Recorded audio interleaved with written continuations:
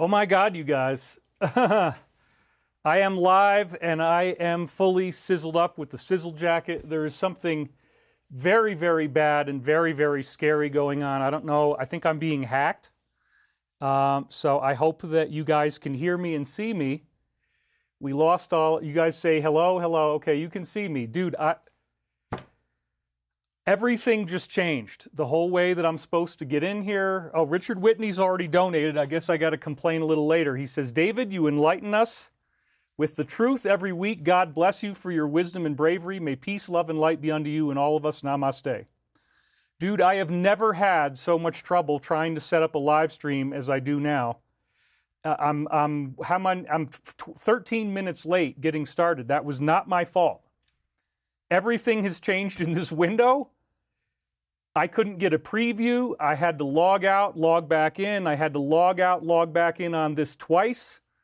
It was absolutely terrifying. It has stripped me down to my core. I am just raw with trauma and emotion right now. I cannot effing believe that I'm actually on the air. It says no data. I mean, this is just awful. I don't know what the heck is going on. Something is very, very wrong. I'm probably being hacked. It says excellent again. Okay, fine. You guys can see me. You can hear me. Yeah, somebody is coming after me. This is not normal. I only had a preview window on the screen. I could not see the video. All it said was David is going to be live. Did you get all your pre-show super chats? I'm sure I did. But yeah, this was just absolute horror. Live streaming is terrifying. It usually works pretty well. But something very bad happened, and I don't know what the hell it is. So, anyway, I'm glad you guys are here. Keep going. The shadows are weak. DS is trying to shut you down. That could very well be what it was. I mean, everything was bad. I couldn't see my own video stream. I did everything right. I had to reload everything twice. I had to log out, log back in on both things. So I'm just so traumatized now, I don't even want to do the show. But hell, what the hell? Let's go. You know, I think I'm live. I mean, it looks okay now. But if I get cut off, I don't know if I'm going to be able to come back on the air. So I just hope that we can do this. Kaylin Robinson, wishing you a great show. Sending much love to you all from Albuquerque, New Mexico. You guys all say that you see me just fine. Roger Zabarik says it's going to be a wonderful day anyhow. You are here. Thank you. Thank you, Archangel Michael, says Humble Pie. David, did you hit record? Yeah, I mean, look, I did everything exactly right. I did everything exactly the same way that I'm supposed to do it.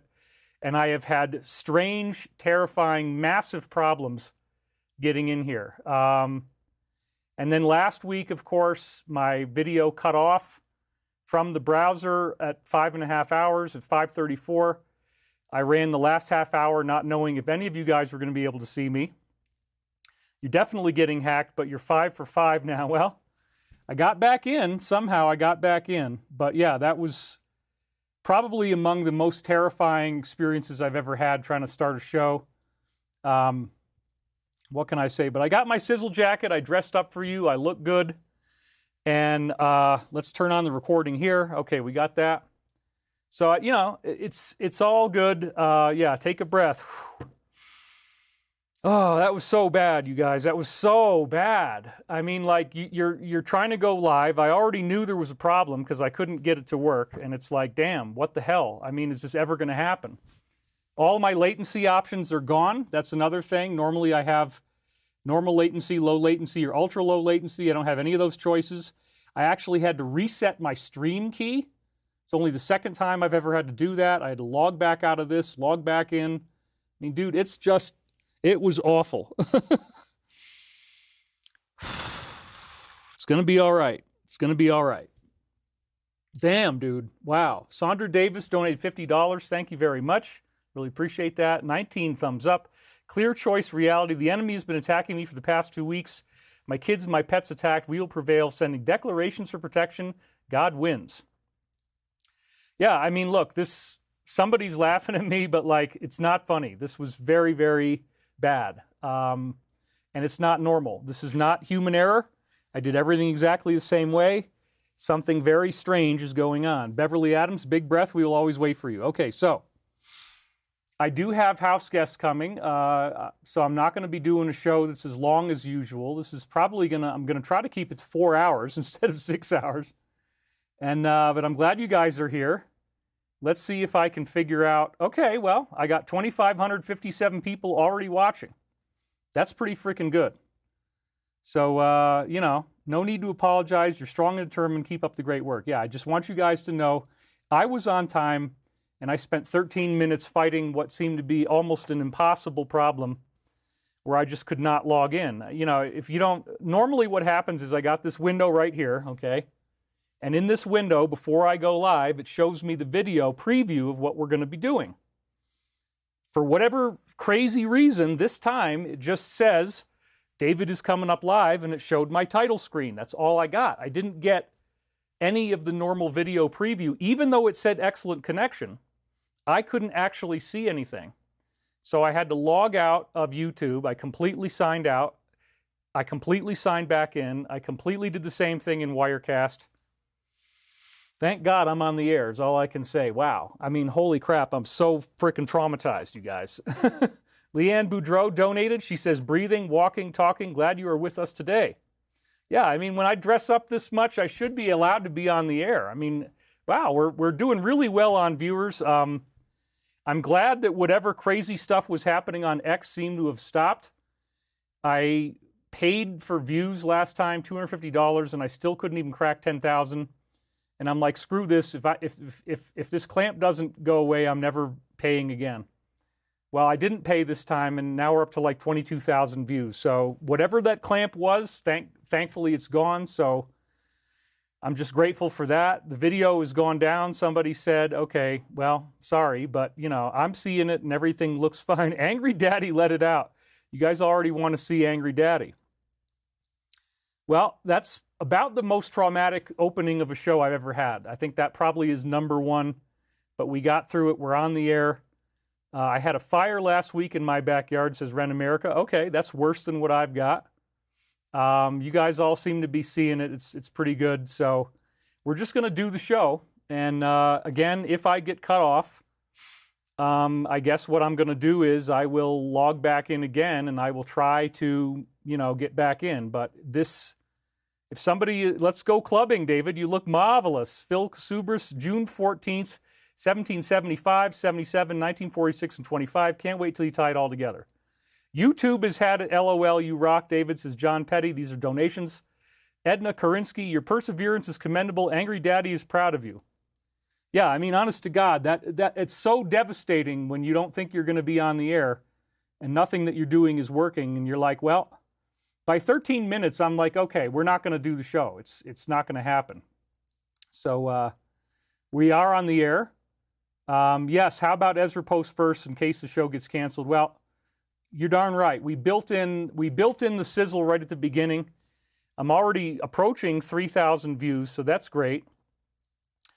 Yeah, I mean, the only other thing I can figure is I've got that app called Video Download Helper, and it was updating itself, and it was downloading something, and I created 2 different browser windows, and that's what started this, and that might have been why this happened, was that it was downloading something, and it caused everything to seize. But I really don't know. I mean, it really does look like I was hacked. It really does look, because YouTube just completely changed what it does. It showed me a preview screen that did not include any live video. Normally I see live video up here. It was gone. And then I could not get it to show any video at all. I'm like, well, if all I'm going to get is a splash screen, then you guys aren't going to be able to see anything. So thank God it worked. Thank God it worked. Holy crap, you guys. Wow. Crystal, Sweeshu, grateful to you, David, humbly but wholeheartedly as ever. BK Pastor, you give us the real truth and you rock in your sizzle jacket. Hell yeah, buddy. I'm glad that you guys are here. I'm glad that I'm here. So let's just take a breath. Let's just calm down. Let's just try to relax because this was really, really scary and bad. Beverly Adams, realize we all have a fabulous time in the chat before you're live, so it's all good. David, your eyes are popping today. Blue is your color. You are dazzling. Amen to that. David takes his responsibility very seriously. Yeah. So we already signed one deal in the billions. This is official. We now have I'm not going to say how much, but it is in the billions. And that's pretty shocking. We anticipate that will have capitalized no later than the beginning of August. So we're expecting it within weeks or less. And now we're chasing another deal. So one of the housekeeping items that I'm going to share with you is that I may need to go chase money, chase rainbows, and look for the pot of gold next Sunday. I don't know yet. I mean, we'll try to hold it off until after the show if I can. But I may miss the next show. So bear in mind that sometimes I have to do a show on Saturday, although I probably won't, because I don't want to mess up your Saturday. Sometimes I'm going to end up doing a show later in the week, like on a Wednesday.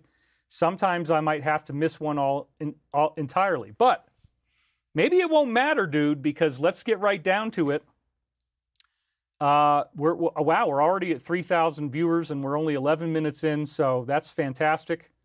Maybe we're going to break out of that, 4,000 viewer ceiling that seems to have been happening for the last several weeks now. Like, we always used to get between 5,000 and 7,000 views, and then it just mysteriously could not crack 4,000. Something was strange. Then on X, I could not crack 5,000 views. This is not normal. So now all of a sudden I got 22,000 views on my last post on X. I did not pay for views, did not do a promotion. Hopefully that will continue. We have to decide, how many are we going to block or not. Apparently, the more you block, the harder it is to get views. So we're being more liberal on our blocking now. Yes, Stephen continues to attack us, but if it doesn't look like it's absolutely him, then maybe we'll let it go. Because he has a very strong signature. Wow, we're over 3,000 already. 47 as a celebration next Saturday, FYI, says Humble Pie. Yes, that's exactly what the show is about. And this is, oh, really? Seraph says, I've been ho-hum about participating. Well, you shouldn't be ho-hum this week, dude, because what we've got coming up for you in this show is very, very incredible. Okay, we have a very incredible situation here. And again, look at the title. Is it about to happen? Well, the answer is, I think so. I'm going to show you compelling evidence. I've decided to skip the normal sacred science opener. I've been doing, we got all these donations coming in. Very strong amounts of data each week. This week it's going to be shorter. I expect it's not going to last much more than, 4 hours. Vicky Crew Fuller. They tried to silence your signal, but I still heard you. Excellent. 14 thumbs up. And Midnight Mark, every man of glamour has an advisor, Wilcock. I observed 7 Stephen Liliths in chat last stream. I am able to identify the enemy, and I know where the nest is located.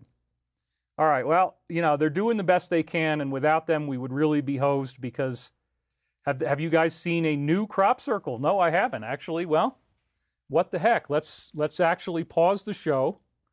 And I will right now check and see if, in fact, there is a new crop circle. Because that doesn't take but a couple seconds. Okay, let's reload this page. Oh, yes, there is. Wow!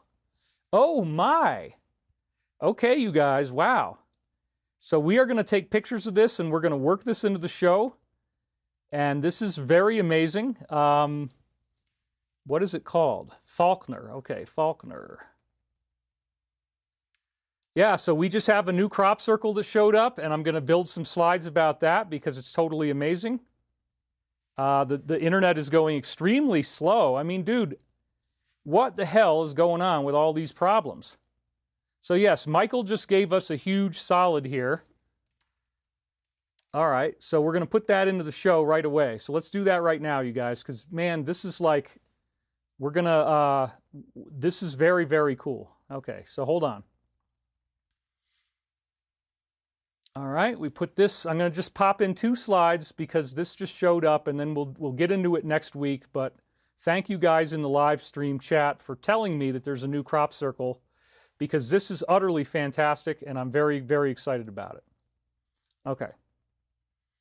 So sorry about the delay. He's dying on stage. He's dying, right? Oh my God, if he doesn't make eye contact with the camera and if he doesn't keep on talking, oh my God, he's dying on stage.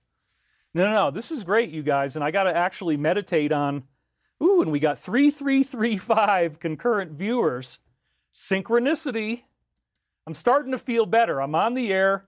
I haven't gotten, 3424. You guys are showing up for me. Thank you. You're like, you know what? If David is right and this is going to happen, I want to watch the show. So now everybody's like, okay, I'm ready for it to be about to happen. Let's get this on like Donkey Kong. Oh, yeah. Scott Opper, I think something's going to happen too. I have a strong feeling this time. David, will you give us Devati update? Yes, we got a several billion-dollar investment. That is official. For 1,500 airliners. Again, it's a non-military contract. And so all of a sudden, our credit score has gone way up. We're now qualifying for an as-is $15 million loan that could happen very soon to get us through the interim period. And we're looking at another potentially multi-billion-dollar investment that I might have to leave for next week. As I said, I might have to go out for next Sunday in order to get that money, because that's the only reason I would do it, honestly. But then he wants to transfer immediately, so it's very exciting. Chelsea Landis, David, please give a shout out to Derek Fry. Shout out to Derek Fry. All right, I'm going to get a math and common back home to watch you. Math and I don't know what that means, but okay. Cat's Meow, David, what the F with Elon? Your opinion is valued. Yes, we're getting into that. It's Wrestlemania, folks. It's not real, okay? David, the wasteland calls upon, I don't know what that means. I've definitely lived in a wasteland for quite a long time. We don't need any more of that. Vicky Crew Fuller, your message is powerful. I think it's just optics, says Humble Pie. Okay, so yes. We have life-changing deals coming in. One of the things I'm going to do is I will probably need to create various 501 grants for nonprofits. So I probably will start becoming a pretty awesome grant writer. And so in the future, when we're ready to do that, if you guys have ideas about grants that you'd like to do, nonprofit grants, you can send them in, because I might actually be able to capitalize your dream. I'm going to need a good proposal. It's got to be legal. It's got to fit with my charter. But we'll put all that information out when we get closer. But the point is, if you have a great idea for a nonprofit, I might be able to capitalize it for you. That's the kind of power that's going to happen. So I'm already looking at probably about 4 different grant ideas of people who I'm close to, and we're just seeing what we can do. But yeah, Melissa Martin says, I know a grant writer. Right on, David. Let's get this done. I guess you could either write into stavati.com or you could write into thedisclosure.com, which is my current website. If you have a grant idea that fits with our charter, again, it's spiritual healing and empowerment is the main thing we're focused on. We can do stuff for veterans. We can do stuff that benefits humanity. It's pretty widespread. We have a pretty wide net of what we can do. But I am not just going to sit on this money and be like, oh my God, I don't want to spend any of it. I just want to let it all pile up in the bank. No, I want to start helping the community in different ways. And basically what happens is you got to give away about half of your money to taxes. And yet I created a structure years ago where if I did get this money, I could actually, instead of paying taxes, I can do grants. And I met another guy who was, very wealthy. He had like $2-4 billion net worth, something like that. And he had like 135 different nonprofits that he had funded. And most of his life was just meeting with people to discuss the progress of these various nonprofits. So definitely want to do a sloth rescue in Costa Rica. Definitely want to do something for veterans. Definitely want to do something for elderly people, et cetera, et cetera. Maybe a drug rehab, something like that. Lots of options. Anyway, Donald Barker, hooray for hover cars. Yes. And we're up to 3,700 already. This is really great. Glad you guys showed up today. We beat the hack, whatever that thing was. I don't know, man. Look at all these donations coming in, you guys. We got Wealth of Self-Development. Been watching you for years, David. You also helped wake my parents up to what's happening. They resonated with your delivery. Much love. JDR says, just wanted to say thanks for what you're doing. Gene Novacek, did you see that DJT is trying to allocate funds for flying cars? Go for it. Well, honestly, with the 2 investments that are coming in, we might not ever need any more money, but if we did get more, we can do things faster, which is great. So, okay, I think I'm caught up on your donations. Thank you, guys. Save the tigers, endangered species. Yeah, that would have to be Ross Feinstein, a drug rehab like the one I proposed at Conscious Life Expo. I don't remember that specifically, but yeah, definitely. I mean, I do believe that certain medications can help. I know that it did help me in the past, but I am very happy to be clean now. Man, you guys just keep throwing all this stuff at me. It's like, let's just try to stay on one topic at a time. But anyway, I'll answer these as they show up anyway. Dear David, says Kwan Hung Chan, what are your thoughts on the Trump Elon fallout? Is a national crash out or 5D chess from Trump? I've already been talking about this, so yes, that's the main focus of the show. This is Wrestlemania. It's not true. And it tells me that it is about to happen. So this is the crop circle, you guys, that just showed up, and I am frickin' dazzled. This showed up on June the 8th, today, near Avebury, Wiltshire, which was the stone circle that we were just talking about last week. And I showed you the illustration of the solar flash crop circle that appeared at Avebury. It was right there in Avebury that you have, or actually, I think the solar flash one was right next to Stonehenge, but that's the other great crop circle. And then you remember, that's what it was. We had the crop circle that was the Celtic knot kind of thing. It was like the royal seal, which could have been a response to King David. It squared the circle. We talked about this in the last two shows. And that one had what looked like Avebury because there were two circles on either side. Sorry, I mean, I guess I could go grab it. Let me go do that. What the hell? It'll be better to have the visual. So I want you guys to see this. Hold on a second. All right. Because I know where it is. And then with the visual, everything changes. Okay, so here we go. Yeah, that's perfect. All right.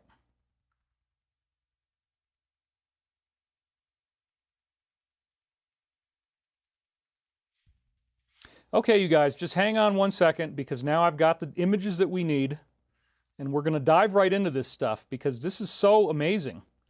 I mean, honestly, the latest crop circle is like it's really dazzled me in a way that nothing else has. And it happened while we're on the air live, so imagine that. Okay, here we go.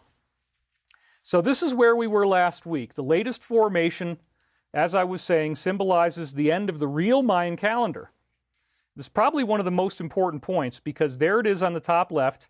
It squares the circle, and we were talking about Stonehenge squaring the circle before this crop circle showed up. So that was like a really cool thing because it's, again, you know, the crop circles appear to be directly responding to what I talk about on the show. And so here was what we had on the top left. The one on the top right was from Brazil in 2015. And then down on the bottom, there's the Aztec sunstone, which tracks similar cycles as the Mayan calendar. And so it's typically seen as a visual representation of the Mayan calendar. Well, we thought that was going to be 2012, and we've been talking about the idea that stone circles create portals. Then what did I say?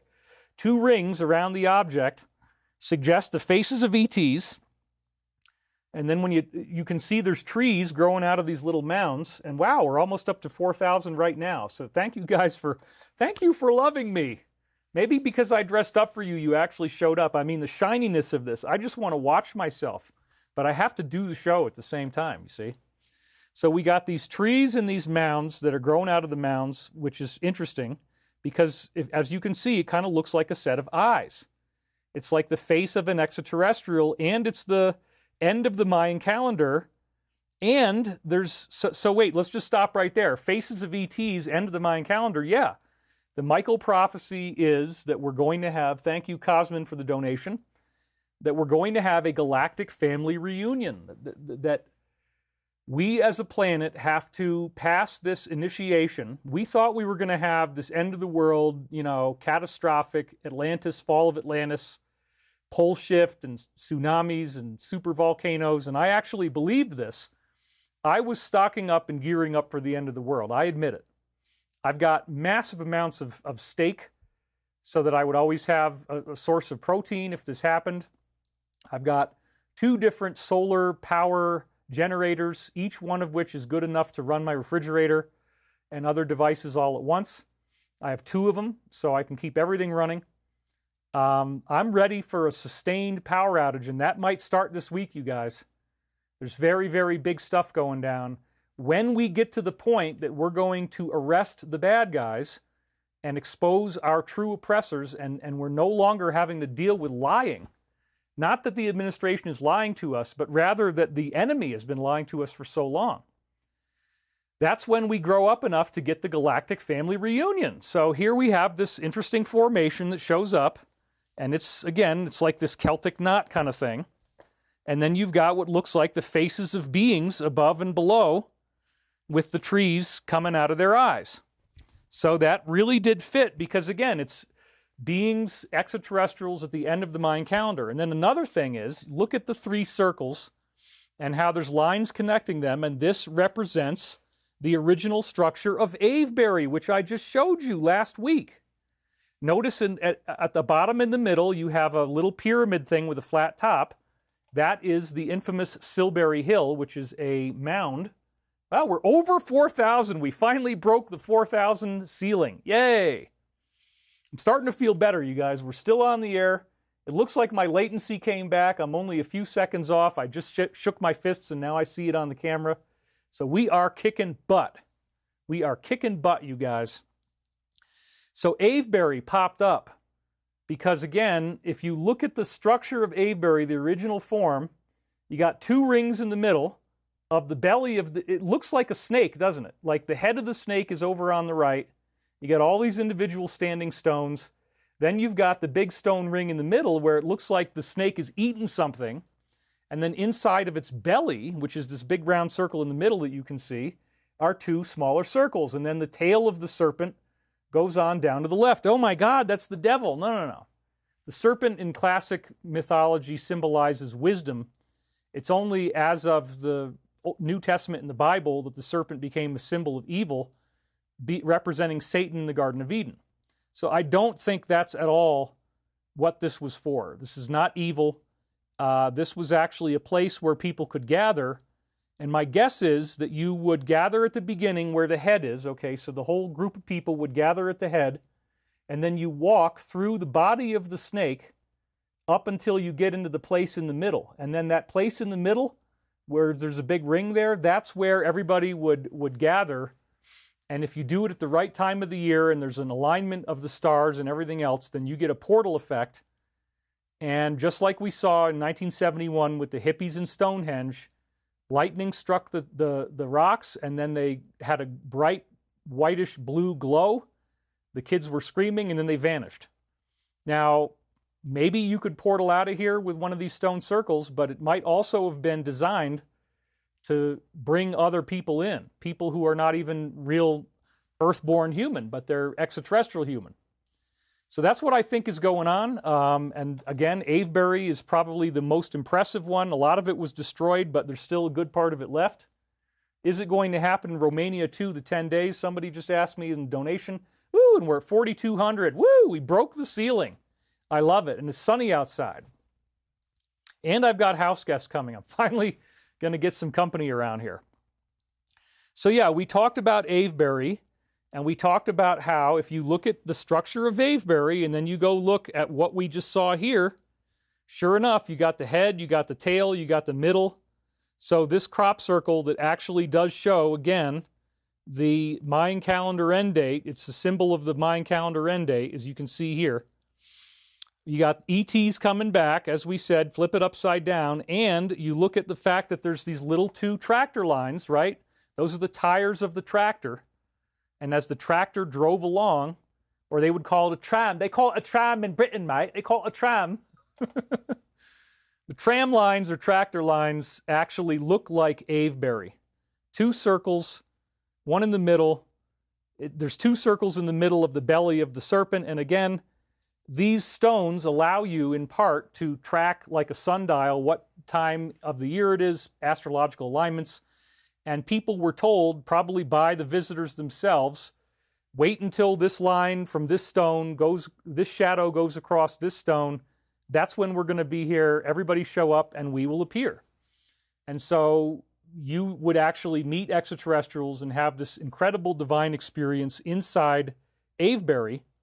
And so we were just talking about that. And the new circle that we just got showed up at Avebury, and it's totally Michael Prophecies out the wazoo. We're at 4,235 viewers.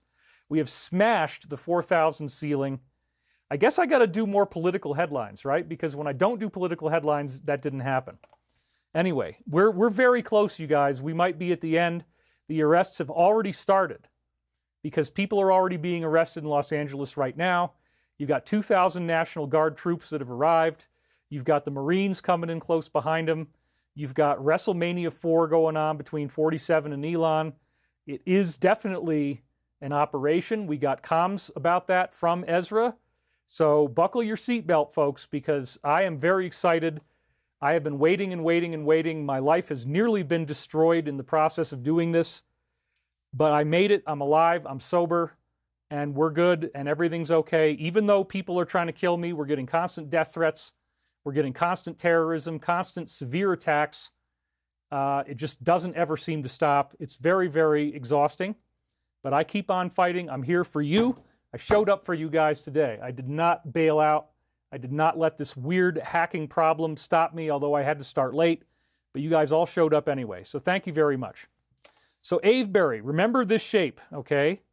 It's the serpent, and it's the latest crop circle, the Mayan calendar end date, ET showing up. And what you also remember is that it's a callback to Ipuachu, Brazil, St. Catherine. In 2015, this image showed up, and what's also really weird about that, as you can see down here on the bottom left, is that it was on Halloween. And it also looks like the all-seeing eye. Okay, let's think about that. Halloween is like the evil holiday, right? All Hallows Eve. All the demons and spirits show up.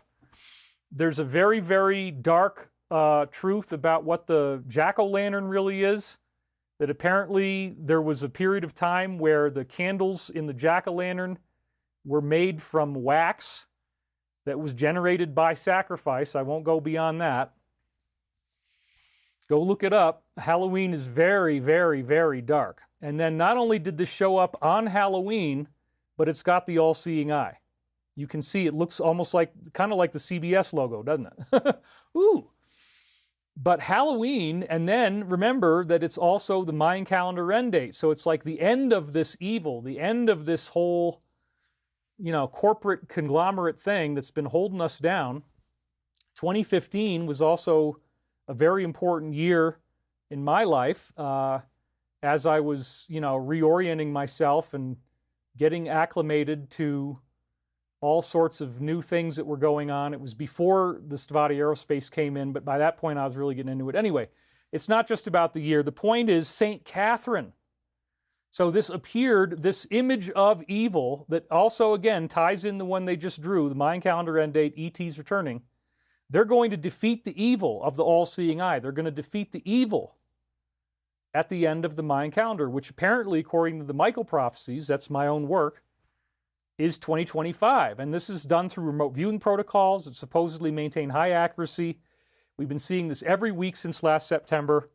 And again, Santa Caterina is St. Catherine, who is an ascended female. How often do you get a woman who actually achieves light body and starts to have saint-like abilities? It's less common than men, unfortunately, but St. Catherine, she levitated.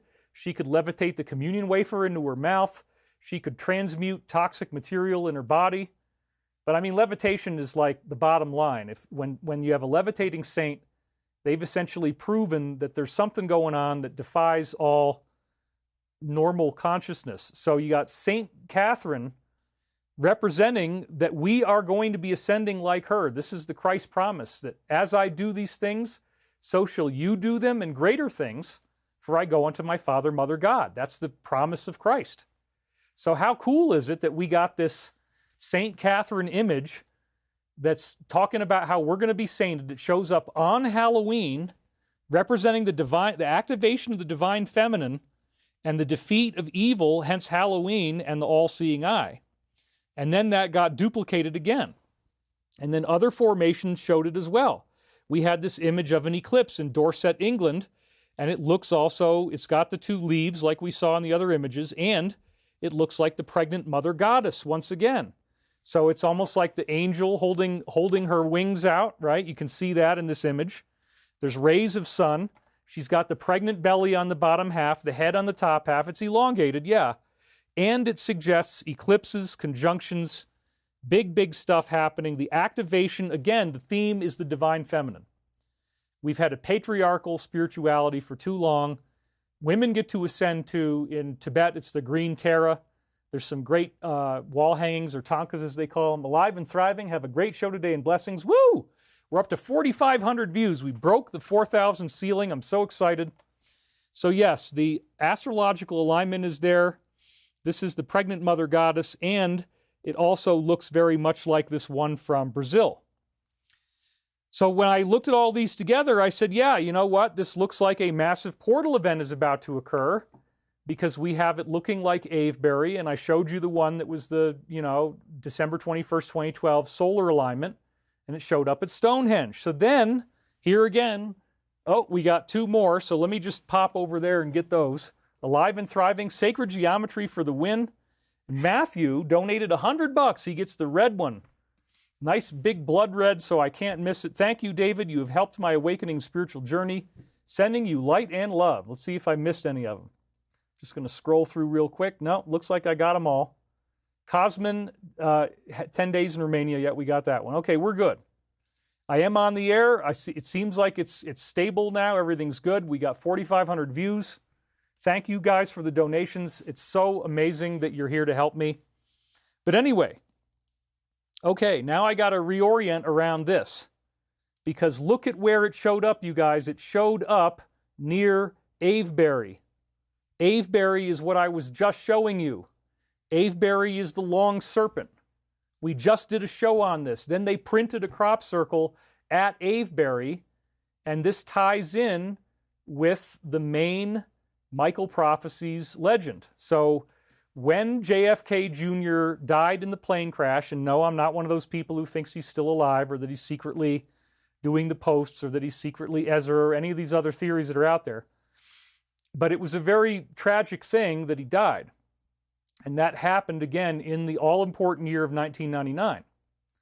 And so we had the wicker basket formation that appeared in 1999. And what was weird about this was that the wicker basket formation looks like a wicker basket, and it had the same exact kind of shape as we see here. So let's just cut in on the whole thing. So right away, as I'm looking at this, and I haven't had any time to do this, okay, but let's just count how many circles there are around the outside. 1, 2, 3, 4, 5, 6, 7, 8, 9, 10. Okay. So right away, that's very cool, because we got 5-sided geometry. And now if you look at it, yeah, now I can see it. You got larger circles around the outside of the sun. You got smaller circles around the outside of the sun. Each one of them makes a pentagon. There's a pentagon of larger circles. Take a look. There's a pentagon of smaller circles. One pentagon is sort of offset from the other one. You see that? Can you see how? You got to kind of, I'd have to connect some dots here, but I can't do that right now, drawing it. Anyway, so this is the dodecahedral geometry, the 5-sided geometry we've been talking about extensively. All of the same stuff I've been saying. And again, we've got the sun. And remember, when I was back several shows before, we were talking in the Michael Prophecies about the wicker basket formation around August 11th, 1999. It was the final grand finale event of the season. We're now over 4,500 views, so we have shattered that ceiling. That is so awesome. So we got 5-sided geometry. I'm just looking at this right now, and we've got the sun. But let's go back and remember, what did the original wicker basket tell us? I had a dream before the wicker basket showed up that associated the wicker basket with the death of JFK Jr. Now, what is the wicker basket? The wicker basket formation kind of looked like this. It had these circles around the outside edge, and they were on, so you have an outside ring of circles, and then there's lines going towards a middle point in a radial pattern. And I said that the interpretation of this is the Wicker Man. Now, what is the Wicker Man? This is another really important piece of history to know. The DS gave you education about who they are and what they're doing when they created this original movie. I think it was in 1973, called The Wicker Man. It was kind of edgy for its time because it had nudity, it had sex. So most stuff that you could watch back then didn't have those kind of things, so it was a racy film. But it's basically a movie about an island, and I'm going to spoil the reveal. The island is a pagan cult. Everybody on the island is a pagan, and they're all in this weird pagan sex cult, and it turns out that they do black magic. You don't learn this until the end. There's a guy who comes there to investigate the death of a little girl, and he doesn't realize throughout the movie that every single person who lives on this island and is part of this cult, they're all in on it. They're all part of the secret, which is that they're going to assassinate the cop. They're going to march him to his death. So somehow they manipulate him into dressing up as the jester or the fool, which is also, again, a symbol of King David. Apparently he was the original jester, and if you believe that I was Edgar Cayce before, then King David is one of my big past lives. So there's a King David connection there. So they get him to dress up as a jester, they put him in a parade, and they march him right into this Wicker Man, which is also the essence of what Burning Man is. Burning Man would have a big statue of a man, it's like 20 feet tall, and they light it on fire. Well, that's why it's called Burning Man, because they burn the man. Well, actually, it's pretty dark, because in the original old days, they actually would they do a human sacrifice inside the Wicker Man. And in the movie, the man in the jester suit, the cop who was investigating this island for all their criminality, he gets marched into the Wicker Man, and they burn him alive inside the Wicker Man. He cannot escape, and he dies in there. So we've had this Wicker thing. I already know what the next show is going to be. We're going to have to do a whole show just on this. So anyway, when you look at this crop circle, it's got all the images of the Wicker thing. And again, the interpretation that I had is that instead of them marching us to our doom, which they wanted to have, again, mass death, they wanted to have an extinction level event on Earth, hide out underground. Instead of that happening, what are we getting instead? We're getting something much more beautiful. We're getting it reversing back on the DS, where they will be peacefully given, a sentence, which in most cases I think is just going to be life in prison. But people who have been trying to do this to us, trying to destroy us, trying to burn the world down like the Wicker Man, will now be stopped. So this formation does indicate the defeat of the DS, and that's how I've been interpreting it. We've had other ones that popped up. 2 years ago, I think it was now, we had several of these types of formations that popped up. This clearly shows the sun in the middle as well. So it suggests that the solar changes are going to lead to the defeat of the DS. It's really, really amazing. So I'm very happy about that. I'm very happy about all of the stuff that's going on, because let's just talk about this dazzling confirmation of the narrative that's come out from the Alliance. Former Bush administration official claimed a hidden group known as Mr. Global, again the DS, secretly is controlling world affairs. Oh, and we had a donation, so that would be Peace Able. David, you dirty dog. Thank you, I guess. Well, you did give me money, so 2 p.m. Eastern snuck up on me. Looking forward to this show all week. That's awesome. And wow, you guys, we're now pushing almost 7,000. We're at 4,700. Thank you for showing up for me. I'm so glad that, I'm not trapped below 4,000 forever. So, this hidden group known as Mr. Global is secretly coordinating world affairs and controlling them. That's the DS. World leaders, she says, are heavily influenced by occult forces and act as puppets for an interdimensional demonic intelligence. Well, dude, here it is, the mouthpiece of the Alliance. It's getting millions and millions of views. Yes, he said, I'm not Ezra and I'm not in the military. Okay, but we just showed last week he is passing out comms, and now this week it's happening again. More shocking than ever. This is exactly what I talk about every week. This is exactly the same thing I've been telling you. So yes, the Alliance's message and Michael's message, Archangel Michael, which apparently I'm channeling him, they're all lining up very beautifully. She says the agenda advances through robotics, artificial intelligence, satellites, digital currency, enabling surveillance, automation, and centralized control. This is the committee that runs the world. Okay, and then we had post number 499, That's the one that the number of seconds in the video leads to, and this seems to be consistent. They proved it again this week, and it says, do you believe in coincidences? 2 Q chapters. Well, maybe I'm one of the chapters, and they're another chapter.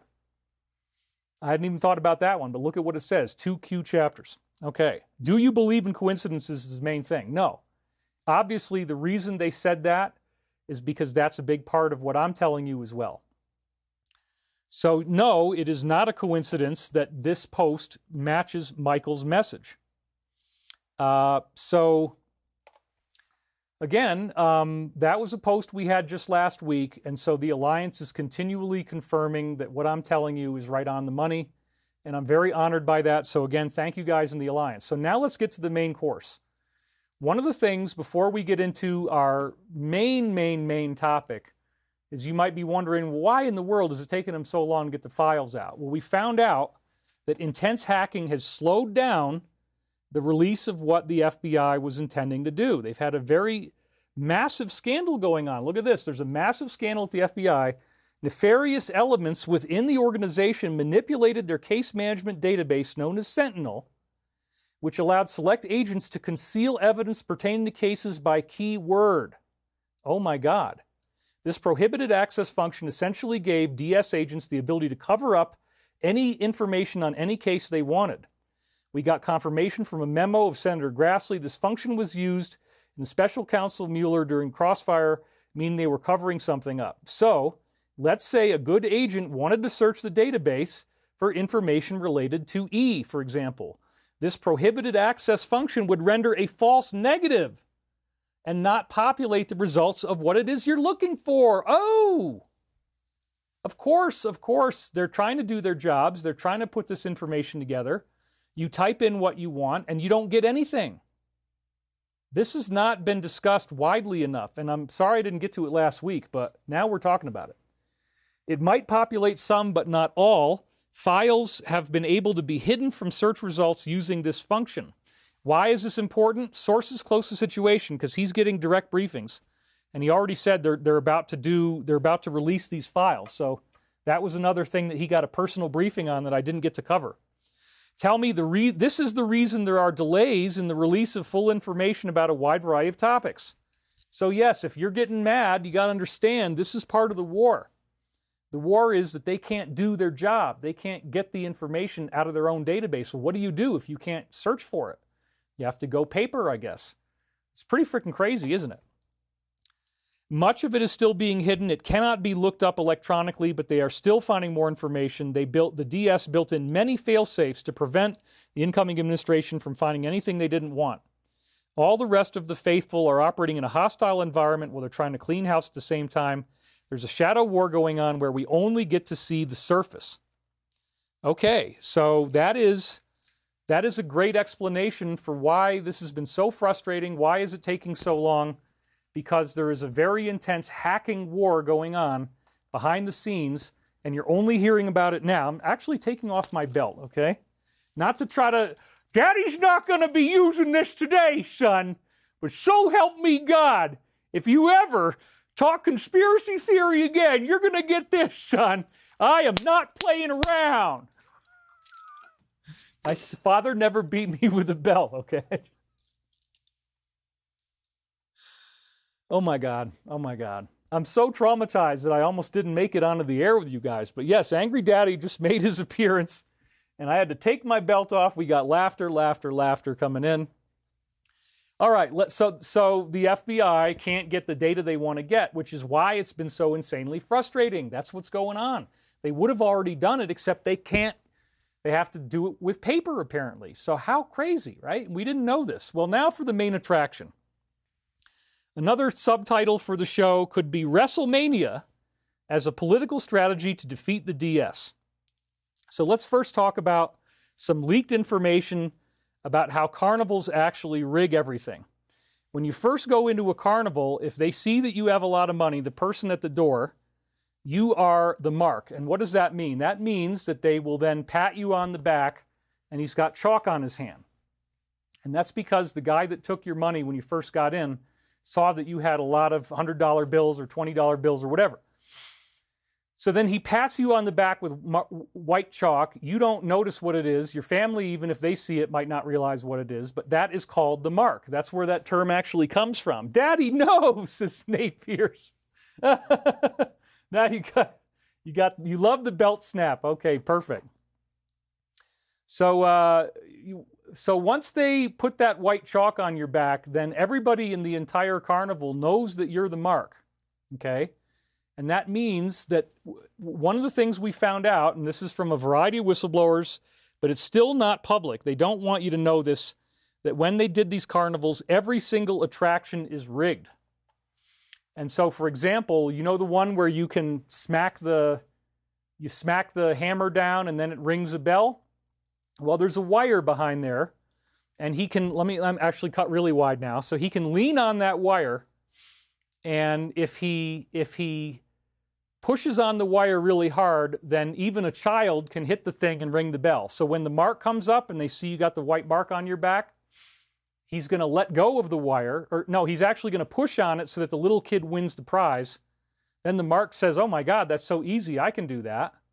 Then he lets go of the string, he lets go of the metallic cable, he doesn't lean on it, and if he doesn't lean on it, it's impossible to hit the bell no matter how hard you hit the thing that you're supposed to whack with the hammer.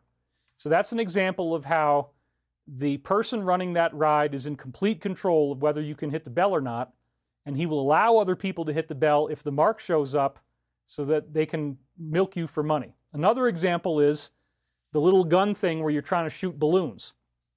If they want somebody to win, they give you the gun that shoots straight. If they don't want you to win, they give you a gun that shoots offset.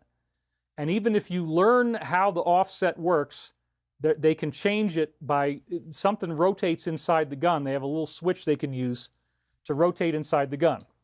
Same thing with, like, if there was a roulette table, they have a magnetic, there's magnets under every number so they can control a little foot pedal, like which number is going to win. So if you bet on a certain number, they'll just magnetize other numbers and you can never possibly win that. Those are some of the ones that I've heard about. So every attraction in the carnival is rigged. That's the first thing. And people would figure it out. They kept getting busted. This is another part of carnival history. They would get busted, and the locals would eventually run them out of town.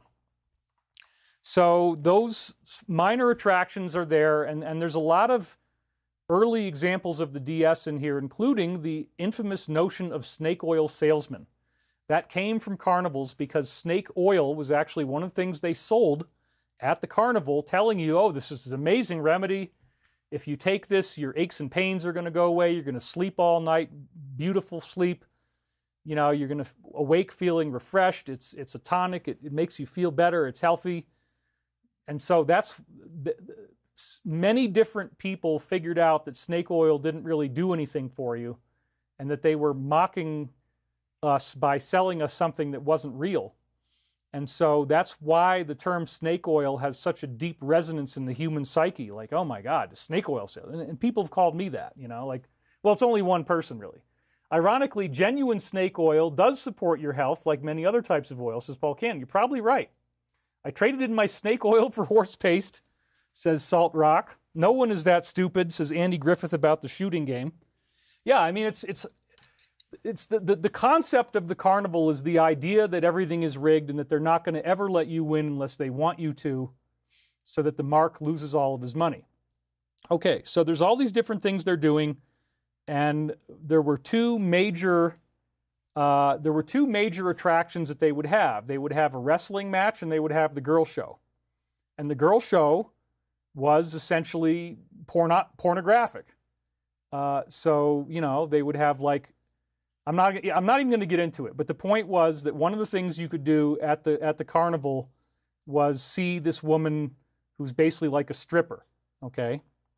And it got pretty outrageous, pretty rowdy, because there was a second event you could pay more money for and go into the back room. We won't talk about that part anymore, but you can kind of, it's prostitution, basically, is what was going on. So, so there was prostitution, and then the other main attraction that they did with the men was the wrestling show. And so how did I learn about the wrestling show? Because I actually lived with a guy who was in the original World Wrestling Federation, and he played one of the so-called heel characters known as Dr. Doom. And so if you're old enough to remember Dr. Doom, then congratulations, and we're actually about to hit 5,000. Did you fall asleep outside and let the goats eat your hair? Well, I like it this way. I like it curly. I mean, I suppressed my curls for long. Anyway, whatever. So that's how they then please the men. Holler Boys America, you're darn right. That's what it's all about. You're almost at 5,000, that's right, and you look beautiful. Sound, Lights, and Distraction, the song She's a Beauty by the Tubes. Okay, I didn't know that might have been about that, but sure enough. So you had the girl show, which is, again, prostitution, and then you had the wrestling. So I live with Dr. Doom from the original WWF, and he gave me a full disclosure on how everything in the wrestling arena is rigged. The wrestling and the girl show, again, were the main attractions. But here's the key, folks. They staged the wrestling match so that they could keep doing this night after night and go from town to town. They'd set up their tents. Eventually, people would figure out they were getting ripped off. They'd figure out the whole thing's fake, the snake oil, and they'd get kicked out of town. They'd have to go somewhere else. So they were able to leave really quickly because they don't want angry people trying to stomp their face in.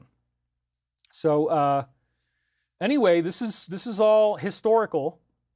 You can read books on carnivals. People have blown the whistle on this, but the mainstream media will never talk about it because it's so in line with how our whole world is being run like a carnival.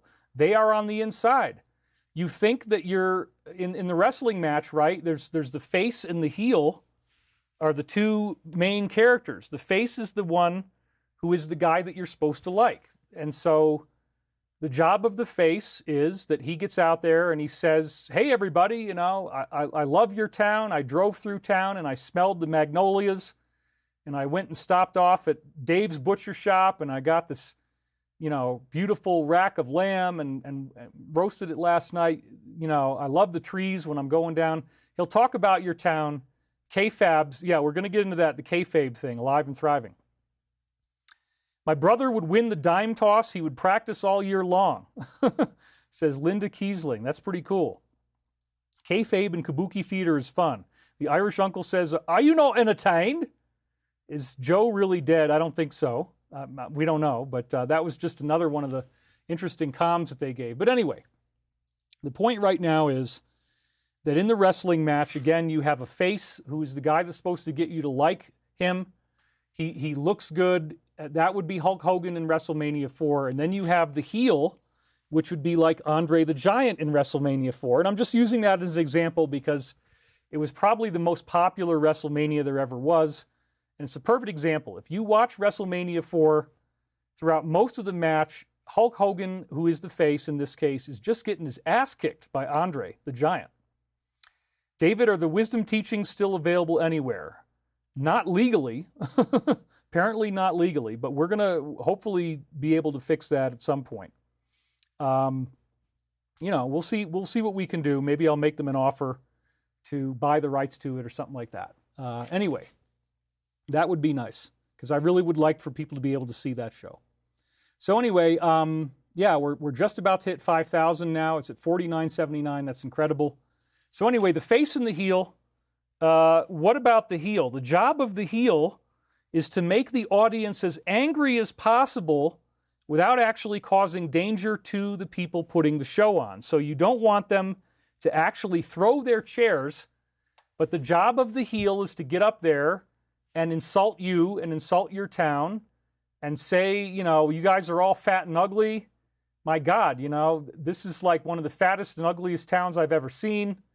I mean, how could you marry that woman, you know, and all that kind of stuff. Like, he really wants to heckle you. And so his job and what he's getting paid for is to make you as angry as possible without actually at the point where you're going to throw chairs into the ring where somebody could get hurt. So it is okay to get them up on their feet. It is okay to get their fists pumping in the air like this, but it is not okay to get them angry enough that they actually start throwing projectiles. But that's the job of the heel, is to be so hated by the audience. And we had another one, Michael UK, sick of it, I'm done. Okay, well, he donated anyway, so thank you for the donation, even if you're sick of it. I don't know what you mean, but thanks for being here anyway. Look, we're at the end of the game. because this is what's happening with 47 and Elon. This is not a joke. Everything that you're seeing is part of what they call kayfabe. So there's this thing in, there's this language that they use when they're in the wrestling match, and that's another thing that he told me about, is that you take the first letter of the word, and then you say is.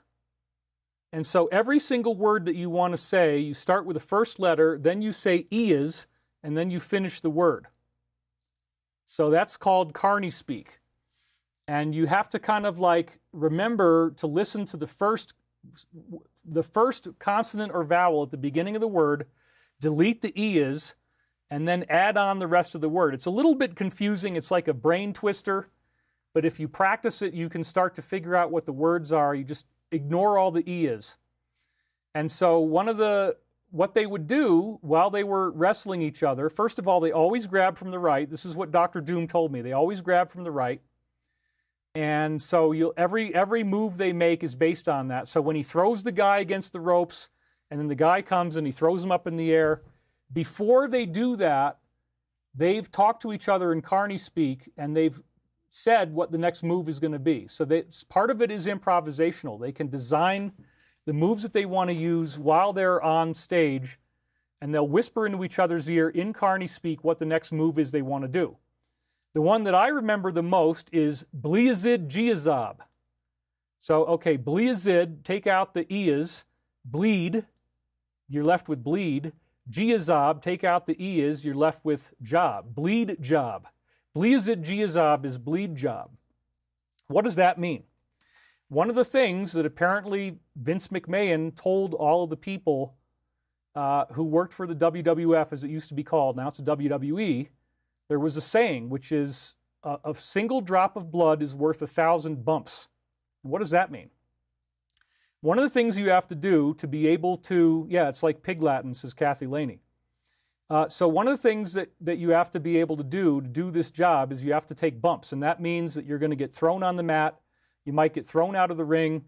He might even throw a chair at you. You might have to take the impact of a chair. You might have to get thrown on the ground. You might have to get a knee in the stomach. You know, those are all called bumps, right? But a single drop of blood is worth 1,000 bumps. That's the saying. So what they would do is they have these wrists that are wrapped up with cloth, and they would unwrap this little razor blade that's caught in there, and you give yourself a very gentle cut in the forehead with the razor blade, and then you wrap it back up again. And this would appear to be done while you're on the ground, you're lying there, and you're all screwed up. And if you stand up with this little cut in your forehead from the razor, and now this blood is on your face, a single drop of blood is worth 1,000 bumps. Because now you've fooled people so well that they don't. Vince never said that, to be honest, as winner. Look, I got it directly firsthand from somebody who used to work for the WWF. He's never going to admit it, but that's what I was told, just for what it's worth, okay? So a single drop of blood is worth 1,000 bumps. Nobody could believe at that point, once blood is drawn, that the whole thing is fake. And so it's very convincing. So you could take 1,000 bumps, but if you're willing to do that one trick, then everybody believes it.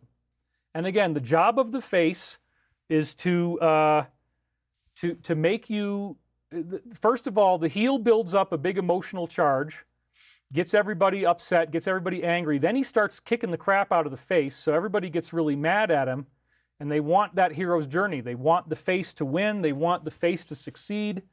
They want him to come out on top. There might be a bleed job in there. The face might actually cut his forehead with the razor. Single drop of blood's worth 1,000 bumps. This is hundreds of years old. This is nothing new. They've been doing this for centuries, okay? Then, eventually, what happens is that the face wins, and he defeats the heel, and that's the heel's job. So Andre the Giant gets, Hulk Hogan drops him on his knee. Apparently, somebody said Andre never recovered from that bump. That was a huge bump. And apparently he messed up his back or something, which is really sad. But yeah, sometimes people do get hurt. And also, when they're using human growth hormone and testosterone, when they use steroids to get their bodies to be big, that's another part of it. Your heart is a muscle too, and so eventually your heart will grow too big for your rib cage, and so if you do too many roids, you eventually die of a heart attack because your ribs can't grow like your heart is, and your heart eventually runs out of space to beat in. That's just another secret of wrestling, which is why you notice they're not as pumped up anymore. They're not doing that anymore. Because a lot of these guys died, like Macho Man Randy Savage, he died way too early. There's other examples as well. So roids are really, really bad for you. Don't do anything like that because, again, if you keep going too far, you'll eventually have a heart attack because your heart's too big for your rib cage. That's another secret that this Dr. Doom guy told me. So the face and the heel, they want to stage it. They'll even use blood. They'll take real bumps. But then the big secret is, folks, that they're all hanging out and laughing at the end of the show. Alive and Thriving says, "Thus my heart suspects the butler." And wow, we're at 5,100 viewers. I'm very, very happy. I didn't know if something was going on and I'd never be able to get above 4,000 again, but here we are. So they're all hanging out and laughing after the show.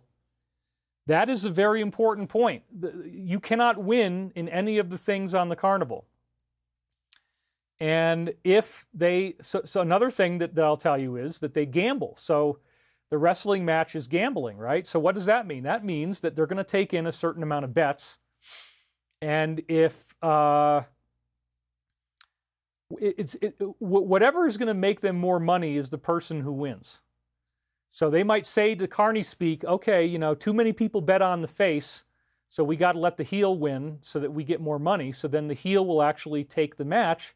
And then people get more mad, and then they're going to bet again, and there'll be a rematch, and then, you know, a couple days later, the face gets to win, and everybody bets on him, and they make money that way. Some people, so yeah, they can control who's going to win the match, and there's widespread allegations that boxing has been rigged, professional heavyweight boxing, they ask you to take a fall. There's widespread allegations that baseball has been rigged. There's classical games that people study where they're like, you know, I don't know. I mean, they were doing fine, and then this guy did this, and it looks like they threw the match. Several different types of professional sports apparently would throw the match based upon who bet on what and what are they going to make the most money on, even something like the World Series, believe it or not. So we're told. Now, I don't know if that's true, but I think there's widespread, people who are really into sports and stuff, all sports. So yeah, there's definitely something to this. And so if everybody bet on the heel, then they're going to let the face win. If everybody bet on the face, they're going to let the heel win. Because it's all about maximized profit. But again, they're all laughing and hanging out after the show. Hulk Hogan and Andre didn't really hate each other at all. The whole thing is staged, and that's exactly what's happening, I believe.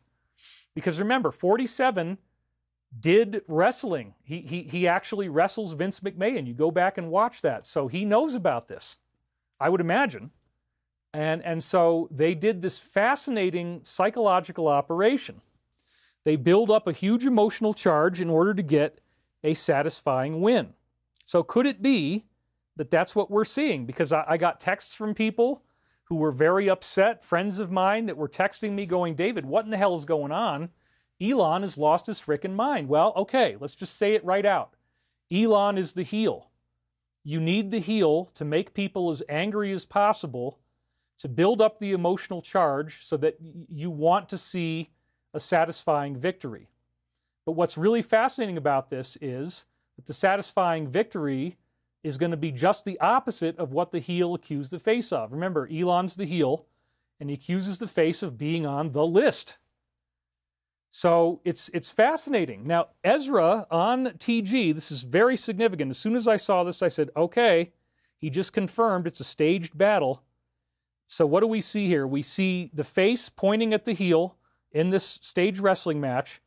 You're looking at it through a window and then also through what looks like maybe it's a birch tree or the white tree branches. I haven't really figured out exactly why that is. But anyway, if you look at the bottom, so he's pointing right at him. This is symbolic of the battle that they're having. It says you need an insider and you need an outsider. Mic drop. I'm done. Goodbye. We're done. That's it. That's all you need to know. No, we're going to keep going, but dude, it's like, okay, the alliance has just proven once again that a Wrestlemania type of operation is being done. In other words, the insider is 47, and he's the one who knows the real information. The outsider is Elon. He's Andre the Giant. It's Wrestlemania. They're not really fighting. But I got to say, mad respect to Elon, because just since he started doing this, his company and his own personal wealth dropped by another $100 billion. Now, I'm only looking at a few right out of the gate here for our company, which, it's going to be a while before I get my hands on any of it myself. We got to actually build things and make profit. But trying to just get a few of these, and then for him to have 100 lost in like one day as his stock price further plummets, that shows that he is not attached to it. He is willing to take a bump or even a drop of blood. That's more than a drop of blood. That's like gushing blood. That's $100 billion of gushing blood. And $100 billion of blood is worth more than 1,000 bumps, right? A single drop of blood is worth 1,000 bumps. So, wow. He has really drawn blood. It looks very real. You got to have the blood to make it convincing, and that's what they're doing. So it's like, dang, this is really something. His company's quote unquote says alive and thriving. Well, still, it's a very intense sacrifice that Elon has made. And I think his wealth will rebuild. I'm not interested in competing with him. I don't think we are in competition. The beings don't want it that way. So Stavati and Tesla can work side by side to get us into space. I'm happy to collaborate with him. I don't want us to be in conflict. There doesn't need to be a face or a heel in this. But in this particular case, it's really fascinating. You need an insider and you need an outsider. So 47 is the insider. He's the face, and he has the inside information that's going to come out. And the outsider is a role that he's playing. It's the heel. So then Ezra said the same thing on X, but not quite as directly. And so this is a headline from later in the show. Are they coordinating on the inside? So it says, Elon came out swinging against the party today using a flurry of posts. We're not going to read all of them because I'm sure you've already seen them, to expose what he sees as blatant hypocrisy from people like the Speaker and Senator John. He even floated the idea of launching a new political party. That's all heel type of stuff. Dope6 says, Dave is my buddy. Thank you. I prefer David, but you can say Dave too. It's okay. I've learned to get over that. I do prefer David. As Musk takes aim, the Democratic Party appears to be unraveling. Republicans continue alienating their own base with repeated betrayals and backroom deals. So how do you expose that? Well, that's what they're doing, folks. That's what this whole Wrestlemania is for. Now look at this. Oh my God. He said it right out. Some are starting to wonder, wink, wink, wink. Some are starting to wonder if these two guys are running a coordinated Wrestlemania operation, dismantling the Republican Party from the outside while still keeping influence and control on the inside. So he says outside, inside. And in the slide I just showed you, he said you need an outsider and you need an insider. It's Wrestlemania, dude. He said it on Telegram. He said it on X. Don't even kid yourself and think that this thing is real. But they got to make it look scary. You got to have drops of blood. So not only did he lose $100 billion, but now 47 is saying, oh, he's a huge drug addict. Ouch. And then Elon says, oh, he's on the list. And, all this crazy stuff. Those are all, you got to put blood in the game. A single drop of blood is worth 1,000 bumps. And then notice it says, I wonder if they're running a coordinated operation, and the graphic is of them knowingly shaking hands with each other like they're plotting something. Again, you need an insider and you need an outsider. Whoa. And then he also, on TG, posted this meme from the movies, the Civil War movie, further confirming that, yes, it's all a movie. Republican Civil War, United States of America. They're not really fighting, folks. It's all just a movie. And then to make sure that there's plenty of blood, it's not just bumps, he actually said, kill the bill, which almost sounds like a death threat, right? That we need to kill the bill. Well, kill is a very strong word. So all of a sudden it seems like they really hate each other and people are freaking out. It says Musk goes ballistic. And then this is one of the posts he made. Notice the views, dude. It's at 142.5 million views. Holy crap. I'm sorry, but I just can't stand it anymore. This massive. Outrageous, pork-filled congressional spending bill is a disgusting abomination. The big, beautiful bill. Well, maybe not. Shame on those who voted for it. You know you did wrong. You know it. But do you see what's going on here? What did he say? Yes, they can't get around the corruption in the Republican Party right now. So what do? Elon comes out and says he doesn't like it. 47 signed it. He doesn't like it as well. They're working behind the scenes to expose the fact that there's a lot of things in this bill that they had to let through because they can't stop it from happening yet with all these special... Oh my God, we're at 5,239. All these special interests loaded this thing up with pork. So yes, this is actually what 47 wants you to know. But if he has Elon say it when they're in the guise of the wrestling match, then that lets everybody get mad at them, the people that put the pork in. Whereas right now, 47 has to appear to be fully in support of it. Shame on those who voted for it. This is the real target. The people who voted for it were the target, not 47. The whole kayfabe, be fake, you know, that's the other thing. Never break the kayfabe, right? When you're out there in the public, that's what kayfabe means. You can never show that you actually are friends with the heel if you're the face, or vice versa. When they're in public, they have to appear to hate each other. That's kayfabe. That's a very, very big part of the story. So after he's doing all this stuff, and at first, I mean, disgusting abomination, you know, that would have appeared to be an insult to the president, which is like, what the hell is he saying? And then it got even worse, dude, because he says, time to drop the really big bomb. He is in the files. That is the real reason they have not been made public. Have a nice day, DJT. He took the post down. I wonder why. And this is when it just came out, so it had no comments yet. I mean, that's not just a drop of blood. That's a gushing fountain of blood. Okay, like, whoa. You just appear to have pointed a gun at him and shot at him. And we need to stop the bleeding. Like, holy crap, this is bad.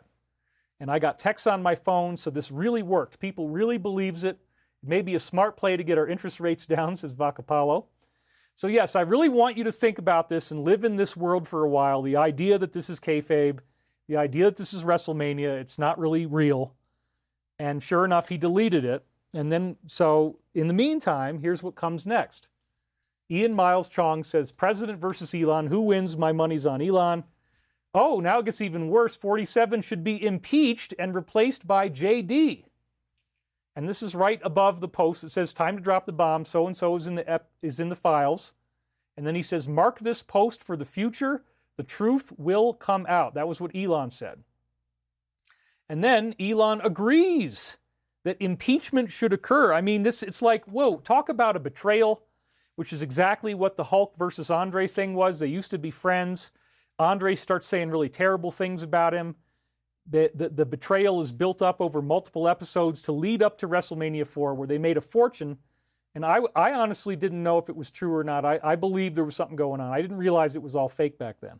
So I was into it as well. I didn't actually watch WrestleMania 4, but you know, I was very happy to find out that Hulk won because I was watching it on TV, WWF, and Andre just turned into such a jerk. It's like, dude, what the hell, man? That's the WrestleMania 4 playbook. So he's actually saying that the president should be impeached.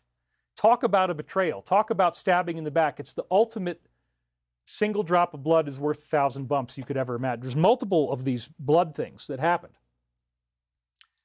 Then it kept getting worse and worse and worse. The general, which is one of our alliance sources, says, Elon says without his help, 47 would have lost the election, Dems would have taken the House, Senate would be 51-49. Whoa. And then he's asking the public if it's time to launch a new political party to represent the 80% in the middle. Again, this is all WrestleMania, folks. It's all intended to create the drop of blood. Now, the president is threatening to pull the plug on Elon, all of his government contracts and subsidies. That, again, is the drop of blood or the big gushing blood. And he agrees that the president should face impeachment. Holy crap. Don't fall for it, you guys.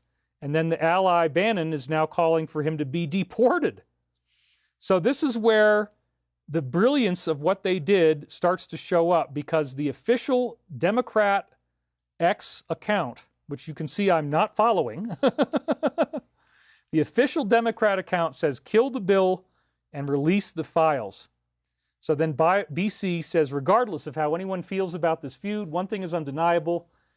The left is now actively calling for the files to be released, and their followers are getting in line. There might be a method to the ongoing madness, and you are absolutely right. That is the whole point, guys. It's all Wrestlemania. But look at how brilliantly it worked.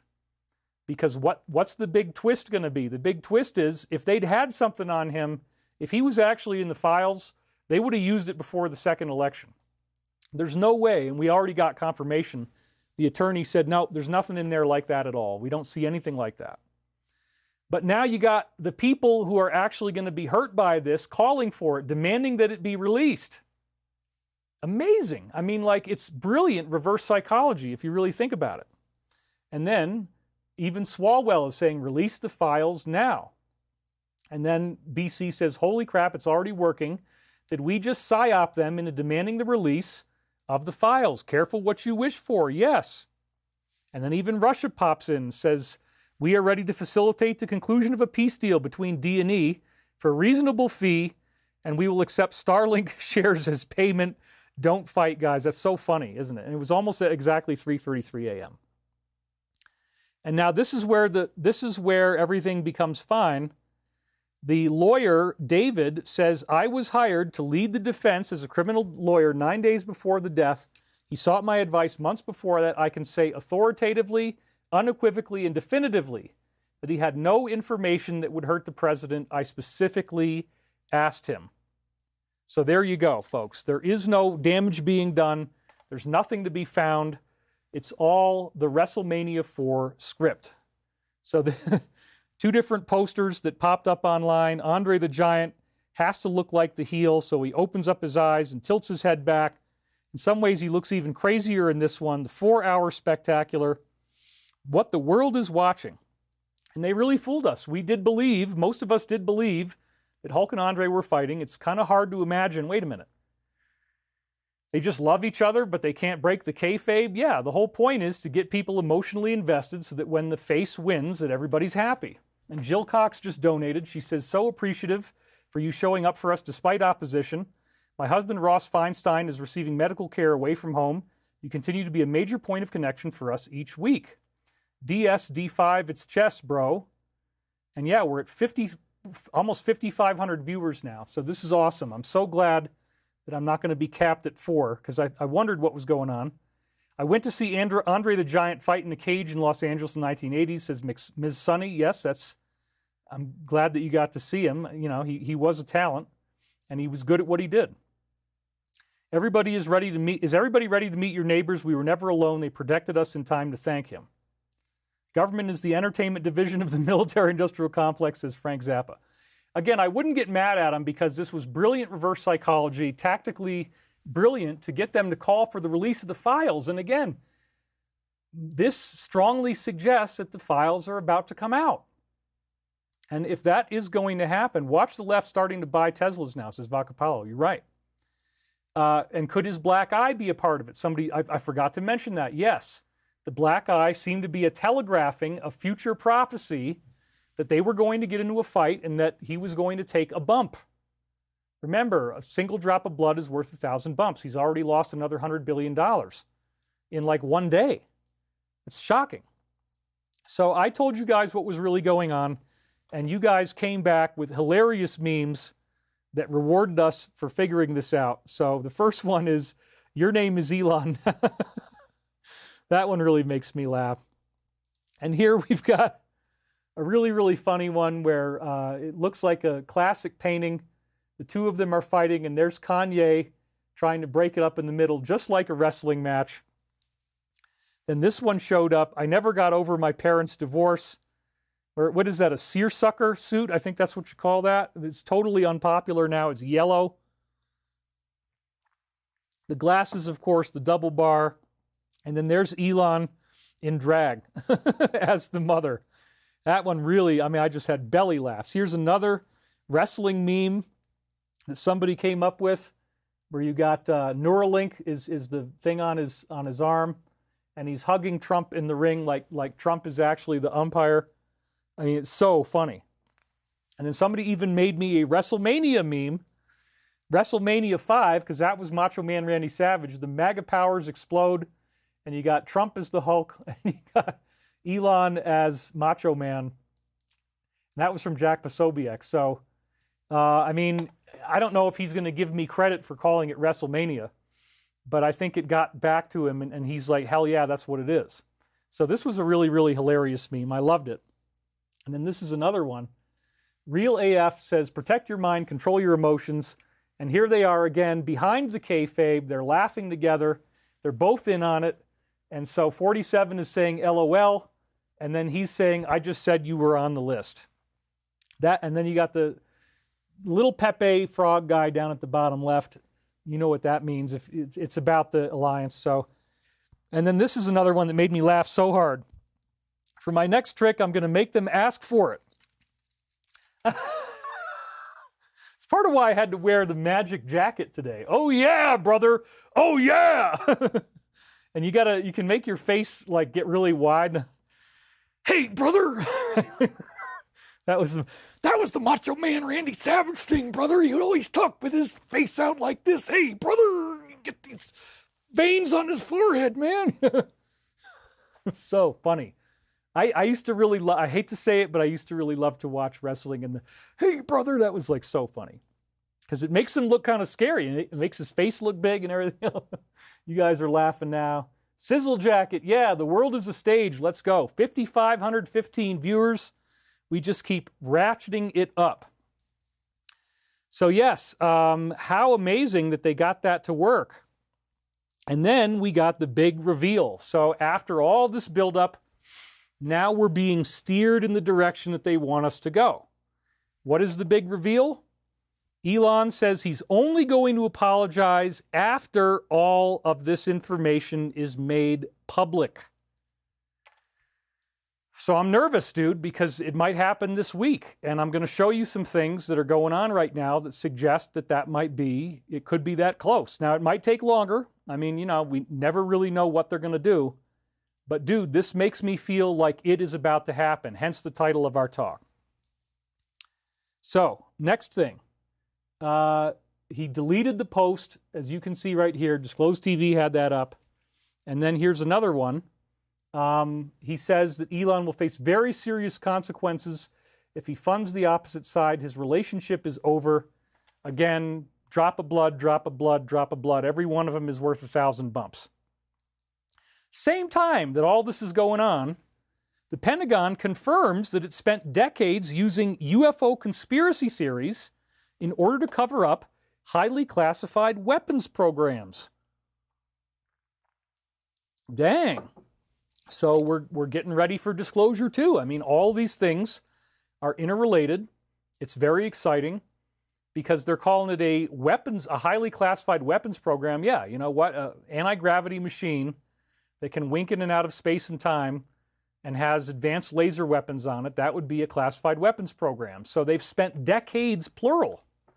Really, really fascinating. Same day, it says that the president called Elon a big-time drug addict in private discussions. So that's another big drop of blood that they put in to add up to 1,000 bumps. It looks very convincing, doesn't it? And I'm kind of amazed that this level of psychological operation would be deployed on a worldwide basis. You can't, how long could they keep this kayfabe going? How much damage can Elon take? How many billions of dollars, hundreds of billions of dollars can he lose? I mean, he's having a massive drop in his net worth from this. So again, my hat's off to him. It's an amazingly brave mission. If you didn't like him, maybe you'll change your mind now because, man, this is like really, really insane. And then after they build up all this charge, after they get people, because remember, there's so many people who still hate 47, and they're like, there, I knew it, he's on the list, we demand that we see the list. Then comes the next part of the plan, because there's actually 4 phases of the plan that we've seen. The first phase was the Wrestlemania. The second phase was that the arrests have already actually begun right in Los Angeles. They are doing a mass arrest, which is exactly what I told you was going to happen. They're starting with people who, are not, I got to be careful what I say, but you know what I mean. You already know what I mean. That's how the arrests have begun, and it is a mass situation, And then, sure enough, it's triggered these crazy protests. So the border czar announced National Guard is being deployed to Los Angeles. And then the governor, Gavin Newsom, confirmed that the National Guard is deploying 2,000 troops. And they're probably going to be in plain clothes, so you're not going to see them as soldiers, would be my guess. Then, sure enough, just like you would expect would happen, it turns into riots that are now escalating very quickly. So it is on like Donkey Kong, folks. The scene in LA is escalating quickly. More and more fires are lit. Tractor trailers broken into. Advance on the police line is being made. Got 29 seconds, brings us to this. And again, the networks are being dismantled, and these abductions are being paused but not terminated until the people are in custody. We pray every day for guidance and direction. We are truly up against pure evil. So, it makes sense, right, that the administration, after creating this kayfabe, creating Wrestlemania, getting the left all feeling like we want him taken down, they built up this emotional charge. Now they want justice. Now they want to see somebody get arrested. Now they want to see, somebody go to prison, and they think they know who it is. And now this guy who supposedly had turned on them, who used to be their darling, and they were buying electric cars, now he's in on it. And so it's very, very interesting. And then all of a sudden, they start actually doing mass arrests, which trigger massive riots. So that's the second phase of the plan. What's the third phase of the plan? Misdirection. While all this is going on, the magician has this hand that you're supposed to be looking at. Well, the next trick is pulled out of his pocket over here. And I got this beautiful gold, put a beautiful gold handkerchief. This again was from 7 Geometric Forms. He gave me this. I said, this is perfect for the sizzle jacket. So you fold it up like this. You guys have never done this with your suits before. You do it like that. Pop it in the pocket. And now you got even more sizzle on top of sizzle to double your sizzle output. That's what I like to do here. So then, the phase 3 of the plan, supposedly it's just for a parade, but like, whoa, this is one hell of a parade. There's actually, it's misdirection because you're looking at this hand, well, the other hand's down here. They need military vehicles in D.C. to get ready to do what they're about to do because they know they're going to get resistance when they try to do more arrests. And all this is supposed to be building up to next Saturday. It's supposedly a parade, supposedly for the 250th anniversary of the Army. It says U.S. Army tanks, Bradley fighting vehicles, Paladin howitzers, and other equipment arrive at D.C. to take part in an upcoming parade commemorating the 250th birthday of the United States Army, June 7th, 2025. Vehicles departed from Fort Cavazos, Texas on June the 2nd. So they brought them up by railroad. You can see it right here, 2 different angles. Look at all those tanks in the background. And it's a huge, huge amount of military equipment. So then it was posted by Ezra again on X. It says, what do the markings on the Army vehicles transporting the tanks say? Well, I'm going to read you that in a minute. They're part of the preparations for the 250th birthday parade set for June 14th, which also happens to be the same day as 47's birthday. So what would be a great birthday present for him? Well, to win the game and fulfill the plan. That would be a great birthday present, wouldn't it? Soldiers are moving tanks and military equipment into position, many of them bearing logos, insignias, and banners honoring the Army's 250 years of service. So remember, what did they say at the beginning? What do the markings on the vehicles transporting the tanks actually say? So then when we watch the video, there is this little thing right down there on the right, and we're gonna go into that in a minute. I was doing this so fast I didn't even catch that what it said was important. But first, before we read what it says, I want to show you what the guy in the video actually says is in this parade. They've got 28 M1A2 System Enhancement Package version 3 Abrams battle tanks. 28 Abrams battle tanks. The most modern and capable ones they've got. 28 M2A3 Bradley fighting vehicles. Wow. 28 M1126 Striper infantry carriers, so troop carriers. Amazing, right? 6 M19A7 Paladin 155 millimeter self-propelled howitzers. I mean, those, I don't know if they're going to actually need to use those or not. Those just create a big explosion that, you know, anti-personnel, let's call it that. 50% of approximately, these are 50% of approximately 150 vehicles in the Army's birthday parade on June the 14th, 2025, which is this coming Saturday.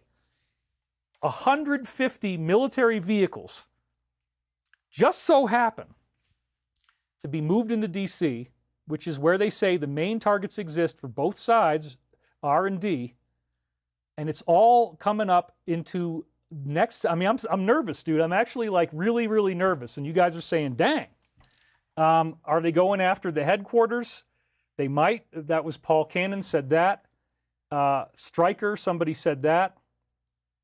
Anyone can confirm that the LA mayor is fearing arrest and has fled California on a private airplane? I don't know. Some people really believe everything they hear. Well, okay. Well, thank you for that. We appreciate you.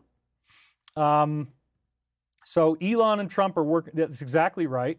June 14th is my birthday too. Tanks are being delivered into D.C. Yeah, 150 military vehicles. Whoa! Genie888 just donated $300. I can still use it very much. And we're at 5,700 viewers. Did Linda McMahon mind that Trump shaved Vince's head bald? I don't know. I mean, that's all part of the show. Genie888 says, hi, David. I don't always get to watch you live because I work weekends in healthcare, but I saw that you wore the gold silk sizzle shirt I sent you the other week. Oh, that was you. Well, I loved it.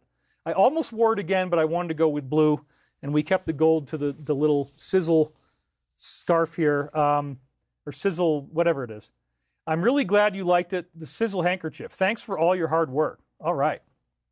Yeah, so we are kicking butt. Thank you, David. Thank you for bringing the post to the front of your show. Thank you. Yeah, so if we get knocked off the air, everything's fine. We got that covered. But I love you guys. She just became the Secretary of Education. 300, wow, that's not Canadian, says FP Sunny. Local DC reporter could only find a few Bradleys and Carriers. Most of them have probably gone underground. Interesting, yeah, because there's probably a whole bunch of stuff underground. That's a good idea. I hadn't thought of that. Chris Shannon says, David Wilcock rules. I'm not trying to rule anybody, but I know what you mean. It's a colloquialism, so thank you. Neil P. Hey, David, have you ever wondered if it's the white hats trying to stop your live feed because you're blowing their plans? No, I don't think so. I think they wanted us to know this. That's why they put it out in the comms. And, you know, but yeah, that if they're saying release everything now, and then I will forgive him once it's released, it's like, wow, you know, we are definitely in the game. We had Spencer Hall saying he's starting to see synchronicities everywhere. That's great. That's a great sign of the initiation and of Ascension. So again, look at 150. I mean, dude, 150 military vehicles with all the troops is crazy enough, but then it gets even crazier because at 17 seconds into the video, and this is a U.S. Army official video, this is what you see down at the bottom. And I didn't even catch this at first, but if you zoom in up close, it says hang F and BG. Whoa. That's capital, you know. I'm not saying that that's what we need to do here, but let's just look at the fact this was an official U.S. military, U.S. Army video, and it was that when it showed up is so important. And then he posted that just today. I had to catch this before I went on the air. All he said in the post was 17...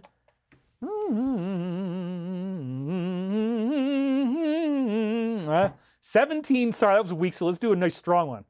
17 seconds, dude. How did they possibly let this happen? There's quality control. When the military is going to release a video, they can't just release it. They've got to run it through QC. They've got to make sure there's nothing that's going to piss people off or create a war or create a riot. You better darn well believe they wouldn't have missed this, because here it is up close. In blue letters, you can see what he's saying. Vacapalo says, the parade is about to start. Yay. At the 17-second mark, it says hang so-and-so. So check it out, folks. The official U.S. Army video uses the 17 code in it and is describing the most severe outcome. It's probably just a small number of people are going to have to go through that part. But the most severe outcome of what we're now anticipating is going to happen. Furthermore, this is a huge confirmation that they are, in fact, using the number of seconds in a video to give us communication, which is what I was saying last week. And yes, Ezra needed plausible deniability. I get that. Operators can never divulge. I get that. Okay, all that stuff is very interesting. We're at 5,800. We're going to hit 6,000. I know it. We're at 5,827 right now. We're inching closer and closer to that amazing goal. You guys love me again. I'm back. David is back. Woo! You're probably ready for this to be done. I know I am. So, like, yes, is it about to happen? It sure seems like it is. So once again, it says this is what they're calling for. That would be a capital thing. And it's at the 17-second mark from an official U.S. Army video released on the official U.S. Army X page. There is no possible way that they did this by accident. And that probably means that everybody in that convoy knows that they're doing misdirection. And again, I hope I'm not giving anything away. Alive and Thriving says, I am very ready. We're at 58:58 now. And then in my dream this morning, I connected all the dots. I gave all the I was in front of an audience, and I said, look, you guys, the arrests have already started. People are already being arrested in a massive level. It's already begun. Everything that we were told was going to happen is already happening. You've got arrests, mass arrests. You've got riots, which we were always told was going to happen. And you've got this massive movement of military hardware into D.C. that they would need if they were going to do something. And they did it at the 17-second mark. And they wrote this stuff on the side. Now, nobody would have let that into the video if they didn't want you to see it. They're going to analyze every second. The U.S. Army would have never let that video go out if they didn't want that to be there at the 17-second mark. And you're seeing it. But then in my dream, there was another one, which was that a Christian leader had called for a mass prayer in 1 hour. That was a dream I had this morning. That was the only thing in the dream that hadn't actually happened, except that I guess I am the Christian leader. We are going to do a mass prayer. We're going to pray for the success of this. So, oh my God, you guys, are you like excited or what? Just let me hear what you're thinking. The snizzle is going down, says Kathy Laney. Tom McBorder, we are all here just in different dimensions. Vibe high. People around me are still so asleep. These lives and chats are quite helpful. Oh my God, thank you again, David. Where's Kawila Pele with his weekly 9999? I'm sure he's around. The time has come, says, I mean, dude, if you can't see, so also David Nino Rodriguez, who I've been on the air with, and he's invited me to do a live taping. I might end up doing that. I told him I got to just get this deal done first. But I may fly out there and tape with him live. They've already called it. He and his alleged insider, 107, they're claiming that the arrests have already started, that this is the beginning of the phase. Not everybody's seeing it that way, but if you can't see how this all adds up, I can't help you. I just spent 2 hours explaining it to you. Oh, T was seen handing out popcorn, says Terry Montag. Can we pray now? Yeah, let's do that. Okay, let's do that right now. Father, Mother, God, please surround the U.S. Army, all those in harm's way. Surround them with light and love in the highest forms of spiritual protection. In the name of Jesus Christ, we invoke strength, protection, and guidance for our troops, for our military, for all those engaging in this brave mission. We visualize perfect success. We visualize minimal casualties, if any. We visualize that everything goes exactly the way it needs to. In the name of Jesus Christ, and so it is. Amen. All right. Woo, we just got a whole bunch of donations, too. Look at this. They all just flurried in. Babette Wallace, Diego Nalazco. Feels great to be on the right side of history. Thank you, David. Doesn't it? Scott Opper. This is it, everyone. Friday and Saturday will deliver on MAGA's promise. Yes, I totally believe that. Mischief Managed. I am so ready for this to be done. Tell me about it. Alive and Thriving says, Aom. Amen, amen, amen. I got chills. I love you all. They have started the tribunals. Yeah, the tribunals have already been happening. They've been filmed. We just don't know about it yet. National Guard and the Guardians, too. You're right. May the truth be allowed to be fully accepted, says Beth Noyes. And the Guardians thing was Noreen T.S. It's happening. Real eyes, realize, real lies, says Sharon Lewis. That's funny. Thank you, David, for your hard work. Kayla Lynn, David, past topic, you asked for anything fairy related. Secret Commonwealth of Elves, Fauns, and Fairies is a book by the Scottish minister Robert Kirk. It's a really interesting true story. I also lost internet just before I went live, says Sandra Mott. David, no, come on, my God. There's always going to be some trolls in here. So anyway, whatever. Okay, so in Yeshua's name we pray, amen. Amazing meditation. Scare event will be soon. Yes, all these things are going to happen. And remember, right in the middle of all this, we also had Russia making massive, massive strikes against the Ukraine, you know, I usually say that otherwise, those two letters. That could basically bring them down, might be the end of the whole darn game for them. And that's bringing this thing to an end. So we don't even know what's going on there, but they're doing basically decapitation strikes. So that's yet another layer of this whole thing. Judy Booth says, this is so exciting. 5,800 views, I agree. Cindy J donated $50. Very excited, I am ready. Great show. Thank you for all you do. Love and light. Dolores Cornia, in the names of God, our one true source, one true creator, Lord and Savior, Jesus Christ, Yeshua, the highest Holy Spirit, we thank you. And then we had Kalau Iwaoka says, Mahalo Nuiloa, David. Prayer in the house, Ohana of David, Aloha, Oi, Father, Abba, in Christ, Yeshua, Amen. Plepa Orgone Products, love and light to all, and God bless the military, Amen. Yes. I mean, if they blow this and they don't do anything when they got everything moved into position in D.C., then we're going to have to wait for another one. It looks like it's the perfect storm. It looks like it's all set up. So again, please be ready for anything. Have your stored food, have your stored water, and get ready for the magic, because this is not a drill. The kayfabe is on. Wrestlemania is on. He's saying, release the list now. People are calling for that. They're going to do it. They've probably got everything ready. We were hearing a couple weeks ago they only needed 1 or 2 more weeks. And Cash has said some things that didn't quite make sense, that contradict with what Pam Bondi said, where yes, they do have these videos. So look, I may not even have another show to do before this starts, and we may have 10 days of blackouts. We may have the 10 days of darkness.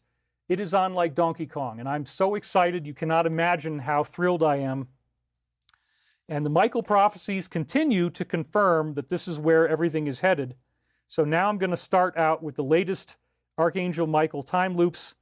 Last week we had this dazzling dream of a solar flash, totally prophetic of everything that we're seeing now. This was also the very same night that I saw The Matrix for the first time, which absolutely blew me away. So the dream started out, and again, if you don't already know this, just so that everybody's on the same page, I have these tapes from 1999. I dictated into them, and we've talked about this many times, but maybe you haven't seen this, okay? I was doing a remote viewing protocol where I would get something I called the dream voice. It eventually said it was Archangel Michael. Remote viewing supposedly gives you 99% accuracy. So I remember dreams. I write those dreams down. I dictated them into the tapes. And then I would dictate the words of Archangel Michael using remote viewing protocols, which supposedly gives you a 99% accuracy rating. And sure enough, since last September, we've had these tapes describing everything that's going on in the present week by week. It is an amazing feat that nobody's ever done before. This much accurate prophecy week after week, and this week's stuff does not disappoint at all. I'm really, really excited about it. So again, the idea is there are such things as higher beings. Higher beings do exist, angelic Christian beings that are guiding us through our own planetary ascension process. And so let's get into the dream here. Starts out with the metaphor of their criminality. And again, it was really sad for me at the time because I just found out that the guy who owned the farm where I was living at was telling me that I had to be out of there. He says it's because my recent successes were drawing him away from any focus he needed to have on himself to do the things that he felt he should be doing with his own life. So again, this is very much reflective of where I am now, where I need to, not live here for the rest of my life out in the middle of nowhere. Michael keeps suggesting Florida. Maybe I'll do that after hurricane season. I might go somewhere else first. I definitely want to get a big change. So part of the dream involved a traffic accident. There was a guy on a motorcycle chasing after someone or something. And so right there, the idea of the hero on the motorcycle who is chasing after somebody is classic Hollywood, like an action movie. This is symbolic of the DS and their showbiz industry being fully exposed. And again, dreams use metaphor to give us meaning, so these dreams are time looped into the present. It's very exciting because of what we end up seeing. So this guy ends up having a crash, and it turns out that there's a villain who staged the whole thing. So this is symbolic of how they've been staging the whole world, like the Wicker Man. We just had that crop circle appear. The Wicker Man crop circle just showed up again. That is a huge shout out to me. I'm going to go more into detail on our next show. May not be next Sunday because we may have to go close this deal. There may be arrests by then. I don't know. That Wicker Man thing really, again, is like the ETs saying, yes, you're right near the end. It is about to happen. So, wow. There was a guy on a motorcycle chasing after someone, symbolic of the anticipated exposure of the DS. It was my childhood friend Dave who was riding it. His father had a heart attack and was in the hospital. And again, we've seen a lot of heart attacks going on that are very strange. That's part of it. What has been happening behind the scenes that needs to be stopped? Why does this crime continue? Why do people not awaken? Because they're being lied to and they don't realize that everything is fake. And now the Wrestlemania script is being used, the same kind of thing. It's staged to create an emotional charge in the audience to lead to an outcome. So the heart attack is very important. And also my lawyer, his family had heart attacks and he's been in the hospital as well. He got very sick with COVID and pneumonia, double pneumonia. Some of this was centered around that. His mother and her daughter were there. So as I said before, both of my lawyer's parents are now in the hospital. Heart attacks have been part of it. It's also symbolic of them being in trouble on a widespread planetary level. So the whole family is in trouble, and they call themselves the family. They had a piano, and they were going to set it up straight. Right now it was on its side on a moving platform. There was a bass they had to put on it. I just figured this out, right? The piano is heavy equipment. It's being rolled on its side. We just saw heavy equipment being rolled into DC. 150 military vehicles, dude. 28 tanks of this kind, 28 tanks of this kind, 28 heavy personnel carriers. And then in my dream, you got the piano, which they're going to play the symphony on. They're going to play us the music of the arrests, right? And the piano was being rolled in. I didn't even catch that. I didn't have time to review this stuff after we saw these latest things. So that's really, really cool. So they were rolling it in just like the tanks are being rolled into DC. Oh, nothing to see here. It's just a parade. No big deal. Right. It's just going to be on his birthday.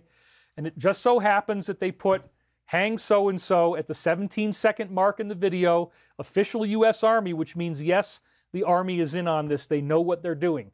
They would have never allowed that to come out if they didn't know what they were doing.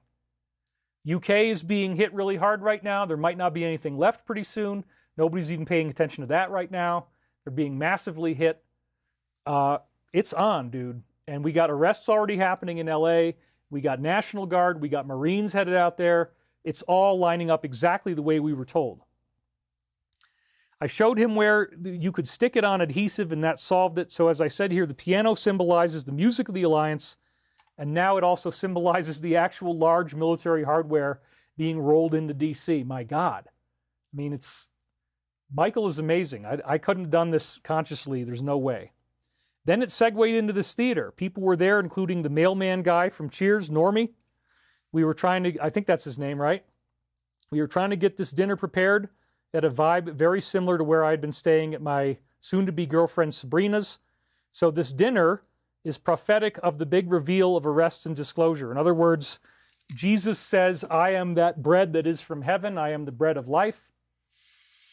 When bread metaphors appear in the Bible, it refers to spiritual food. It's not a physical food. The communion is only a symbol of something that's not physical. So, this is the body of Christ. They're giving you the body of Christ, which is a piece of bread, and then they give you the blood of Christ, which is the wine. It's not really the wine and the bread. It symbolizes spirituality. So bread symbolizes spiritual feeding. So a dinner symbolizes a vast spiritual awakening. And again, look at the crop circle we just had, the Wicker Man crop circle. It's all going to whipsaw back on them, and they printed it at Avebury. and we were just doing shows about Avebury 2 weeks in a row. Thank you, Archangel Michael. I couldn't have done that. I don't have the ability to make crop circles. Okay, that was something beyond me. You guys know, you're all in on this. Right on, Wilcock, you're the friggin' man, says Midnight Mark. Still holding true at what looks right now is 5,700 viewers. I'll take it. We have done amazingly well. So it was in this theater. After my childhood friend Dave was in the hospital, he had a motorcycle accident. This is now talking about the DS themselves. He was riding along behind this other, or actually how they're trying to set up accidents for us is really what it is.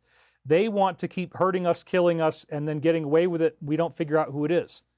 So Dave, my friend, hit a ramp, went over a bridge, and I didn't see if he lived or died or where he fell exactly. That was the accident. I don't know whether he died or just got messed up. This is prophetic of the DS trying to destroy all of us, setting up these deliberate accidents. And again, that's the Wicker Man thing. That's them marching us into this wooden man that they're going to set on fire and burn. They want to do that to the whole planet. Okay? Not nice people. We don't support this type of behavior at all. And remember, the piano's moving in as the military hardware. That's pretty freaking shocking. They spread out bed sheets or a blanket across somebody's driveway. Underneath was all this dirt. I lifted up the blanket. Then there was this overweight guy with a deep voice. He ends up being the DS. He's the guy that planned the motorcycle accident, and I figure out that it's him, and I chase him. He was supposedly the witness. Humanity is now investigating the DS at large, and since he's an overweight guy, I said pun intended, large as in fat, right? The overweight guy ends up being the villain who is discovered and then starts running. I catched him. I caught him. Sorry, I'm just thinking two lanes ahead here. I had to go try to figure out who created this accident. They said I would listen for it and I could hear it. Right after I looked at the sheet, I started running after the guy with the deep voice. I realized he was the one who set this whole thing up. And that means, prophetically, we as a species have now unmasked a villain. The army is saying, you know, hang these people. That's pretty extreme. Arrive and thriving, says Parasites. Yeah, so like, dude, don't leave this part of the show because these prophetic readings are extremely relevant to everything that's going on right now. After I identified the villain and began chasing him, I was listening to Art Bell on the radio. This hail was going on outside and it was incredible. Chunks started to fall the size of ice cubes. This would represent like your catastrophic extinction level earth change because they get bigger and bigger. Then ice started falling in clumps.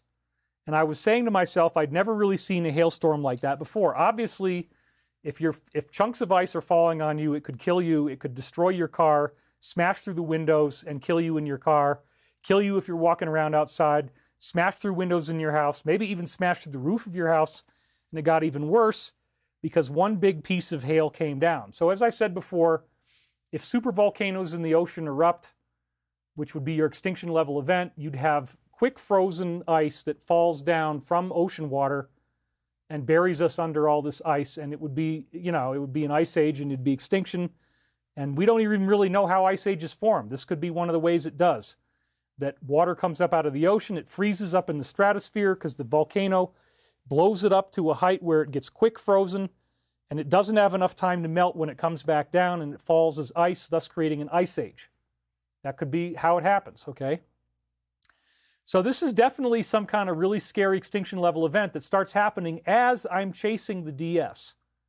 And again, Michael says we're not going to have to go through this type of disaster. Thank God, right? Even though, right after the ice is falling, even though it was nighttime, the sun seemed to explode like a coronal mass ejection. I didn't even know about the solar flash. I wasn't fully into it back in '99 yet.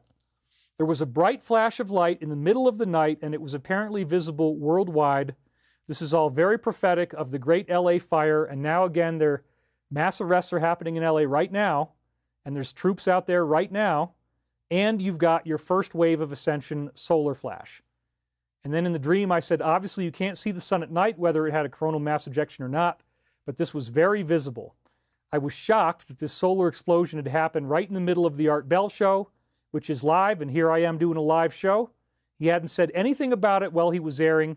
So again, this is talking about a big event taking place while this live show is going on. And This is exactly what Michael's been telling us. There's going to be a solar flash. It's not going to hurt the Earth, and it's going to activate this first wave of ascension. We will somehow be protected by some kind of magic. And so solar flash prophecy in the dream, you better believe that's going to get my attention. And what did we just see? The Wicker Man crop circle with the sun in the middle. The Wicker Man is the burning of the enemy in this case. The harvest metaphor, remember, it's in wheat. The crop circle is in wheat. The weeds will be plucked out from the wheat one by one in the time of harvest. This is Matthew 13 in the Bible, New Testament. Jesus is teaching. The weeds will be plucked out one by one and burned. And there you go. The solar flash is a metaphor in part of the burning of the weeds.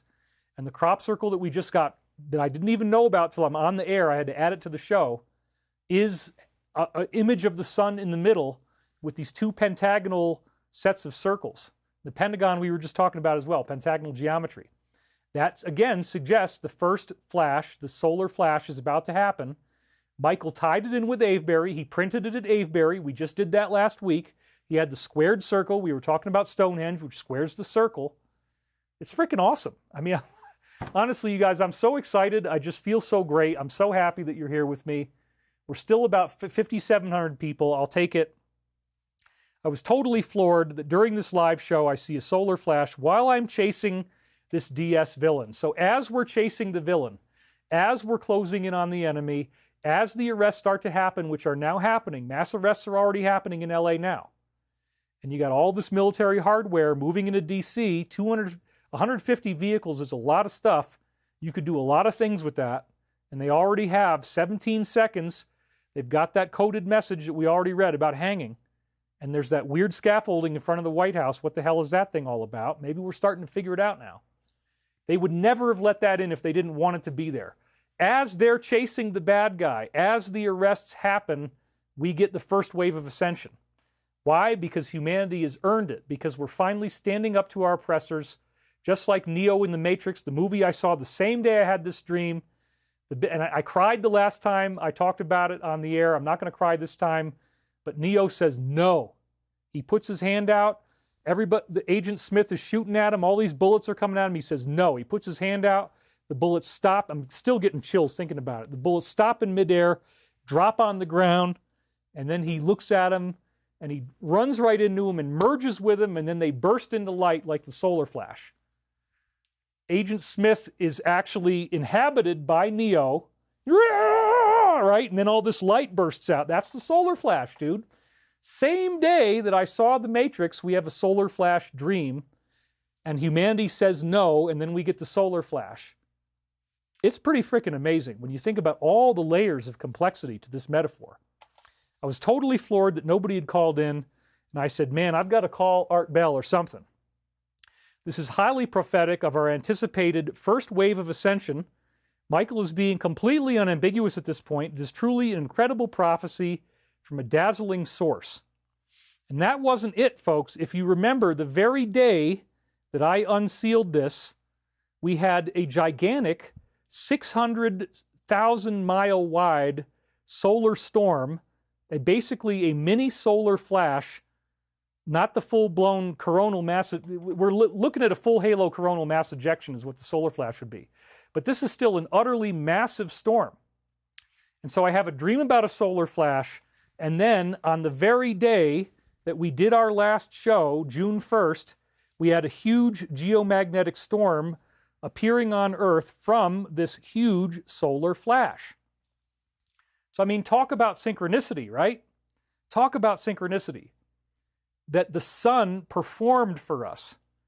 The sun, which is, again, a version of Christ, the Christ consciousness is everything. Therefore, Christ is the universe, Christ is the galaxy, Christ is our sun. That's what it says in the Law of One, that the sun is a super being, and it is the same as Christ. They call that the Logos. So Christ is not just some ephemeral idea. The man Jesus was the embodiment of the galaxy and of our sun in a human form that could talk and walk and interact with us. That doesn't always happen on a given planet. It did here. It's very, very exciting. So the Logos, the solar Christ, the Son of God, right? Everybody, I love that one. The Son of God. It is the Son, right? Woo! The Son of God, the cosmic Christ, gave us a preliminary solar flash at the same time that this solar flash appears in my dream on the same day that I saw The Matrix. So this is a great place because we're only doing 4 hours today. This is a great place for me to take my bathroom break. I've needed it for a really long time, but I wanted to wait until the 2-hour mark, which we're now at. So let me just go ahead now. Let's actually pop over here. And I'm going to load up, because I forgot to do that. We're going to load up the reels here. And I decided that it was time to do another funny one here. So we're going to go back to Colin McGeezer on Brokefoot Mountain. And, you know, this was a time where, yes, it's a joke about Brokeback Mountain. No, I'm not a homosexual. It's just, I thought it was funny. I like to laugh at myself. So I had a basically fractured ankle at this point. I couldn't walk, and I was on pain medication, which I'm not doing anymore. I'm totally sober. But I love to do impressions even more than usual when I'm in that kind of a state.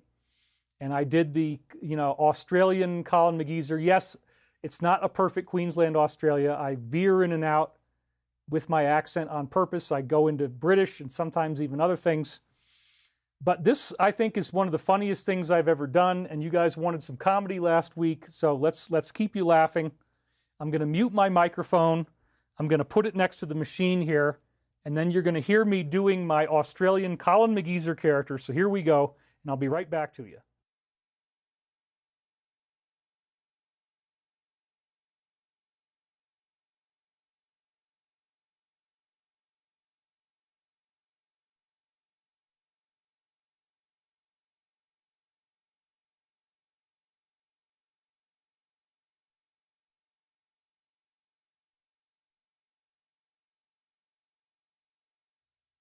All right, the microphone is off. I'm going to go take my pee break, and hopefully I have enough time to do that. Got to do a little touch-up on my nose. It got all red here. But we'll do that in a second. So here we go. Colin McGeezer on Brokefoot Mountain. Let's roll the clip. This is very, very funny, you guys. One of the funniest things I've ever done. Here we go. Boom. G'day, mate. Cheerio. How you chaps doing out there today? I got a special message for you from your dear Uncle Colin. I got the tools of the trade around here, mate. I got me this decisively wonderful technology.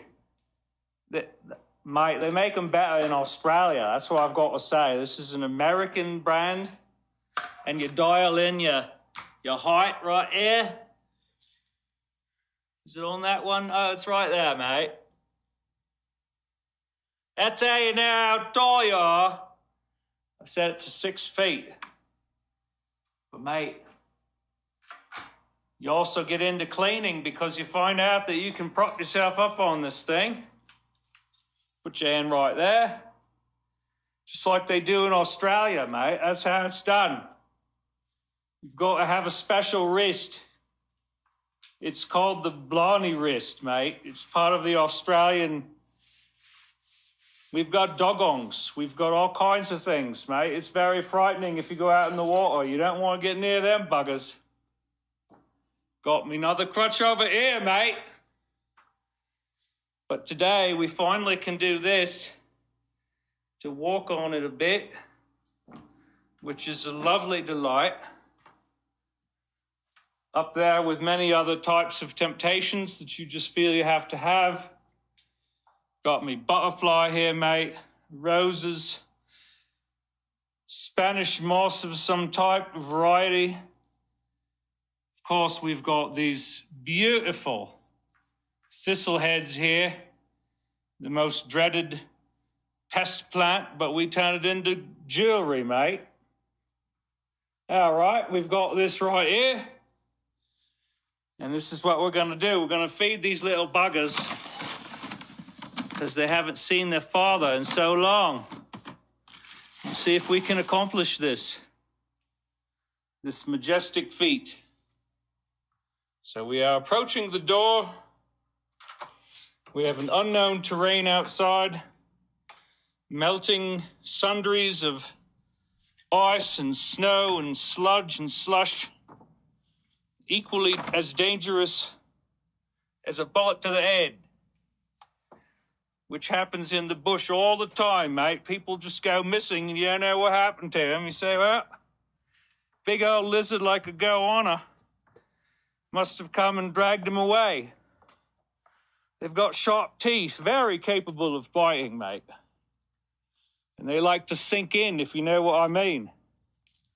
All right, well, now we've got more terrain challenges ahead, but we do it without trepidation. And yes, we go. There we go, mate. Oh, boy. All right, here we go. It's time for all these little buggers to enjoy the fruits of life. Yes.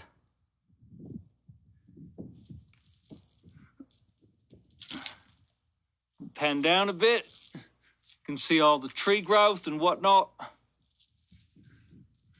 It's all about how you do it with the wrist, mate. It's that Blarney wrist I was telling you about.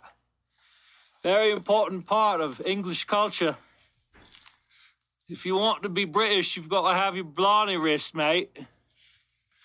Otherwise, it could all go tits up for you, if you know what I mean. A bit of time spent in the barrels cause a man serious trouble. It's not what we do out in the East. We've got special pirate techniques, mate, that came from very early in the traditions of Catholic Christianity. The Templar Knights and such, mate, they've been about, if you know what I mean. They've done their thing. They've ingratiated themselves upon the world, maritime and admiralty laws. Woo, many other things, mate. This is me, another prize for the day. The atomic leftovers of a world gone mad. This very bizarre, clearly extraterrestrial pattern that appeared in me driveway, mate. What is this? There's all these patterns and shapes and things I don't profess to fully understand within this incredible delight of geometry and patterns and magic. Now that I can walk about a bit, mate, I'm going to enjoy myself, because what else do I got here? It's just a bloody box, mate. It's a box made out of pieces of timber, delightfully cut for my extreme enjoyment, mate. See, all this needs to get cleaned up, but it's not going to be today, mate. Throughout the day, we're going to see how much the sun can burn away. We might be very pleasantly surprised, mate. But we just take it in stride, because what we're doing is surviving in this very harsh climate, as you would say in your Yankee accent. Pommy accent, mate. Pommy. You Yanks. You Yanks could never appreciate something like this, mate. It's not part of your vocabulary. You don't have it in the lineament. You can't put enough spice on your skin to smell that way and ever come close to Elvis oil in Australia. Dear Lord. You don't even know about the Vegemite sandwich, mate. What good are you? It'll change your life. That sandwich will change your life. It's some sort of black, gooey yeast, and we all use it down under, mate, in Australia. All right, mate, we're going to say cheerio for now. We'll come back another time and make sure that this driveway pattern is going away as it should. Otherwise, tomorrow we're going to come out and shovel it, mate. All right, then. Tip-top cheerio, chap. Bye for now. All right, that's it. I'm going to mute my microphone, and we'll be right back on here.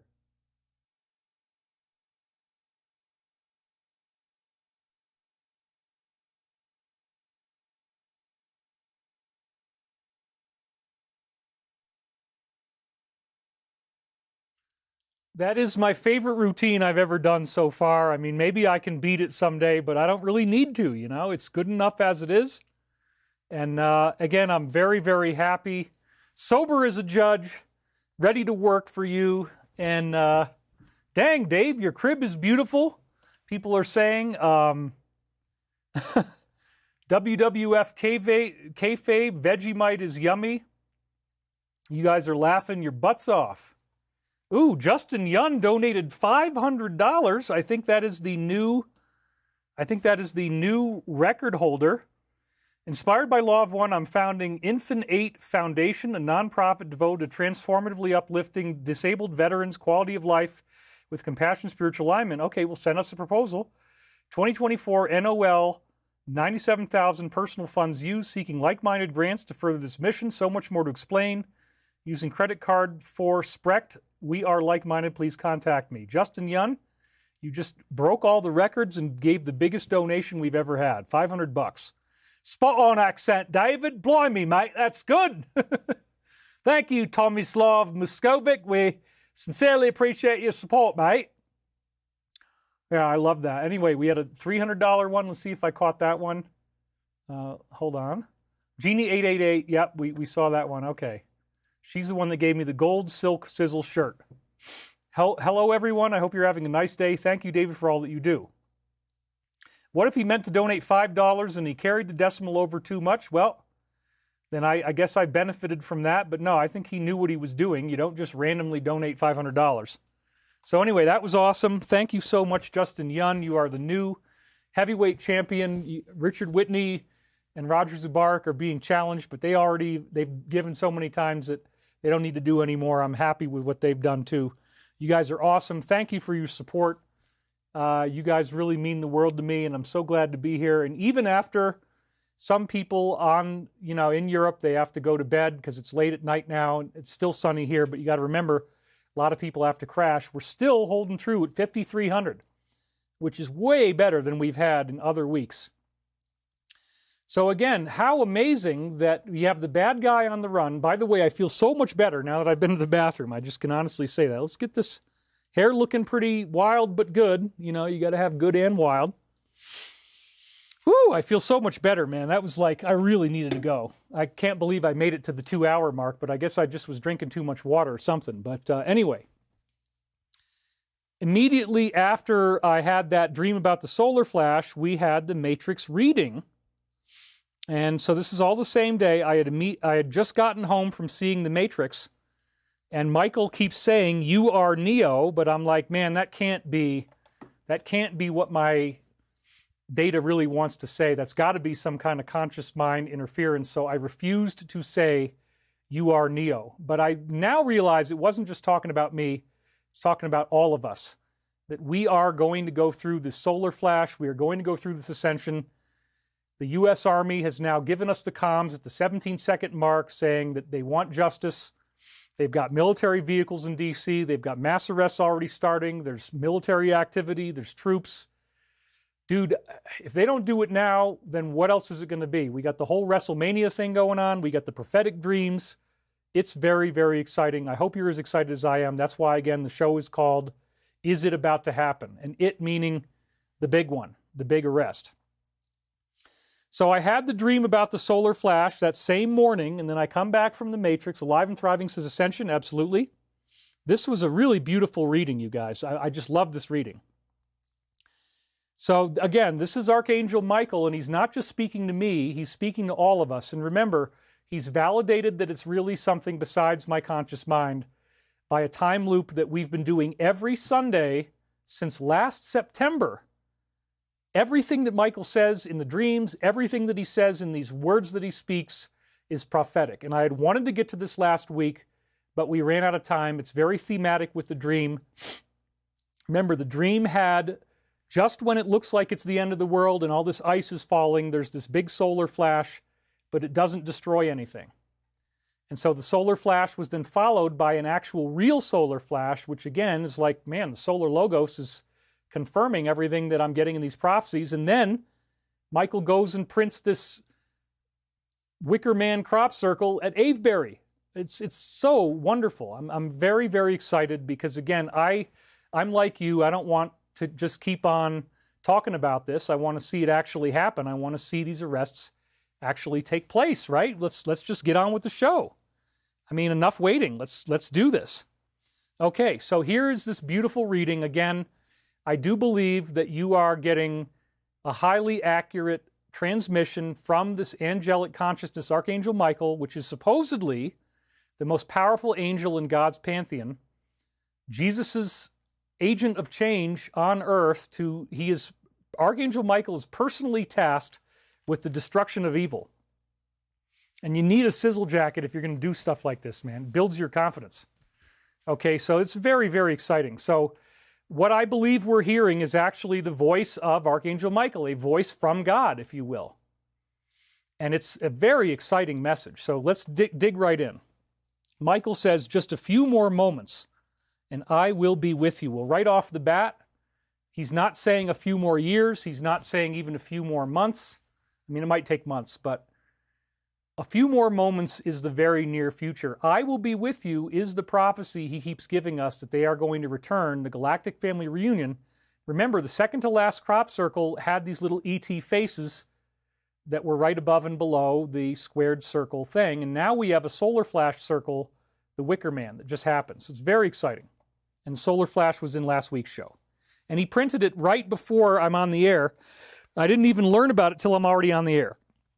Think about this more from a perspective of what you can do now as opposed to what you should do later.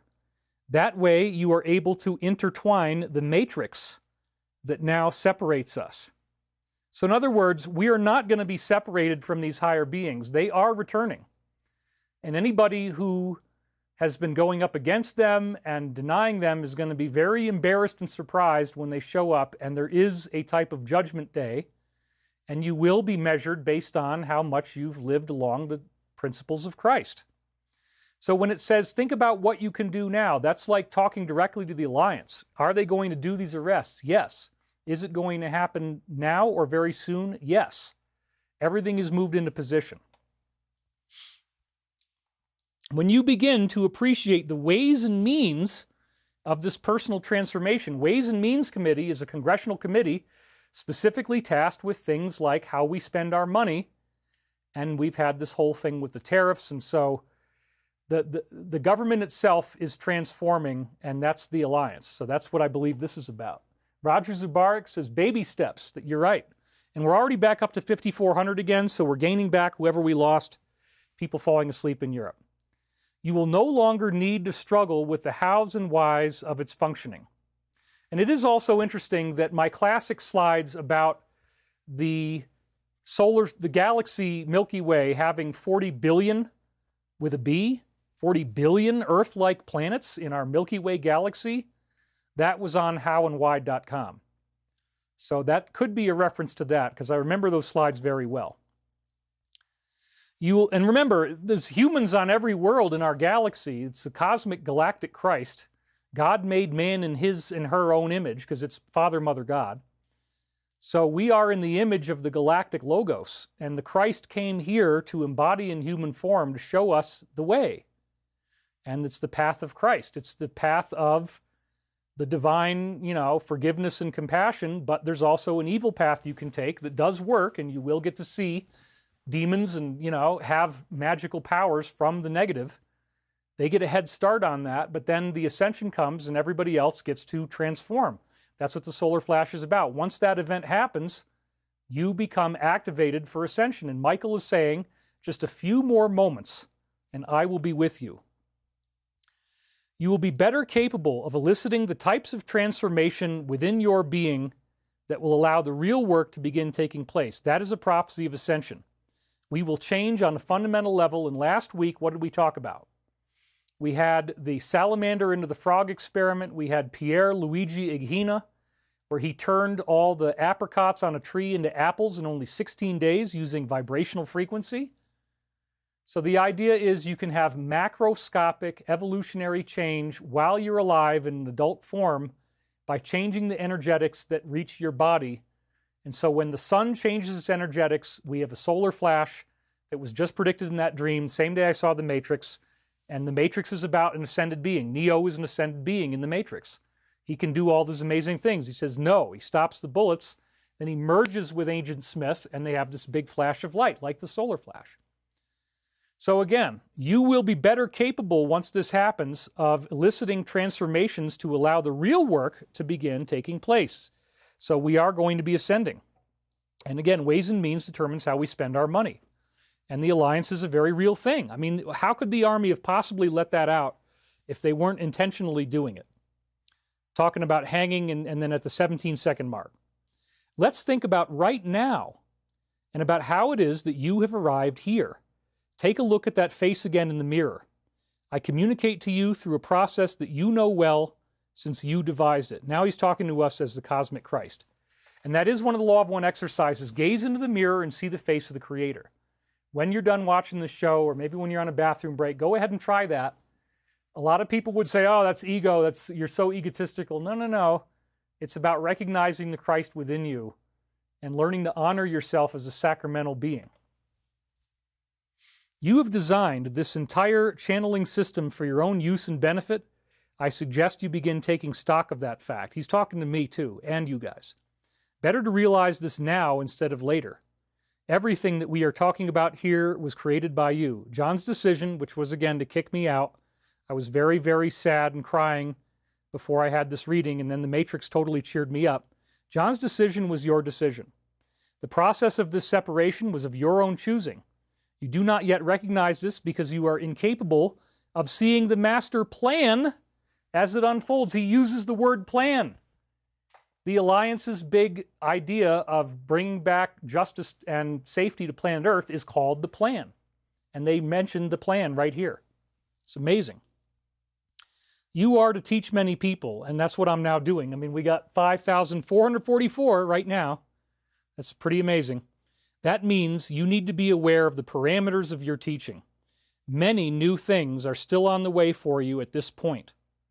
That's exciting, right? Because that talking about ascension and soul activation, we cannot be more specific as of yet, except to say that we are surprised and pleased with your progress. So this is a frequent theme in the Michael prophecies.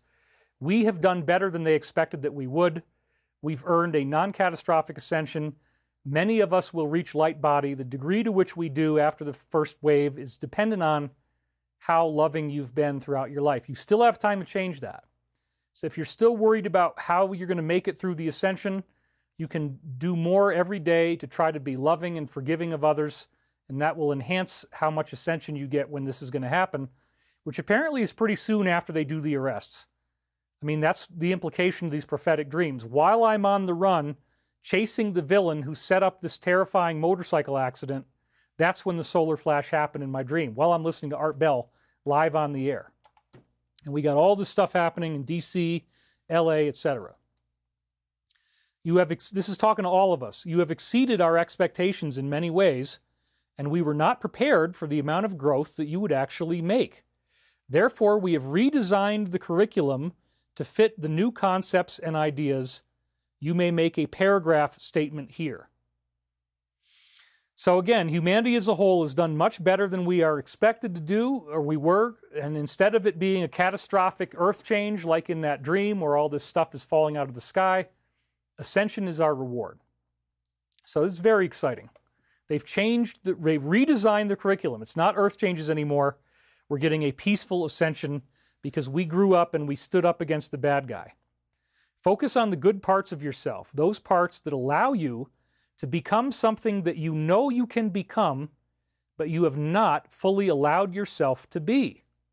And I say here, as we focus on our own positive attributes, we activate our own ascension process by focusing on the good parts of ourselves. You can be the one who liberates yourself, first and foremost.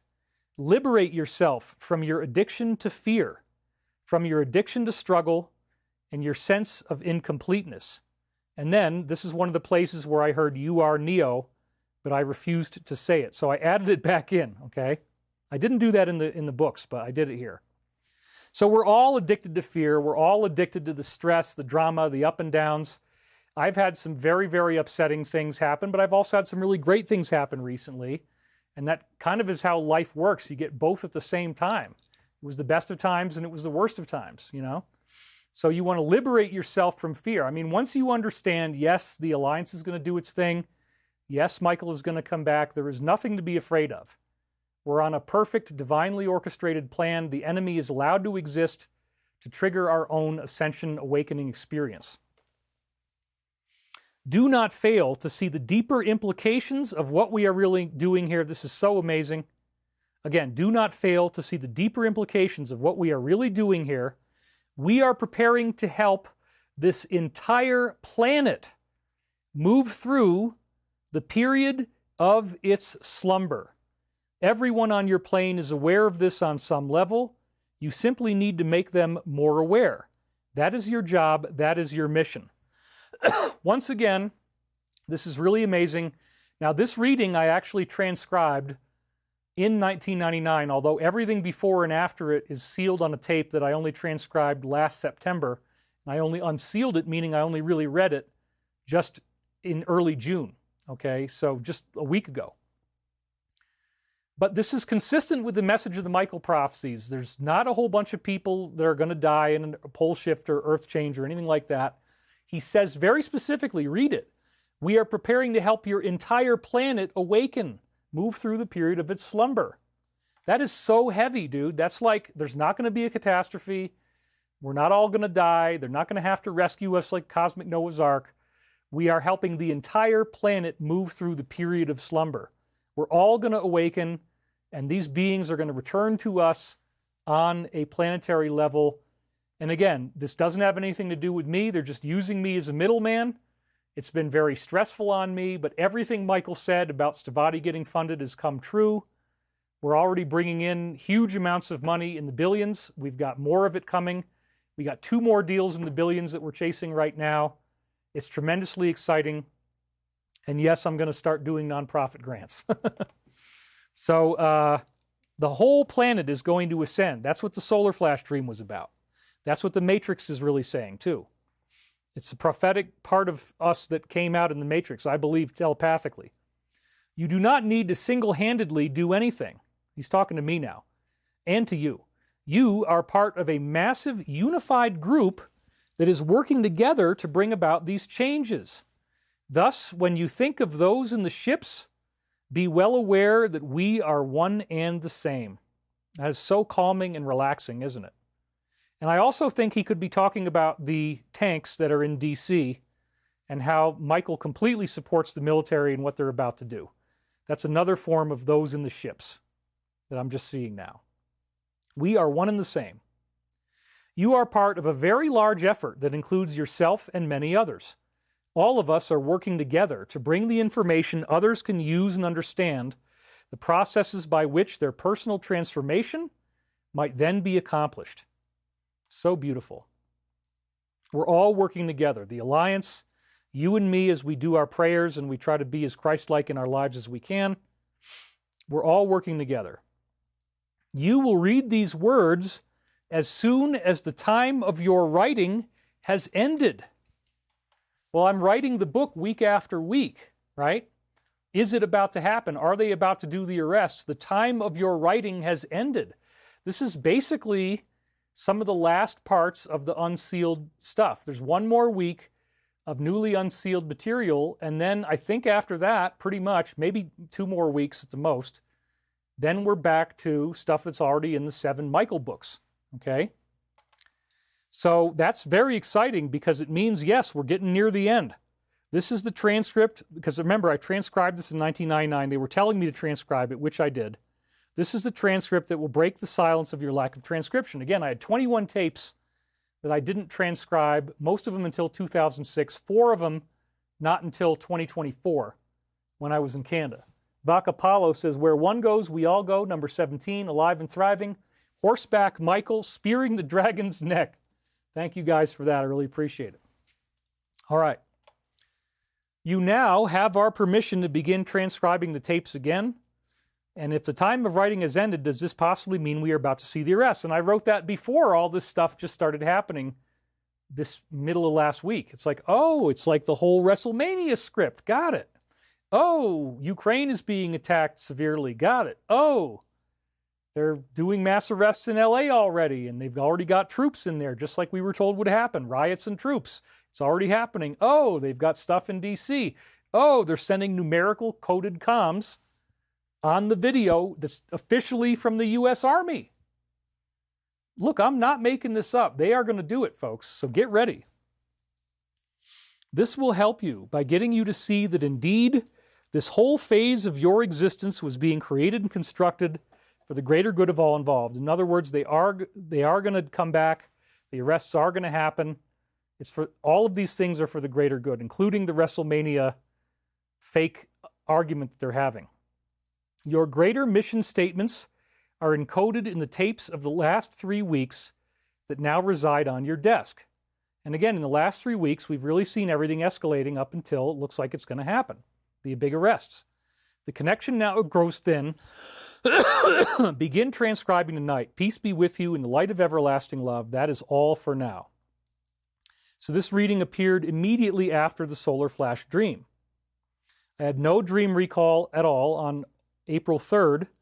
Then I had a time-looped dream and reading again on April 4th, most of which is personal, but some of which can be shared. Again, this is very relevant. I found myself in the middle of an old person's house on the couch, and I felt like I was naked. I probably was just grasping for clothes. I was living in somebody else's place. It did not feel like a good thing. In order to move out, I had to cross over a bridge. It was as if this massive bridge had been created. So this is the nakedness and being in an old person's house is prophetic of the DS holding all of us captive. We all feel naked. We all feel disempowered. We're naked in the wallet. Nobody has any money. Although thank you guys again so much for the donations. I really appreciate it. And then there was this supernaturally massive bridge that I had to go over. The bridge in a dream represents a journey into the afterlife. So a massive bridge represents ascension. That's how I read the massive bridge, okay? There was no real explanation for why a huge bridge like that would be necessary in the first place, but the point is it was there. Again, it symbolizes ascension. I also knew there was a massive storm. That's what the Alliance calls it. We are in the storm, right? And it was almost like a storm on the ocean. Water was crashing over the bridge, the wind was whipping, and it was difficult to get across. This is prophetic of the storm with the Alliance, which included that we had tornadoes that got disturbingly close to my house while I was on the air in a previous show. Like, wow. So they directly mentioned the storm, which is the classic name that the Alliance uses for these military operations that they're now doing. Right now, the storm has started. Right now, they've got troops in LA, they've got war material in DC, and they're sending coded comms through this army video. So it's really, really something. I found myself back in high school at the end, only it was in the present time. And then Michael says this is a crucial and massive point. So I say here there are many similarities between the poverty and bullying I've been through in the last 4 years and what I went through in high school. So we're all going through that high school. We're all being bullied by the DS. We've all suffered through initiation. And this is a crucial and massive point. I was trying to find my locker, but it was all different. The numbers were wrong. The names on the locker seemed to be wrong. At the same time, there was a swamp or bog outside the high school. That's what we're saying. Drain the swamp, right? Swamp creatures. So Michael again uses an Alliance metaphor in 1999. In my dream, we had the storm. Now we've got the swamp. Those are two of the most common metaphors being used in this dream from 99. How about that, huh? And we're already back up to 5550 number of viewers, so we hardly lost anybody. So there was this room with all these big glass panes. People were watching the swamp through the glass. This is prophetic of the public watching the swamp very carefully in today's world, and it's like a television or a movie watching it through glass. Wrestlemania, it's all staged. It's Wrestlemania 4, Hulk versus Andre, happening again with 47 versus Elon. And it's all intended to drain the swamp. So it's very, very prophetic. There was a lot of animal activity going on in the swamp. Very, very fat birds sliding down staircases, smashing into the mud.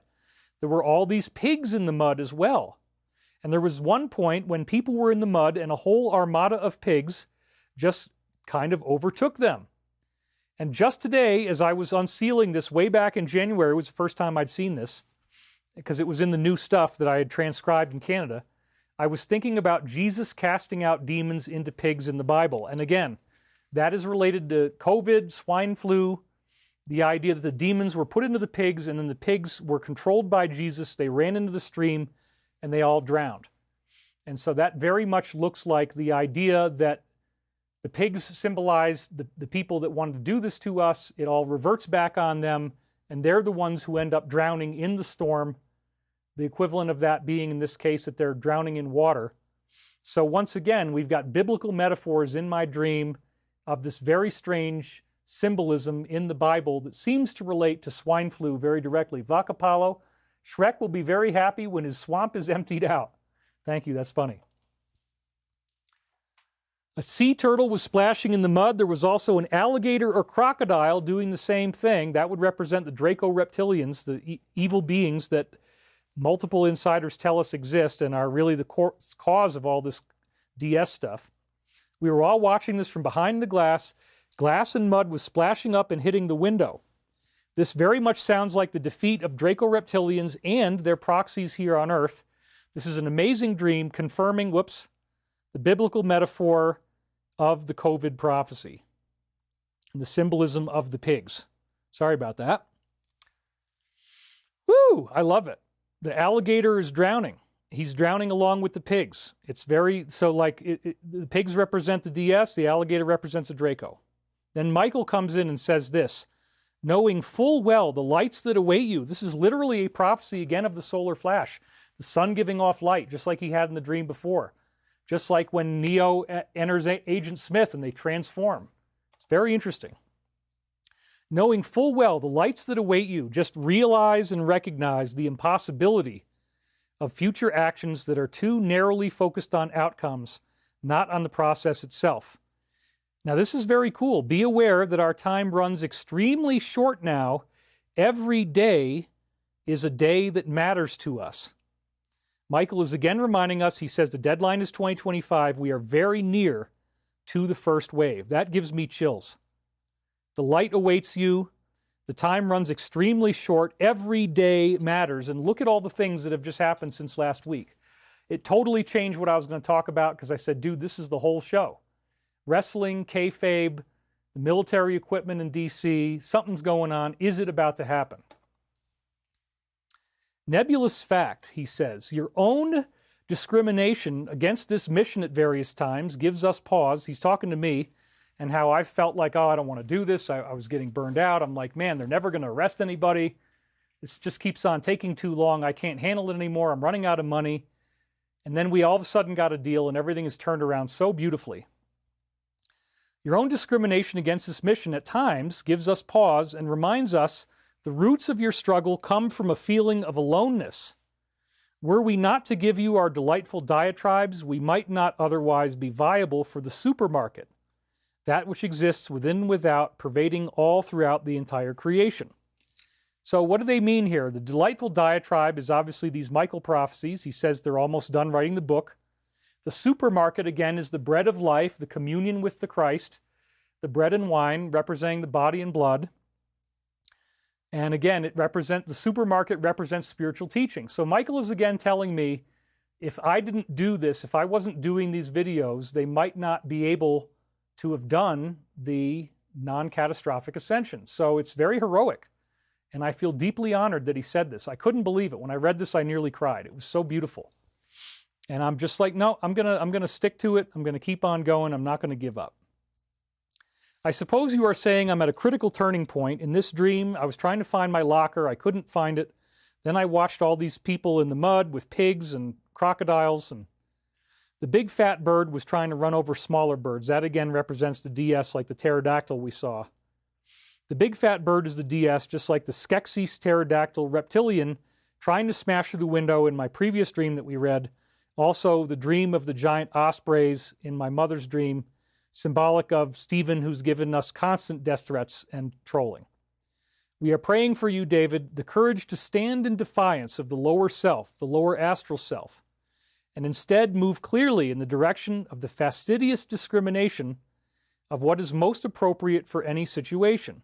It is indeed extremely wise. And then right after they said this, the tape clicks off, and that was beautifully timed. Fastidious discrimination is another interesting one because that's seventh density, where they talk about seventh density guardians and how they have exquisitely fastidious disseminations of discrimination. And that determines how far you go on your ascension path. So seventh density teaching is really cool. That's where you see everything is sacred. You go into foreverness and timelessness. It's the last step before you reunify with the oneness.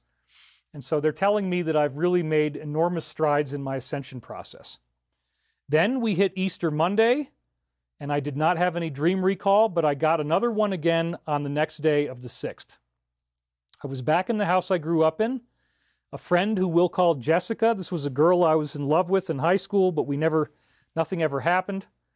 She came over and was in my room, but she didn't look anything like the girl I remember. Eventually, she turned into what looked like a human female extraterrestrial. She had all white skin. Part of her head was bald, like in the movie Powder. And I said here, last night in real life, I had my arm around Sabrina. We had a date, and we were watching the same movie. So now I'm falling in love with an extraterrestrial female.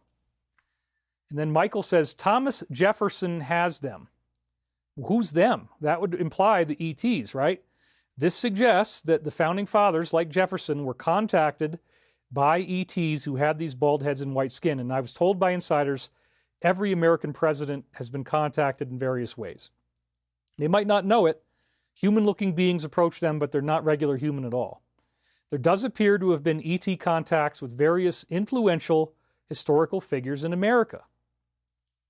She and I were she looks like an extraterrestrial. We're having a very intense conversation. She was thin. Her eyebrows looked different. The shape of her eyes looked different. They were larger than usual. They had a very deep, resonant blue color. Her lips were very thin, much less full. There was some romantic thing going on with her. She looked nothing like Jessica. Again, obviously an ET human female. Now, I did have what appears to be UFO contact when I was growing up. We've talked about that. And most of the people that go through that end up in some type of breeding where you end up sexually reproducing with these beings. And I think that's what they're getting at here, that did happen to me. Some of the Michael prophecies say that I left children behind in my parallel life. So that might be what this is about.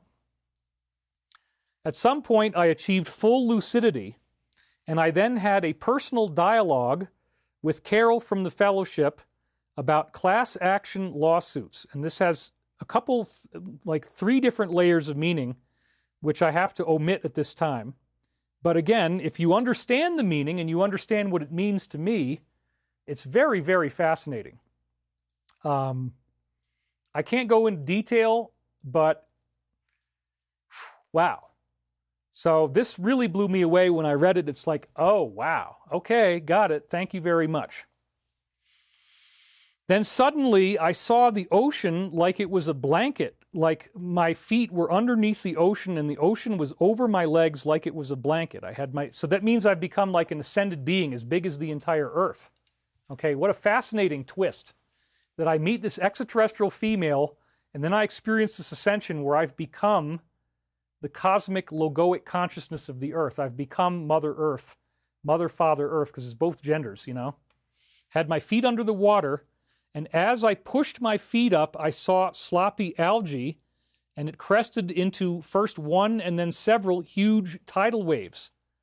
So the tidal wave was how the original Earth change extinction level event was supposed to go down.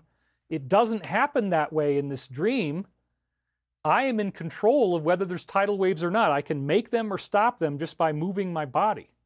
So we now are in control of our own ascension. We now are in control of whether there's going to be tidal waves or not, and there's not going to be. So this is really, really exciting and a godlike thing that has happened to me. Very, very interesting dream, isn't it? I was now as big as the ocean. As I moved my feet, this entire area, sloppy with algae, formed into tidal waves. Each wave was filled with gloppy green seaweed and algae, and now it was all blowing away from my movement. And the voice of God then spoke in the clouds and said, I never thought I would hear you admit that. And this again gets back into the personal part but it felt like a huge, huge revelation. The beings never thought that we would actually be able to achieve this non-catastrophic ascension and avoid the earth changes, but we totally have, and it's so exciting. I mean, that dream just blows me away, becoming as big as the earth and creating tidal waves just by moving my legs a little bit. It's like, wow, what a fascinating dream. Could make a great movie, couldn't it? Then the next day, April 7th, which is my brother's birthday, we had another prophetic dream. It just keeps on happening. The beginning was like a horror movie. The scenery was very strange. It had vampires. Well, remember, these people do apparently drink blood. That's part of what's going on. It definitely could wig you out and make you nervous. This is prophetic of what we're about to learn, that there is this blood drinking aspect going on. That's part of what it is. It gets you very, very high if it's done in certain contexts. This creepy vibe extended into a cafeteria where people were handing out food. Someone had given me cassette tapes, and check this out, the tapes were created by Anton LaVey and the Church of Satan. Oh! So we have vampires, we just learned about what that is, and now we're immediately getting the Church of Satan, which is the main sacrament that they're doing, as it turns out, because they get very high from it, under certain conditions, okay? Not normally, but under certain conditions. When there's enough adrenaline and DMT in the blood, that's what's going to happen. An elaborate-looking machine was playing them, these tapes of satanic stuff. Several different-looking plugs you could plug these cables into. So it's a direct satanic prophecy. That's what everybody's learning about now. Slowly, it's going to become worldwide soon enough. The plugs reminded me of a laptop computer, and this is, again, the tapes represent, they're trying to manipulate us through these ceremonies they do and videos and Super Bowl halftime show, Olympics opening, closing ceremonies, etc. I had these tapes supposedly from a satanic group. My high school friend T, this is a girl I really used to like, she was sitting on the couch, I was sitting on the floor. Another girl was next to me, I didn't notice her. She was also listening to the tapes. They had a subliminal sound in the background. It wasn't even subliminal, similar to Monroe. On that level, they were trying to alter your brain waves and make you more receptive, and the message had evil, self-serving aspects. As I was lying into this, all of a sudden I got all aroused and the girl lying next to me and wanted to have sex with her. So they're trying to manipulate us to be very sexually promiscuous, to have low morals, low ethics, because these Draco reptilians they just talked about feed off of that. That's their energy. It's called loosh. Go watch Monsters Incorporated. It's a great movie that explains this, how they feed. The monsters are scaring kids, and they feed on that energy. It's totally in the movie, and it was a disclosure movie, actually, disguised as a cartoon. Clean and swift, says Kick Dreaming. You're absolutely right. When is Angry Daddy's birthday? My real Angry Daddy father was born on Groundhog Day, February the 2nd, interestingly enough. So again, subliminal satanic stuff, vampire vibe, and then all of a sudden, huge sexual arousal. That's what they're trying to do to us, folks. So this is all very prophetic of what they're already doing with the media. Then it transformed into a classroom. The teacher was sort of a nerd with glasses, and she looked like a lesbian. She was trying to teach everybody the same stuff on the Satanism tape. So then, again, she becomes attracted to me in the dining room. This actually did happen. So I was in Canada, and I actually had a lesbian who was making eyes at me, and I ended up talking to both her and her partner. They both really loved me, and it was time looped in with this dream. But again, this is the DS agenda. This is how they got people on the left to do what they want. And these people didn't even realize that they were promoting what's actually something that was intended to be very evil. So it's, again, amazingly prophetic. Wow! It just happened, folks. It just happened. Another huge donation. Look at this. $300. I mean, wow, I'm just raking it in today. Diva Nagula, may the angels be with you all. I got massive chills during this live stream. Thank you, Diva Nagula. That is, again, one of the best donations we've ever had. We also had the $500. And who was that again? Let's just check that one. That was Justin Yun. So thank you both very much. Diva Nagula, alive and thriving, Lux and Fiat. On the slaughter floor, meat is meat for them. Well, that's the way they think of it, but we're not going to be meat for them. That's smash the like button for David, please, says S. Klingon in the house. My dad died on Groundhog Day, says Beth Noyes. I'm sorry to hear that. Does DS equal dark side? No, it equals deep. And then the second word, as you may imagine, is state.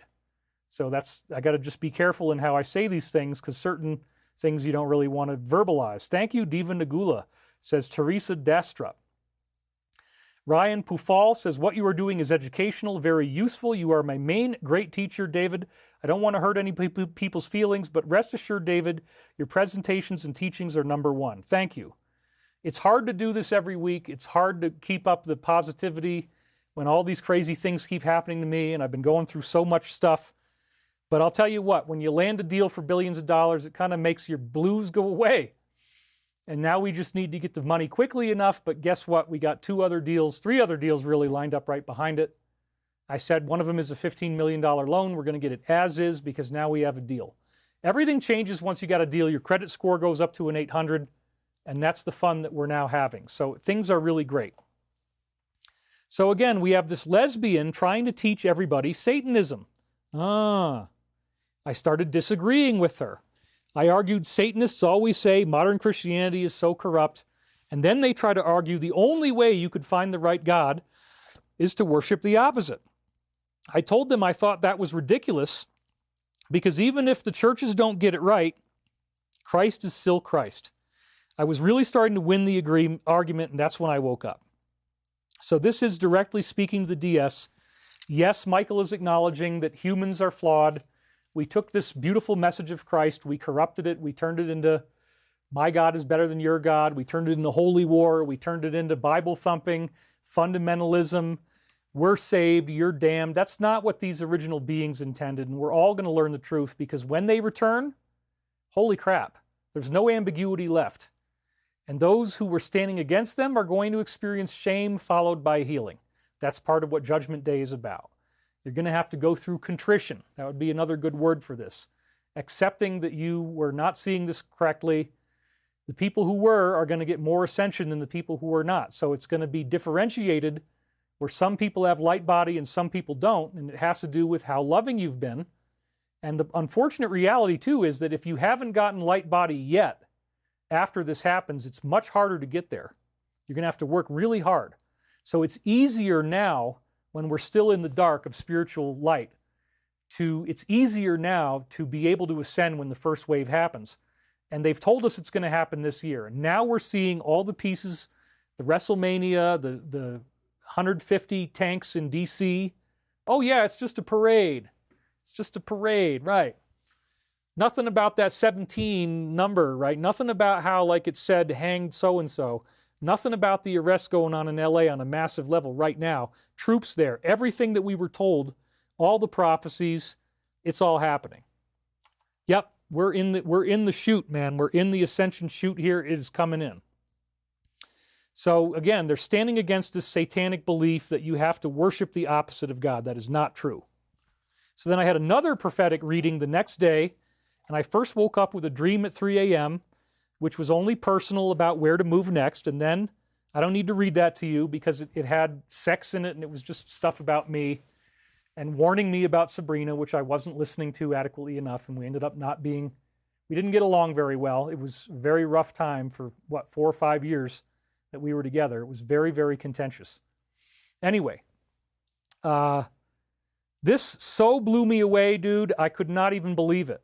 Because they just said to me the other day, you are Neo, right? And Neo does some incredible things in the Matrix. Look at what it says. This is the kind of stuff that those of us who ascend the most, who are the most Christ-like, the most willing to accept and follow, really apply the teachings of Christ in our everyday lives. This is what you're going to be able to do. When one levitates huge circles of massive blocks of stone with ease. That's an ascension where you're so powerful that with ease, you by yourself, with your own mind, can levitate huge circles of massive blocks of stone. We just did 2 shows on Stonehenge. They just printed the latest prop circle, which I didn't even learn about until I'm on the air at where? Oh, Avebury, which is what? Oh, it's a huge circle of stone. And it looks like the Wicker Man, which is, again, they're the ones that are the Wicker Man now. They're the ones that are being marched into the Wicker Man, but this is symbolic. The burning of the weeds in Jesus' prophecy, Matthew 13. Doesn't mean people are going to be literally killed. Most of them are just going to end up in prison. A few of them will get the death penalty. That's probably going to happen. It's all based on what the judge says. But most of them will not. And they made that point. We talked about extensively. 70% of politicians would be in jail unless people can cut deals allowing them to walk away. So if you have the deal, take the deal. You don't even have to go to prison. You just get to walk away. A lot of people are going to get that. So not everybody is going to be knocked off. There will be a few of those, but not too many, I don't think. So this totally fits in with the Matrix. This totally fits in with the crop circle that we just saw. And it shows you how incredible your powers will be if you reach the highest level of ascension. You can levitate entire circles of stone with ease. And then that confounds and compounds the archaeological discovery. We had a donation come in, and this is from Miles Irvin. He says, "Hello, David. Once again, enjoy your $10. Keep up the great work. I'm curious, is your brother on board with your message? Because his birthday is very close to mine on April the 8th. All of my family is aware of this to some degree, but most of them, I don't think anybody in my family is really watching the show. So we can't really say yes. David Wilcock is on fire, says Michael Creech. If it wasn't so incredible, it would be unbelievable. So cool, says Thomas Flips. Very cool, Miles. Purple Lion Project says, I am part of the Galactic Supreme Court of Justice. So anyway, this is really great stuff, and I love this. It's like so powerful. I mean, I did not expect that I, myself, and others like me who get that far in Ascension would immediately come out of the gate being able to levitate massive objects, just like Yoda lifting Luke Skywalker's fighter right out of the swamp, right? That was so amazing in Star Wars when that happened. It's like, holy crap. Who could ever imagine having that kind of telekinesis? No, they're saying it's going to happen. So, and it said, you are Neo. Well, there's another example of it. In the existential archive of Casey readings, we gave pause before explaining how it is that these notes on our piano had been played, meaning everybody on Earth used to be able to do this stuff, and then we lost it after the fall of Atlantis. These will take a more active role as the energies to perform these feats, meaning creating an entire Stonehenge by yourself, levitating all those stones at the same time by yourself, building a pyramid by yourself. These energies begin to open up in what you would term as the very near future. This is a completely dazzling prophecy of ascension. When one levitates huge circles of massive blocks of stone with ease, prophetic of our last 2 weeks' discussion on Stonehenge, these notes on our piano had been played, and I had also mentioned the white keys on the piano in a show that I did before I unsealed this back last September. Was the first time I read it. So again, it says, levitating huge blocks with ease, these notes had been played, and the energies begin to open up in what you would term as the very near future, as in this year. So yes, Michael is again reassuring us, as impossible as it may seem, there are going to be arrests, there is going to be a galactic family reunion, there is going to be a solar flash. They fired off the sun to show us that right after the solar flash dream.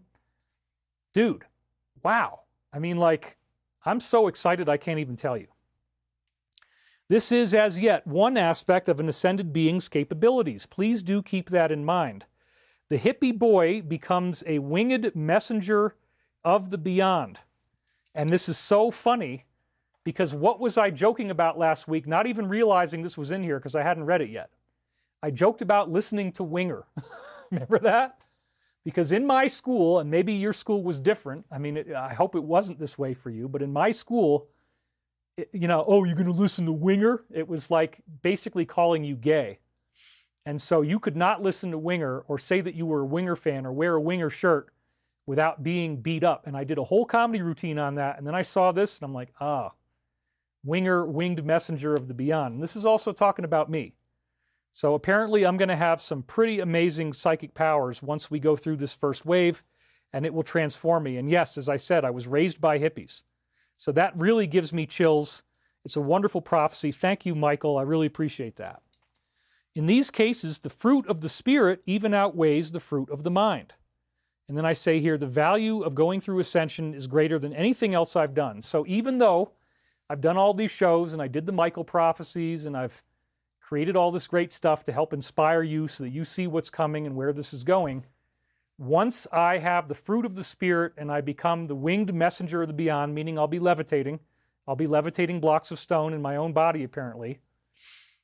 That is greater than the fruit of the mind. The fruit of the Spirit outweighs the fruit of the mind. Wow. So I guess whatever I'm going to be doing once this happens far outweighs anything I've done up until now. But I got to say, this jacket is freaking awesome. How could you outweigh this jacket? It's like literally like the light body has already been activated here. I love it. Anyway. So it is interesting that as I was unsealing this, I have the ultimate hippie haircut, naturally long curly hair. Only the third time in my life. The first was when I was 16. Second was when I unsealed Michael Prophecies in 2022. This very directly predicts that I will have an angelic activation. They said, you are Neo. I will be able to perform massive, unthinkable feats of telekinesis, as will others who make it that far. It all depends on how much work you do. Now, they're talking about all these tricks you're going to be able to do, and then they say the most unbelievable trick to perform is when the act of trickery becomes more like a shallow act of repentance or forgiveness of the sins of the past, which are then brought into alignment with the current or the vibe of the present. And so here I'm saying forgiveness of yourself and others is the key to the ascension process. It's a real tongue twister. Again, Michael uses strange syntax, but it's not really a trick. It's not about the tricks of levitating things. The law of one says, in forgiveness lies the stopping of the wheel of karma. The more that you can forgive yourself for whatever it is that you think you did that was harmful, remember, your karma paid it all off. You don't owe any karmic debt because your karma pays it all off. And we're all paying off our karma. Everybody is suffering right now as we pay off our karma. If people have hurt you, if people have stalked you, the key is forgiveness. The key is to let go of that and go back to the light. If you were abused by your parents, that's why I love to have fun with the angry daddy character. Forgiving the people who hurt you the most is the key to liberating yourself from the wheel of karma where you go up and down and you suffer and then you have to be reborn and go through the upper part where you now break through, but then the wheel turns again and you crash again. Stay at the top through forgiveness. You don't have to crash and hit dark night of the soul anymore. And we're all going through that. We're all going through a planetary ascension process in the very near future, leading to these staggering ascension abilities. When I read this in Canada about levitating huge blocks of stone with ease, I cried. I really did. It was so exciting. I said, oh my God, this is so amazing, and we are heading into this. I love it. Stand oneself up to realize what one has been doing to oneself. This will cause you to experience a sudden eclipse. And remember that crop circle that showed us an eclipse? Here it is. The eclipsing of your personal vibrational frequency. We do remind you that you continue to experience these changes at an increasing pace. So stand up is a major theme in the beginning of Book 1 that I had just reread when I unsealed this. God first asks us to bow down in respect, bow thine heads, ye servants of men, and then God tells us to stand up and fight. And this will cause you to experience a sudden eclipse. So as we stand up as a planet, we now go through ascension, and that's what we're about to have. The military is doing it. And again, the most recent crop formation that we had at the time I wrote that slide featured the eclipse like I showed you. Before he landed in the ship's harbor, there was a pause between the opportunities for the before and the after. I found there to be an infinite array of opportunities that stressed my own participation and involvement in this great three-ring circus of sorts that is now before us. We get the circus of the arrests, I said on the 3rd, before we land in the ship's harbor with the ETs. And check it out, the three-ring circus is Wrestlemania. Wrestlemania is a circus-like thing. Carnivals are like circuses. They might have a show with animals or elephants or something like that. That's another thing they do at the carnival. So this also is predictive of the staged battle between 47 and Elon Musk. And then landing in the ship's harbor, as you see at the top, the ship would be an extraterrestrial ship. And we're all going to get to see their harbor. We're going to get to see where they live. But right now we're in a pause moment. And we're all participating in this great circus. It's so prophetic. It's just incredible. Whether or not the earth changes persist, despite the other unnecessary circumstances surrounding this harvest, I am completely unaware, this is talking about the average person, I am completely unaware of the fact that I am the mastermind of my own life and my own karma as of yet. And again, as I say here, most people have no idea that we're living in a greater spiritual reality. But they will. When I awaken to this inner potentiality as we discussed it, I then understand that the jalapenos are soon to rule somebody else, but not me. Well, what is a jalapeno? It's hot. It's like fire. It's like the devil. It's like hell. It's like Satan. Satanic beings that were in that dream we just had. They're subliminal frequencies, right? The jalapenos are soon to rule somebody else. They'll go to another planet, but not here. This is prophetic of our planet breaking away from the fires of Satan, i.e. the jalapenos in the DS. And what did we just see going on right now in LA? We see people being arrested who probably would be apt to eat lots of food with jalapenos in it. Being as delicate and tiptoeing as I possibly can. And they're not going to be allowed to be in our country anymore, right? They're being removed. So they're not going to rule us. They're going to be ruling somebody else, but not here. As we awaken to our inner potentiality. So that is prophetic of the arrests we are seeing right now. Again, I didn't have time to add that into the show. And every day at breakfast in Canada, I was getting Tabasco sauce. It was very, very hot. I would dip my potato in there, and the hot sauce spilled all over the table. It was a big mess. I had to cover it with my napkin. I hardly ate any of it, and then I realized I didn't need it. So part of it was telling me, stop eating all the hot sauce, which I then did. I do not need to eat those things that will fire me up. Again, prophetic of my big spill as I was unsealing this. To surround myself with situations that will drag me down. Rather, I can move forward and look at the good points and see the whole mosaic instead of each individual tile. And again, eating is the food of the spirit. You don't need to ingest those things that will keep you in lower vibrations of fear, anxiety, and anger. You can surround yourself with the good stuff and see the whole mosaic, see the big picture of how this is all leading to ascension, solar flash, angelic communion, ETs coming back, and being able to levitate blocks of stone by yourself. Vaca Palo, Jose is jalapeno on a stick, a Jeff Dunham character. That's funny. I can work towards a goal that I might not yet fully understand, knowing that as long as I stay in between the lines, all will be revealed in due course. Michael is extremely confident we are on an ascension timeline. Whoops, I misspelled that. All will be revealed in due course. He also reassured us there is very limited time left before this happens. The shallow and callous nature of so many other selves on your plane make it difficult or impossible to seriously consider a housemate or similar type of living arrangement. It is not meant to pass judgment on the other self, merely to indicate this mission is of such power and potency, it does demand that solitude. So that made me feel much better, because as you know, I've been isolated for 4 years, and they're telling me, no, it would have been difficult or impossible for me to live with anyone as I went through this activation. So everything is good. We have another donation came in, White Feather. Hi, I love your work. Last week, mods were deleting nice comments to look busy. I don't think that's true. I don't think anybody deleted a nice comment, but whatever. Thank you, White Feather. Careful, David, you have enemies everywhere. No, we do totally support our team. Purple Lion Project, RN here. Cayenne pepper is great for the body, cleanses the blood, parasites, and cancer, and will stop you from having a heart attack. Well, we offer no medical advice, but that's just what one person's opinion is. That's all we're going to say on that. These gray and black pants and sweater do not reveal the true me that is inside me. As I was sitting in the restaurant unsealing this, I was wearing gray pants, the greenish hue, and a black sweater that was a very dark navy. So that really blew me away. They literally time looped the exact moment that I was reading it and described the clothes I was wearing as I read this for the first time. That absolutely rocked me. At the doorstep, I hear a few new faces of thought, faces of action, regardless of circumstance, color, or creed.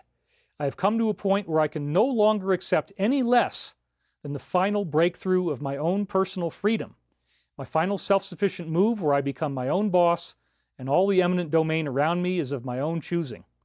And that's what's happening now that we're getting funded. Only at this point do I step into my full role and occupy the greatest level of completeness. And I say here, the statement about personal freedom clearly suggests I have to remain at home alone as we complete this mission. Anyone else around me would be subject to negative greeting, to cause interference. Thankfully, I'm working towards a solution that will make life much better. Yeah, it's not sexy to be threatened with death. That's true. All it takes is a few small, simple steps to recognize God. And then there is an incredible process of unfolding and expanding into the truer potentials of one's own beingness. To think about this from the deepest level is to recognize how important safety is for me. So this is talking to all of us. It's not hard to recognize God. It only takes a few small, simple steps. It's an incredible process of unfolding and expanding into your true potentials of being, which is Ascension. And it's all about safety. I must continue to advise myself in the ways that will keep these situations of life at the most sustainable levels. It does involve looking at things differently than what I may have thought of in the past. We all have a perspective shift. In my mind, I was asking if I should stay by the ocean even despite the danger. I heard these words, "We only want you to enjoy yourself, and this is paramount." And this also has dazzling synchronistic connections that I will discuss with you later once we're a little further along. Therefore, check this out, dude. Whoa! Therefore, if the proper course of action is to forgive Clinton's actions and to move on, as it most certainly is, this is obviously talking about the arrests now, then there absolutely certainly is no reason why you can't be living on the ocean front, David. This is dazzlingly time-looped into the present. We forgive the DS's actions. We move on. It's all over now. We won. The ocean front, again, could very much be talking about how they want me to move to Florida, which, again, is part of where the alliance is centered. So that just totally blew me away. Like, the proper course of action is to forgive Clinton's actions and move on. Yeah, that's one of the top names we're expecting is going to come out here. And the key, again, is forgiveness. They keep telling us, don't get stuck in the anger. Don't get stuck in the judgment. You do need to forgive these people because they were being manipulated ultimately to create this worldwide ascension without earth changes that we should all be grateful for. So ultimately, no matter how evil they are, we thank them and we forgive them. We thank them for bringing us to this point. We all get to have this ascension, no earth changes. And that's the highest cause, that's the highest call of action that we can have. It's really, really beautiful message. Again, the Christ-like forgiveness principle in full action here. The masks that people wear during this time, oh my God, COVID and masking. This was in 1999. How did they know we were going to be wearing masks? How did they know we were going to have to forgive Clinton's actions? You see what I'm saying? How amazing? This is so prophetic. I just could not believe it. Alive and Thriving says Nature Coast.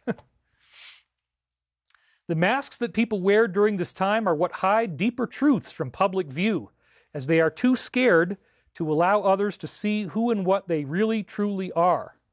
There's a fascinating prophecy about masking, and in these new protests, they are now saying it is illegal to wear a mask in a protest. That just came out today. I mean, you can't deny how prophetic this is. I mean, you can, but it doesn't really mean anything. Anybody who isn't biased can see this very easily, how prophetic this is. You, on the other hand, do not need such masking. This is talking about all of us. Even with the potential for weather disturbances and the like, which again would be COVID as one example symbolically, the storm, understand that you will be protected. And if this is where you choose to live, so be it. Again, weather disturbances is the storm. And Michael is telling me, even though there's hurricanes in Florida, if I want to live there, I will be protected. But I'm still probably not going to go there till after hurricane season. We are both aware of the fact that if it did get to the point where a house that was inland that far was significantly flooded from the ocean, you would have indeed reached a time of significant planetary cleansing and tribulation. Well, there you go. That's exactly what happened with the main Florida hurricanes last year. Two of them, one of them was Mitch, right as I unsealed this. And the ocean did go inland and significantly flood people, meaning that we are now at the time of planetary cleansing and tribulation, and Michael is assuring us we will be safe. So let's focus on the here and now and what we are capable of performing right now, and let the other pieces arrange themselves. I said, it sounds good to me. I guess we're going to live on the ocean front, because I thought I was going to live on the ocean front in Virginia Beach. Now this is clearly talking about moving to Florida in the year 2025. The same morning, I had another prophetic dream where I was facing the FBI directly, becoming two distinctive characters who I could see. Well, who are the main two characters of the FBI? Kash Patel, Dan Bongino, Deputy Director and Director. The FBI is what everybody's waiting on now. When are you going to release it? When are you going to release it? Well, they show up in the dream. They show up in a prophetic dream, and the two characters.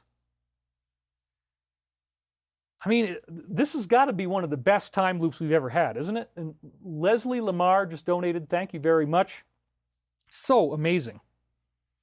One of the interesting things that came out of speaking with these FBI people is I got to ask them what the things that I did would cause them to write me up or make them want to arrest me in some way. This is prophetic of the 4-year struggle I've had, in part with $1 million tax debt to the IRS. But we now talk regularly, and they know that we're getting these huge deals, and I'm going to become an alpha-level taxpayer. So there's no problem. And now they know we got this deal, so everything's great. But again, the main thing is, how are they going to arrest people and write them up? That's because of the videos they're looking at. This is totally prophetic of Dan Bongino and Cash. There was a girl there. She said one of the behaviors that could get me arrested was what she called acting. I asked her what acting meant. She said, anytime I get angry, that is a big sign for them. So again, this is talking about how there is a celestial FBI, and the way that you avoid karma and getting arrested by karma is by not getting angry. The whole key, again, is forgiveness. So the more forgiving you can be, the better you're going to benefit from this ascension. I found out this girl only had 2 assignments. It was me in one other case. She was snooping and prowling around all the time. So we do not want to indulge in anger. That is going to drag down ascension. She apparently was there in my father's garage in the upper level of his old house.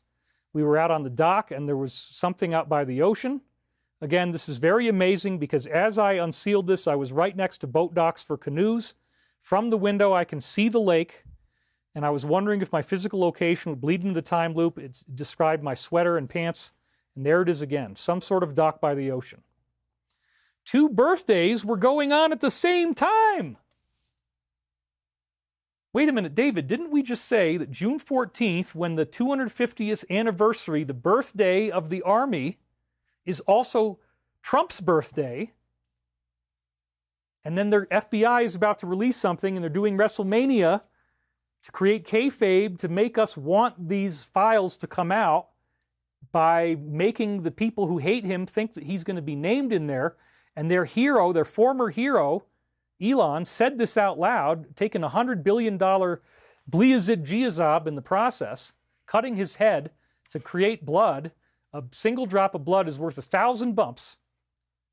2 birthdays at the same time, Trump's birthday and the Army. I mean, I just saw that now. I'm like, oh, and it's 3:33 local time.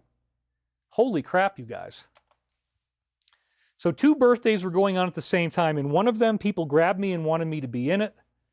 And this is yet another one, because this morning I heard the Beatles song, "You Say It's Your Birthday, da-na-na-na-na-na, it's my birthday too, yeah," right? I may have sung some of it out loud at one point before breakfast. I'm not sure if I did. I was definitely hearing it. Unsealing this after 25 years is definitely my own type of spiritual birthday. And again, this was the day the day this came in was the day after my brother's birthday as well. April 7th, remember that. So they were all dancing. It was like a professional music and family thing. I got to be good friends with a black guy who was one of the FBI people who was on my case. Well, Cash has darker skin. That might be who that symbolizes. I was trying as much as I could to get any information from him about the danger I might be in. This is prophetic of various struggles I've had in the recent past, including bankruptcy. I was thinking of painting the garage with gold paint. I felt it would be like a lightning rod, able to repel lightning or something like that. Obviously prophetic that we're about to get a deal. Oops, I misspelled two. Once I no longer can be destroyed financially, anxiety will greatly reduce, like the capstone on the pyramid originally made of gold. Gold acts as a spiritual shield. I also just said Banff has become gentrified, and in my show I called it gold-plated. So that's one layer of all this. Another layer that I didn't really catch that I'm seeing now. Miles Irvin donated, thank you. He says, hello, yet again, 4899 is my birthday, rewind 40 years. Wow. Interesting. Very interesting. So this also looks like the temple on the island. Remember the temple that has the alternating layers of horizontal white lines and blue lines, white lines and blue lines. And at the top, it's a dome and it's gold. Remember that? Well, that's another layer of this. We're defeating that agenda. Those files are about to be released. And then when it does, we are transformed into gold. So it's very, very deep, rich symbolism. I love it. I love it. They said the gold paint would definitely get me a higher level of interest. I started to have a friendship with this black guy who seems to represent cash. And remember, he was in the FBI. It was depressing to me. He was one of these agents because I really started to enjoy his company. I felt terrible that he was the one who might betray me and lead to this collapse of my life. Well, that's again talking about them arresting people associated with the building that has blue and white stripes and the gold dome. I was surprised when the FBI woman said she only had 2 cases and I was one of them. It was all happening around my father's house. So this is prophetic of people being arrested. I was trying to get a feel for what they were going to do. I asked her what would happen if I tried to organize a group of people together. And this is prophetic of the DS bullying people like me and others. She said it only really mattered if I was doing decidedly cultish things, and other than that, they can't really do anything. There you go. The FBI is arresting people who are doing cultish things associated with the gold-domed building. I mean, wow. How could you possibly explain this skeptically? How could you possibly say, David had these dreams in 1999, but I just don't believe it's prophetic? Dude, they mentioned the FBI. They mentioned the building with the gold top. It's all there for you. This is so amazing. And they're saying that we're going to get telekinetic abilities that are beyond imagination. That was reassuring, because if you're not in the cult, you're not going to be arrested. So I said, you can't come after me just because I want to have a meditation group or study group, anything like that. She agreed. So again, everyone is being attacked online by the DS, but the FBI is only going after the real culprits. Then, the last dream here of this session is my body was ripped apart by a lion. It was pretty scary. I could actually feel it happening at the end. And this was symbolic of my final Christ-like crucifixion, very close to getting financed, going through bankruptcy, and a parallel life memory of Draco attacks. We had no new reading at this point until April the 11th of 99. The next reading is huge, and it's better kept for next week's show, so we are done, but I want to reread you what they said just 2 weeks earlier on March 17th, 1999. Don't worry, have faith in the Ascension and in the timelines that we gave you, which is 2025. This is sure to be an event of biblical proportions. Mark my words on that one, Book of Mark. That is all for now. Peace be with you in the light of everlasting love. So again, these prophecies are coming true now. I do encourage you, if you haven't already done it, for $144, you can get the full 7 books that I wrote, as well as 35 hours of video that are really amazing, that explain everything. And again, we have a discount code. It's just $144.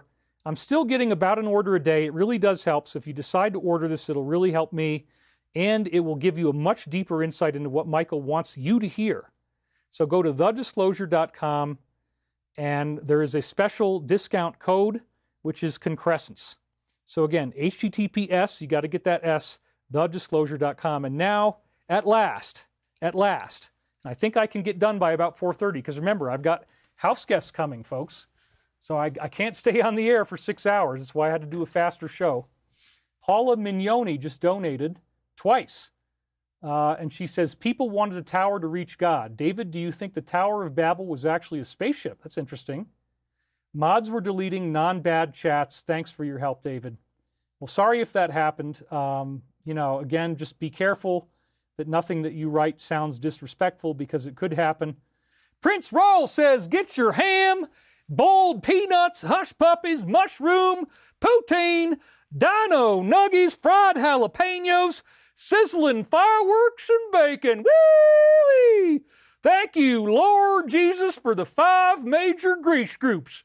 We got lard, we got chicken grease, we got hog grease. How many is that now? We got lard, chicken grease, hog grease. We got, that's right, vegetable grease, which comes on out of them potatoes. I forget what the other one, well, we don't want to use no fish grease, because that stuff don't work. But we got your 5 grease groups, whatever. Trust me, they're all there. Thank you all for being here today. Woo! We're going to serve you up some cigarettes, ham, fireworks, and bacon. Thank you, Lord. Woo! Yeehaw! All right. I got those ready to go. Whenever you guys sizzle me up and I feel inspired, I'll just bust out with it. Brown tallow. I did have 5 grease groups. What were the 5 grease groups? It was lard, chicken grease, hog grease, Why am I not remembering the other one? Anyway, it was really funny, but thank you guys. I did have 5 grease groups at one point. The other one, oh, dairy grease. You got to have your dairy grease in there because you got them cheese curds in the poutine. So that's your 5 grease groups. We got lard, chicken grease, hog grease, dairy grease, and vegetable grease. All 5 fully represented in the amazing selection we have here at the Cigarette Ham Fireworks and Bacon store. Thank you. Come on in, boy.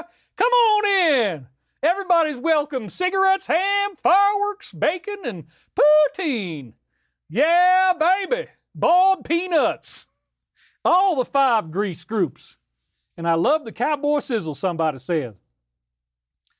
Thank you guys very much. Let's dig right into the latest posts. This fully gets us up to date to the present. So the first one was Lindsay threatening sanctions on Russia, saying it's time to hit them where it hurts. Congress can't wait any longer.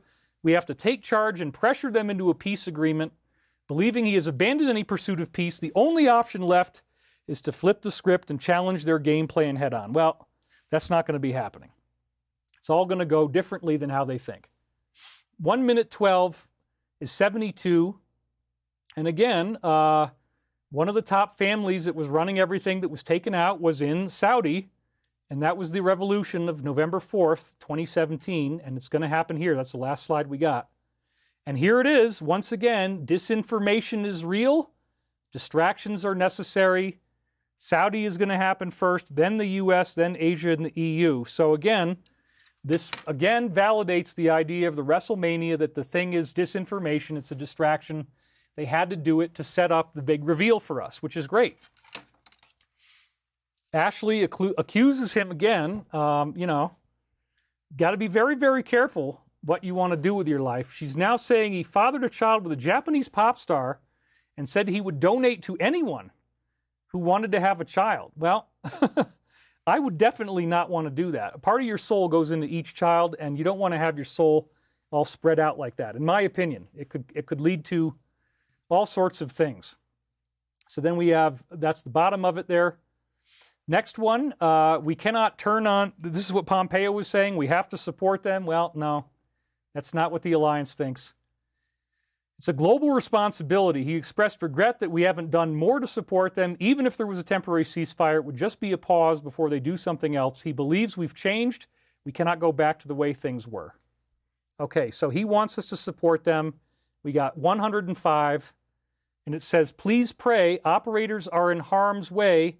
High risk, high value targets. Please pause and give thanks to those who would die. Sorry, high risk, high value targets. Please pause and give thanks to those who would die to save our republic. More to follow. Yes, we do pause right now and give thanks to those who would die to save our republic.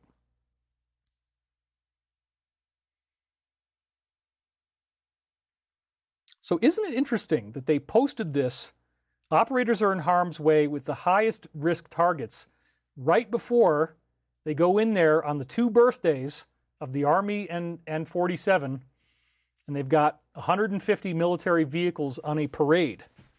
You think that this is an accident that they came out with this first, and now they've established the numerical code? Because literally the U.S. Army put out a video with that coded message at the 17-second mark, and then they told us that on TG, as I showed you. Whoa. I mean, yeah, it's happening, folks. This is real. I'm not making this up. I'm just connecting the dots for you. So now we're seeing lawsuits for this major cover-up that occurred. BR, one of several powerful entities named by these victims, alleging a coordinated effort to block their medical care for those who were exposed to this damage. Also named are these other groups, accusing them of instructing these providers not to test for hazardous substances. Plaintiffs claim that there was widespread misdiagnosis, delayed treatment. Letter was circulated telling them to dismiss patients' health concerns. Ooh. And then we got 231, which gives us 151. This is kind of a big one. How do you capture a very dangerous animal? Do you attack it from the front? No. Do you walk through the front door? No. Do you signal ahead of time that you will be attacking? No. And again, think about what we saw. They're capturing a dangerous animal using the Wrestlemania Carnival kayfabe principle. which is they're not really fighting, but it triggers the emotional response they want out of the audience. So everybody's really happy when the fight is over. And now they're all calling for, you got to release the files. We want to find him guilty. He's in there. That's exactly what they want. So that's pretty cool, huh? And how do you blind the clowns? Very interesting.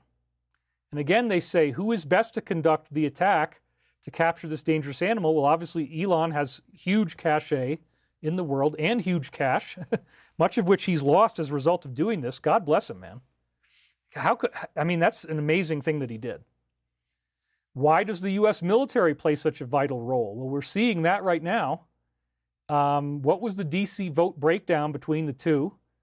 And sealed indictments outside of the D.C. jurisdiction. This is all going to come into view, folks. Very, very interesting. So then we have this dazzling confirmation of Archangel Michael's narrative. We read this one at the beginning. Former Bush administration official claiming that the Mr. Global Hidden Group, as she called it, or the DS, is secretly controlling the world. Heavily influenced by occult forces acting as puppets for interdimensional demonic intelligence. That's exactly our message through robotics, AI, satellites, digital currency, surveillance automation, centralized control, the committee that runs the world. 8 minutes and 19 seconds. Whoa, how is this going to add up to something? That's $4.99. And again, it says, do you believe in coincidences? 2 Q chapters. No, it's not a coincidence. All these numbers match. So then he posts a conspiracy meme that was predicted by Ezra. We talked about this. He's being called a conspiracy theorist after sharing a post claiming there is no JB executed in 2020. Goes on to allege that what we see are not real people, but clones, body doubles, and robotic soulless entities made to impersonate him. That's obviously, again, disinformation. It's kind of a joke. It's funny. But again, what was so interesting about this, there it is where he said it. Okay, this is his own post, 2.5 million views.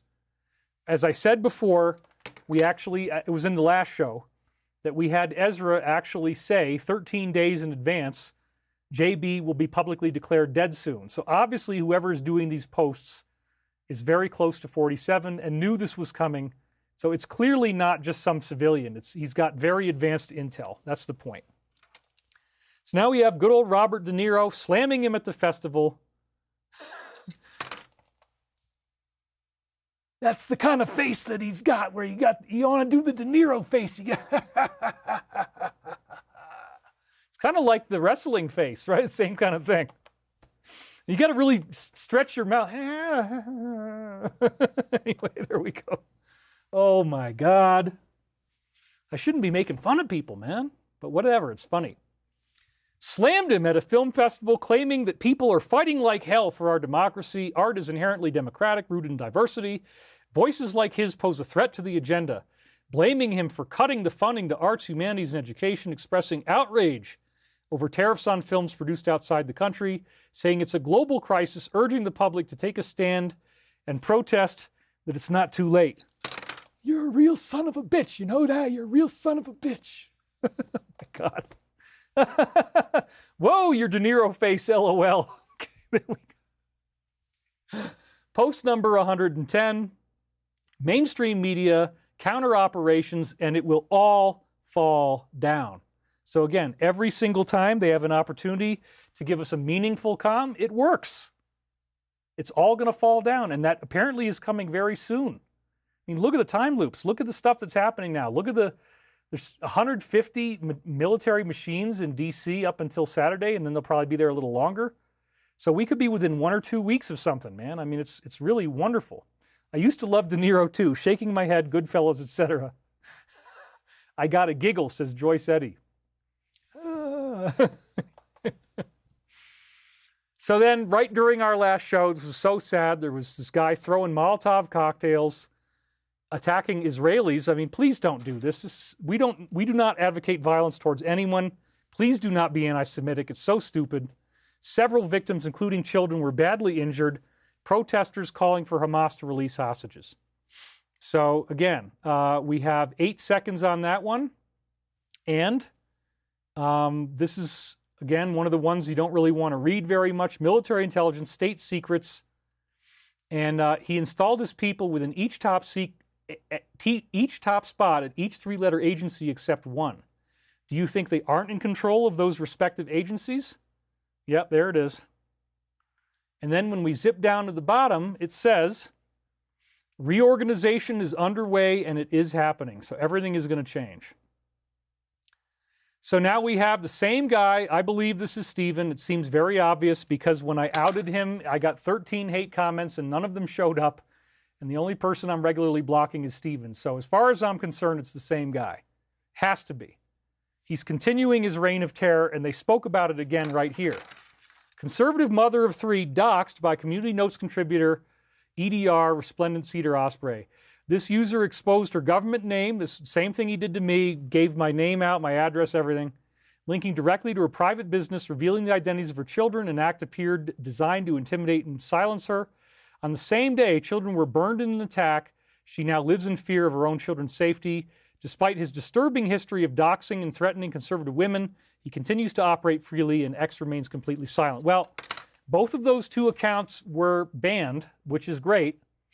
And Mayan Mountain says, let me know what your favorite crop circle is, please. I will etch it on a beautiful piece of our blue jade for you. Keep up the good work. Love, Jesse. Well, I'll let you pick one. I mean, you know, I don't really have any one particular favorite. Maybe do the one that we just got. Let's do that one. Let's do the one that just showed up because that was so amazing. I'd love to see that on a piece of jade. So thank you very much. So, and somebody said, I made it to the meditation. Well, that was the first meditation. Today's crop circle, I agree. Let's do that one. So yeah, I mean, I love everything that's going on here, and they banned the first two names, but now he's just got so many aliases, it doesn't really change anything. I believe this guy is going to be fully outed, and he probably is going to be in the first wave of arrests. So I will be very glad when I don't have to deal with this all the time anymore, because I'll tell you, it is rough. And wait a minute. Okay, everything's good. So there you go, and it's 1:45, so people are talking about this guy. He's been haunting me for 8 years now, uninterrupted.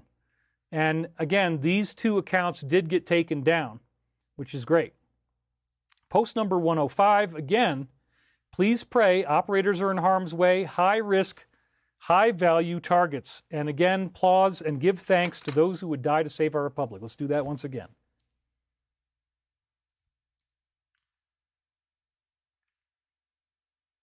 Thank you, thank you, thank you. And I'm definitely in that group too, man. Although I haven't died, thankfully. Nobody's killed me. So then we have fresh searches for Madeline in Portugal. Very sad story, as you know. Whoops, I guess I didn't have a second slide for that. She vanished in 2007 during a holiday, left asleep in a room with her toddler twin siblings as parents dined nearby. The prime suspect denies any involvement. We know what this is all about. Same thing, trafficking. Post 100, who is the Queen of England? How long in power? What happened to Diana? What did she find out? Maybe she learned about the evil, huh? Isn't that interesting? And all this is talking about, again, Madeline. So bad actors, British agents dead, secret societies of evil, and they talk about various types of individuals and that they are assets. What political leaders worship Satan? Holy crap. Well, upside down cross, spirit cooking, and the cult. There you go. All these things are very involved in what happened to her. Then we have Louisiana banning the use of these chemicals in the air.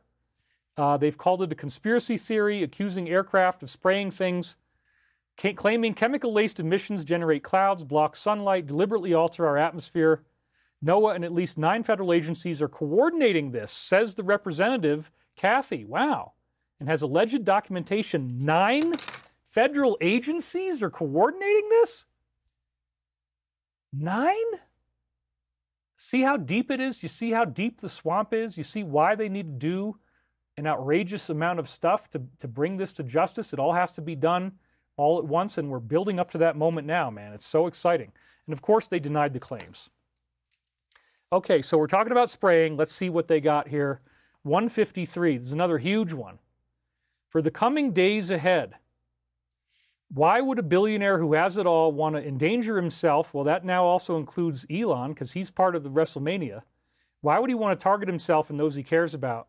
Does he need the money? Does he need the fame? What did he get out of this?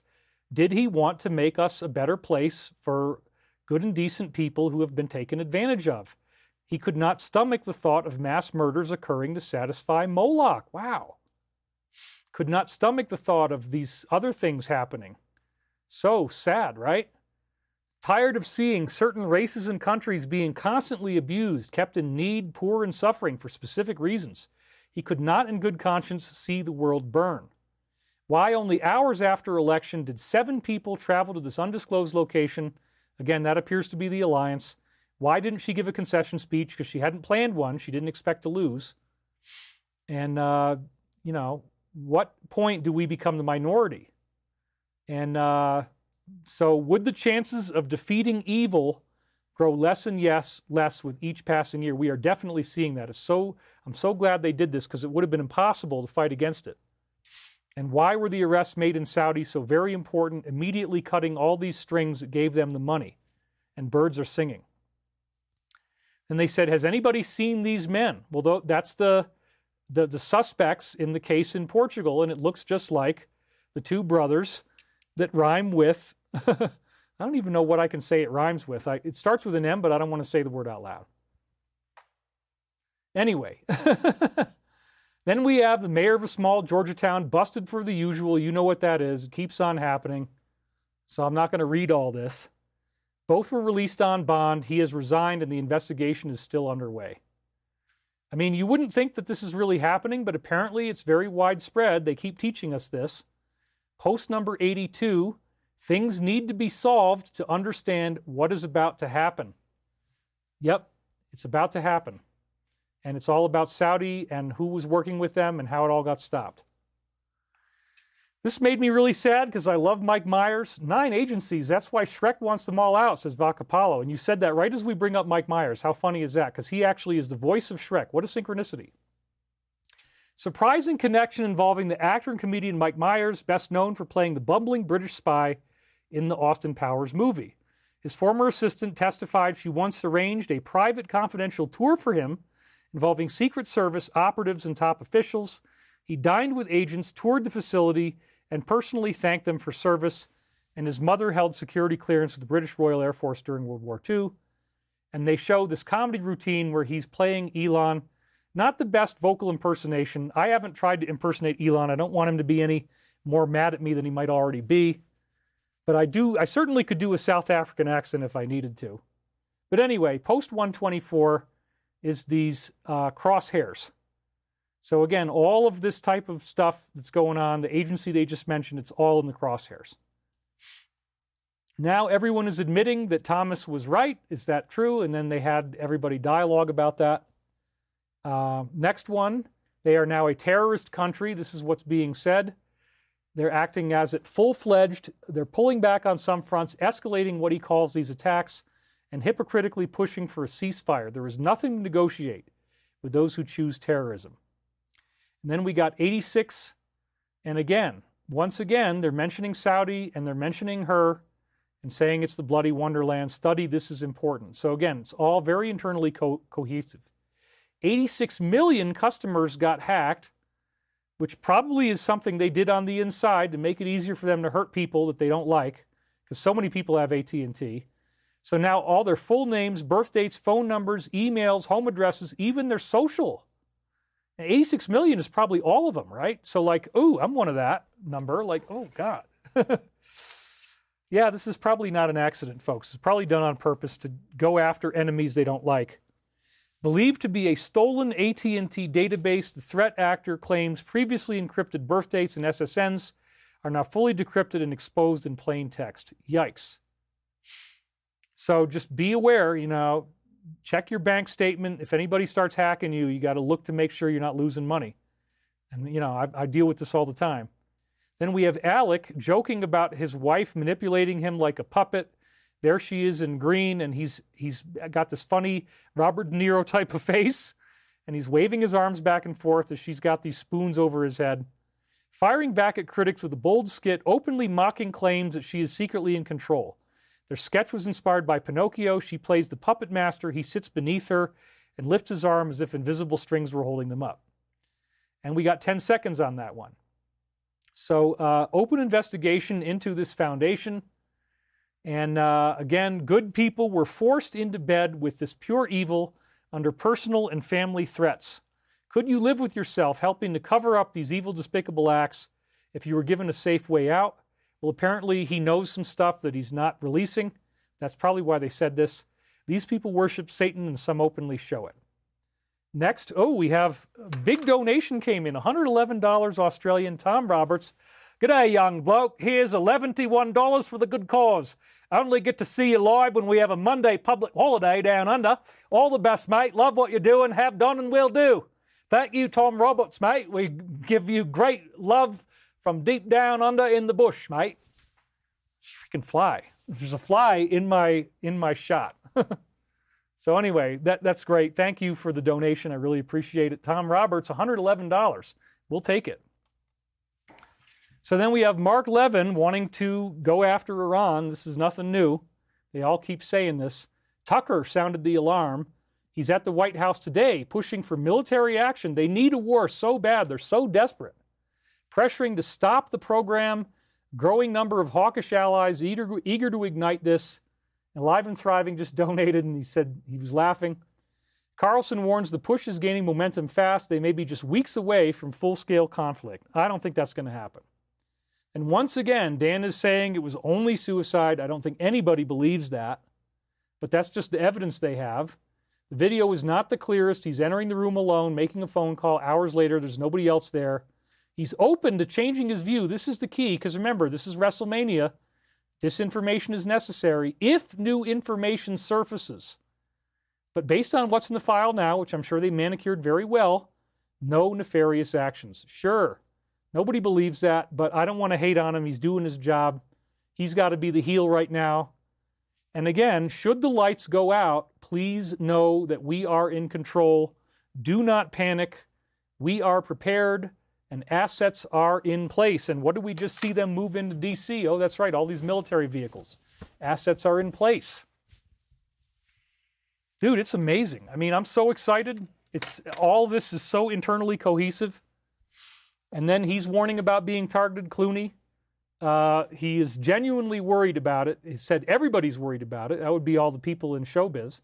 He's trying to live his life normally. I would imagine that would feel horrible, and I do feel sorry for them. He added he has bigger concerns than the administration saying anything mean. 108 gives us 68.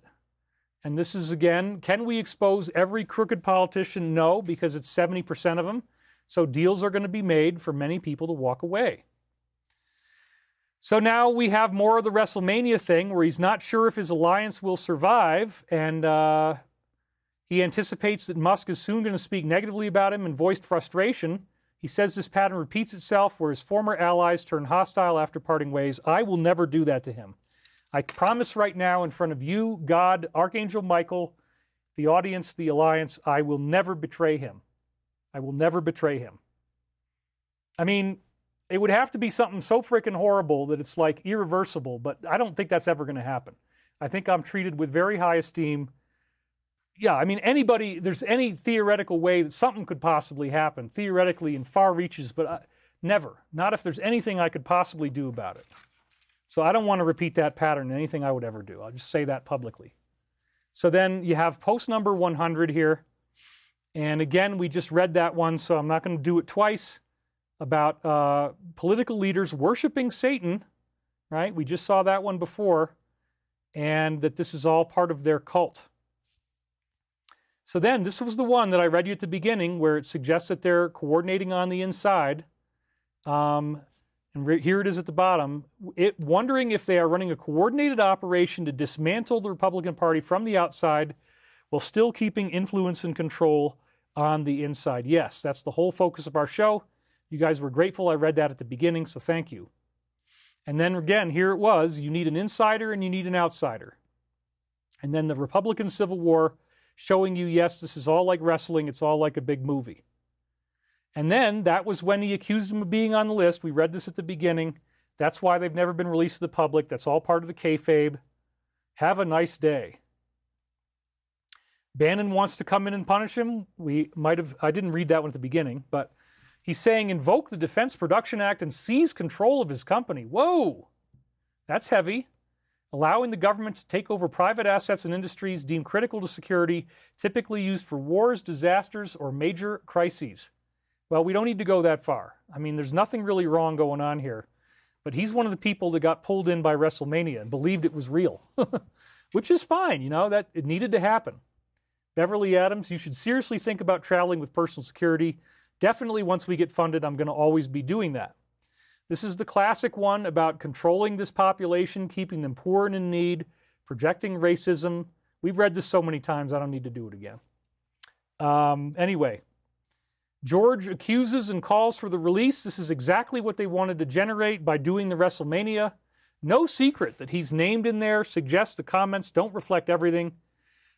He's claiming multiple witnesses said he attended early portions of the parties but left before things escalated.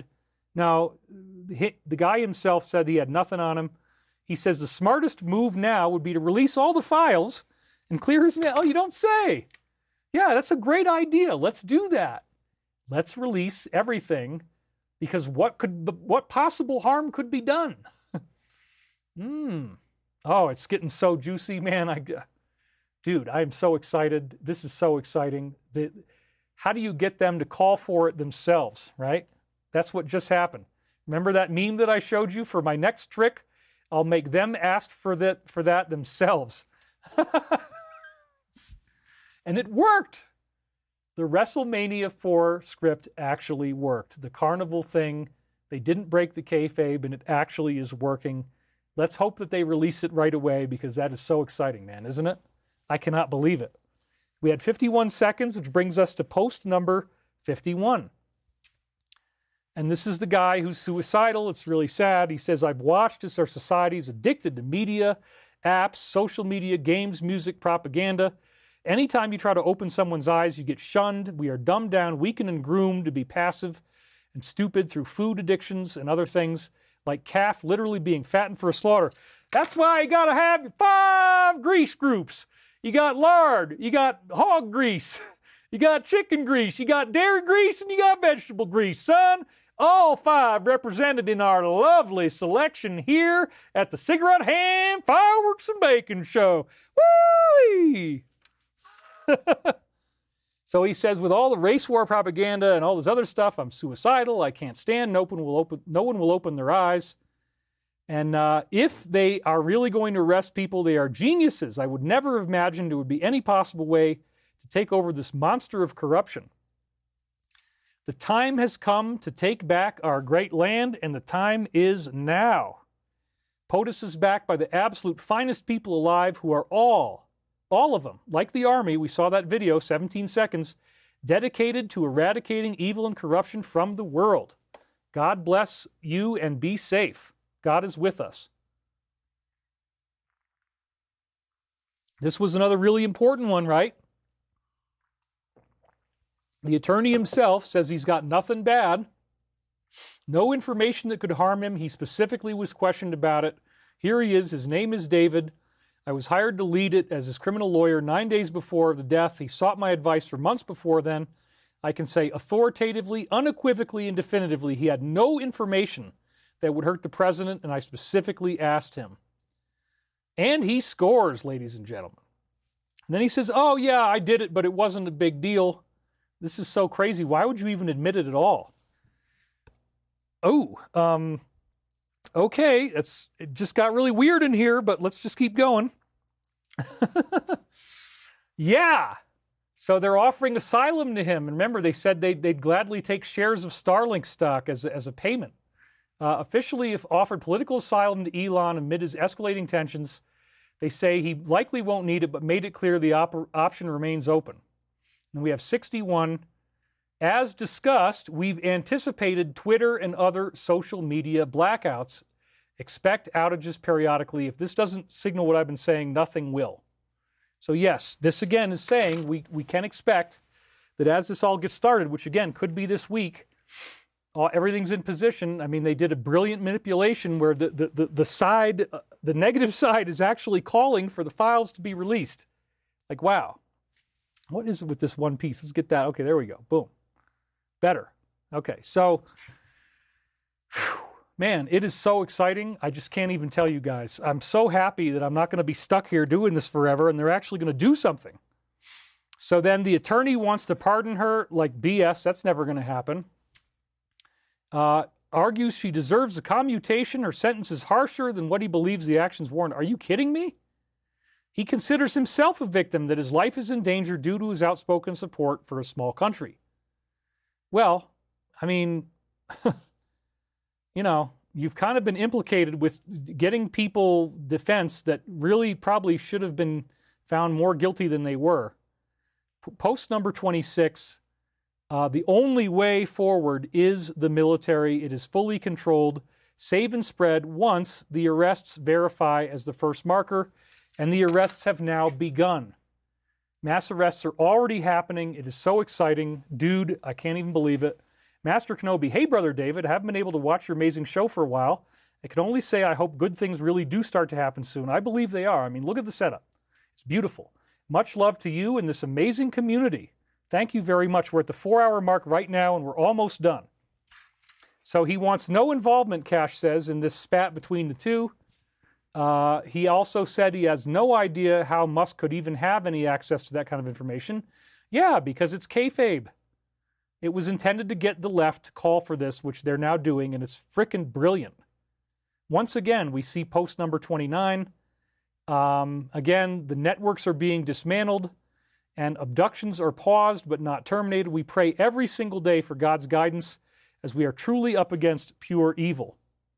Now, he also says there's no footage of the island in particular. Okay, that's fine, but there might be lots of other stuff, or he might be doing disinformation.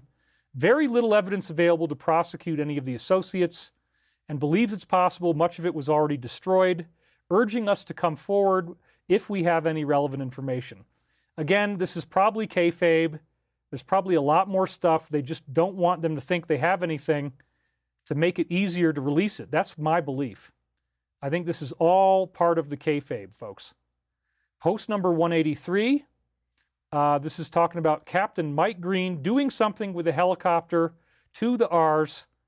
We don't know exactly what he was supposed to do, but his mission failed.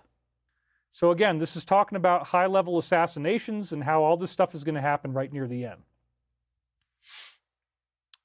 So then we have Bannon again blasting Musk, this time blaming him for being an agent of the Chinese Communist Party. That he pushed his way into a top-secret Pentagon briefing on U.S. war plans against China, which apparently infuriated the president, going farther, accusing him of attempting to leak classified plans. Ooh, that would be bad. There again, a drop of blood is 1,000 bumps. He's now demanding the security clearance be suspended and his involvement in U.S. defense contracts thoroughly reviewed. Well, if this were true, it would be pretty freaking bad. Anyway, I think it's all kayfabe, so there you go, Wrestlemania. Post 129, closing act dismantled, impossible to clean, operations by no such agency. And then, this really was great. I loved this one. UFO theories being used to hide top-secret programs. The Pentagon has officially admitted it used UFO conspiracy theories for decades as a smokescreen to hide top-secret weapon programs. Many UFO sightings, alien media frenzies were actually orchestrated by the military. This is now publicly being admitted by the Pentagon. Wow. Part of a deliberate disinformation campaign to keep us focused on the sky instead of classified technology. This isn't about a cover-up of aliens. It's about manipulating you to look the other way. Dang.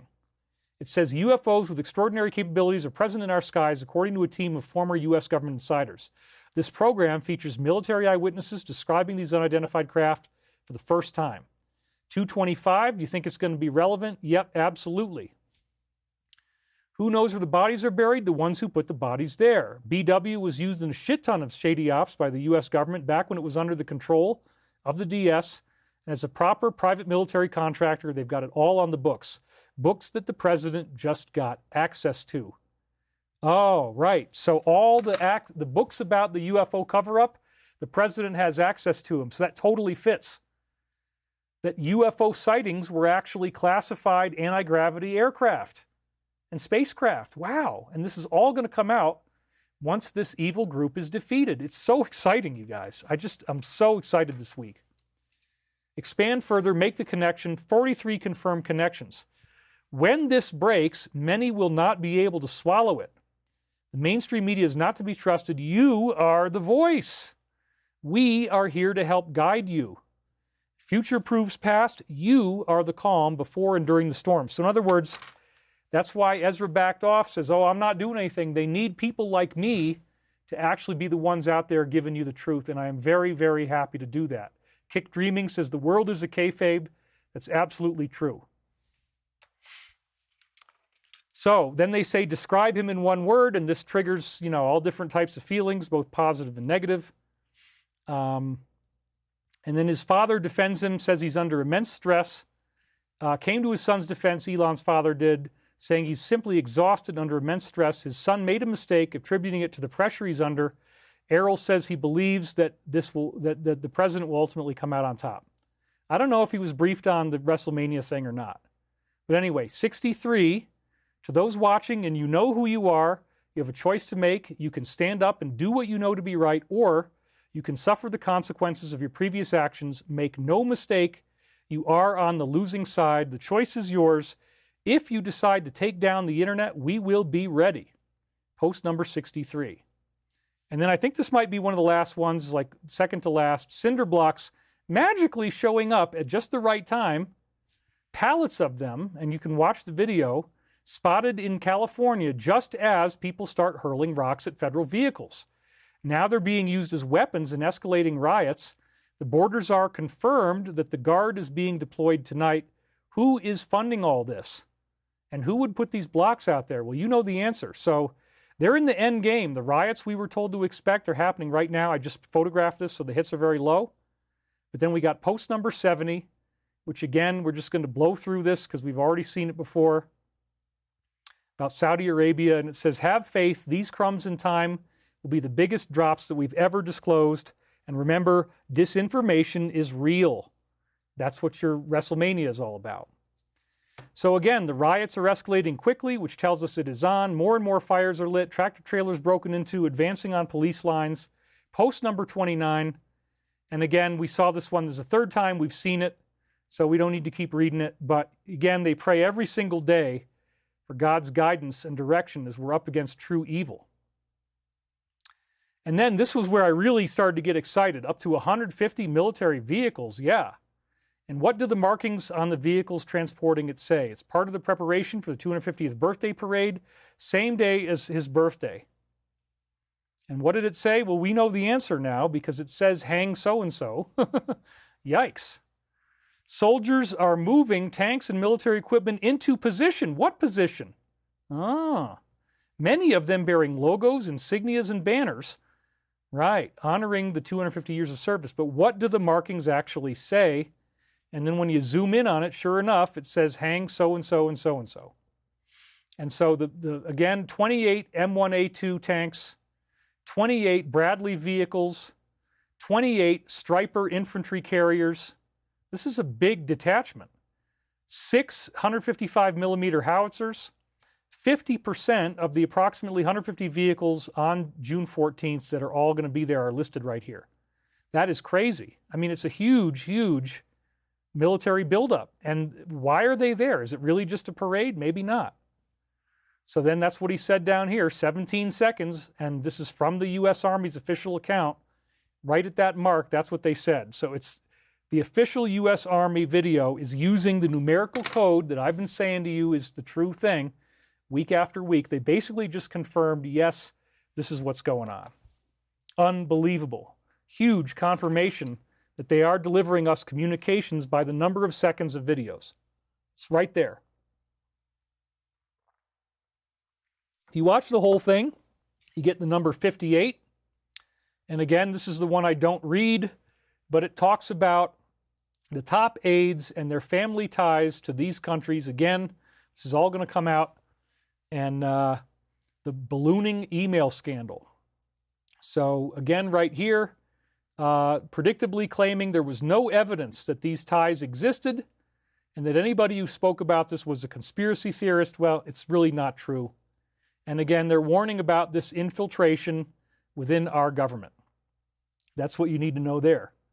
Now they're telling us that, oh, the military National Guard has arrived in Los Angeles just so happens to be all happening right now, immediately met with masked radicals waving foreign flags, shouting scripted talking points at the troops, demanding unlimited resources, no matter the cost to us. Well, that is not going to be happening. And that I just took that picture, so it was hardly any hits. This one just popped up this morning, right before the show. I grabbed it so that we're totally up to date. Post 95, what happened in Saudi Arabia is going to happen here, in Asia, and in the European Union. Keep digging and keep organizing this information into graphics. This is critical, and God bless you. What happened in Saudi Arabia is going to happen here. Maybe sooner rather than later, based on everything that we're seeing. And you guys got it all done in about 4 hours with me today. Wow, we shaved off 2 hours. Isn't that great? And then this one popped up. He put this on TG. Time to deploy Palantir tech to Los Angeles to deal with these people. You know you'd love to see it, and you'd be lying if you say you wouldn't. And then he says, are you paying attention yet? So Palantir is a surveillance technology where they can identify everybody, and then they're going to find out who paid them and where they came from and what's going on. So this is, again, super duper exciting, you guys. Super exciting. Palantir is a publicly traded company founded in 2003, specializing in software platforms for big data analytics. Actionable insights from data, particularly in areas of national security, public health, and law enforcement, to analyze and manage large data sets. So the implication is that they can analyze everybody in the crowd, figure out who paid them, figure out where they came from. So there it is, folks. We got it done in 4 hours and 10 minutes. Who paid for those bricks, says Sunflower Heart. That's a great question. The roundup is happening, says Ryo Dragon. 8-year deltas are big. This is an 8-year operation. Yes, it's very exciting. Accountability is about to happen. I mean, it may not be this week. They may drag it out a little bit more. But the parade is next Saturday. So, you know, if I don't have my funding trip happening by then, I'll be here next Sunday with you guys. But we're going to take this one day at a time. Please remember to have your stored food and water on hand. And without further ado, we're going to go right into our global peace meditation, which is a great time for us. And we can all do this together. So here we go, folks. Thank you for being here today. Let's now close your eyes, put both feet flat on the floor. It's so exciting, isn't it? Just breathe and relax. Let yourself feel all of these waves of relaxation coming through. Seeing the perfection of the plan that is now coming into view. The glory of what is coming our way. A true quantum leap of humanity into freedom that we've never had before. Think about the time loop and how some of us will be able to levitate huge blocks of stone and make our own Stonehenges.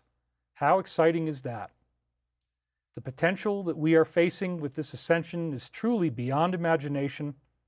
It all comes from seeking that forgiveness of self and others, learning to go deep within the heart, deep within the mind, and find those marbled corridor passageways, bringing us to the core of who and what we truly are.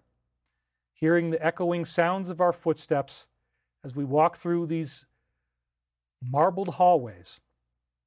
Learning once again that we have always been protected. These higher beings do exist, keeping us safe. A non-catastrophic, amazing ascension process. We know about the science. We saw the wonderful Wicker Man crop circle, solar flash crop circle with the sun in the middle again showed up today. So amazing that that happened right during the show. We were able to work it right in. Having so much gratitude for what it is that's about to happen, the solar flash dream that I had right after, or right before I saw the Matrix. All of this is connecting in such a beautiful way. It doesn't even seem possible. These goals seem so far out of reach. Will they ever actually do it? Well, all the signs are lining up very nicely. People are now demanding the release of this sequestered information, and we have every reason to believe that, yes, something really big is coming our way. And so we thank you, Archangel Michael. We thank you, Logoic Jesus Christ. We thank you for all that you've done to bring us peace, safety, and security. We surround the Alliance with our prayers, our love, and light. And we always remember that we are the light. We are the love. We are the one infinite creator, and this is as it was, as it is now, and as it always shall be. And nothing and no one can ever take that from us. And so it is. In the name of Jesus Christ, we do pray. Adonai and Amen. Thank you. Woo! All right, let's get my head back in there. I'm going to have to deal with this fly, but I didn't want to kill the fly on the air. Enjoy your barbecue with guests today. Enjoy sunset. I don't know if I'm going to barbecue, but thank you for that. Yeah, it's been a great show, and we're about to hit the 4 hour and 15 minute mark, which is perfect timing. So I want to thank you guys for watching. Let's hope that this is all going to lead to something pretty soon. Mara Samuel says, and so it is. Linda Catoni says, thank you for all you do. We appreciate you. Deanna Dragovich, amen, David. This was a great show. Koala Unchained, thank you, David. Enjoy your friends. Thank you, David, for another stellar show full of all things Ascension, kayfabe, Ezra, and Q. Any news on the movie? We don't know. I mean, yes, maybe with funds I can get it done. Smash the like button. Thank you, David. Exciting times. Love you, David, says Russell Postula. Good night, chat. Janice Sullivan, fantastic show. Truly amazing. Thank you, David. Don't kill the fly. It's not worth it. He doesn't make any noise, which is good. Some of them are really buzzy. This one is not buzzy. So anyway, 4:15 I think is a great place to stop. We're not going to do 4:20. That's in my past. Thank you for another great show. Thank you, David, and our galactic family. I want to thank you guys for watching. And if we're not in 10 days of darkness, and if I'm not out there raising potentially billions of dollars, we'll be here next Sunday. Otherwise, hopefully, I'll be back with you soon after that. So again, please check my X page. That's David_Wilcock. Please check here. If I can't do it on Sunday, I'll do it some other day in the week, maybe Wednesday or Tuesday, something like that. So just keep your eyes peeled. I've already got the time loop built for the next show, and it's wonderful. We'll see you next time. Thanks for watching. Bye-bye for now.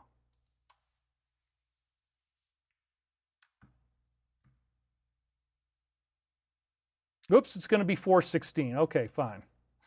Thanks, everybody. See you later.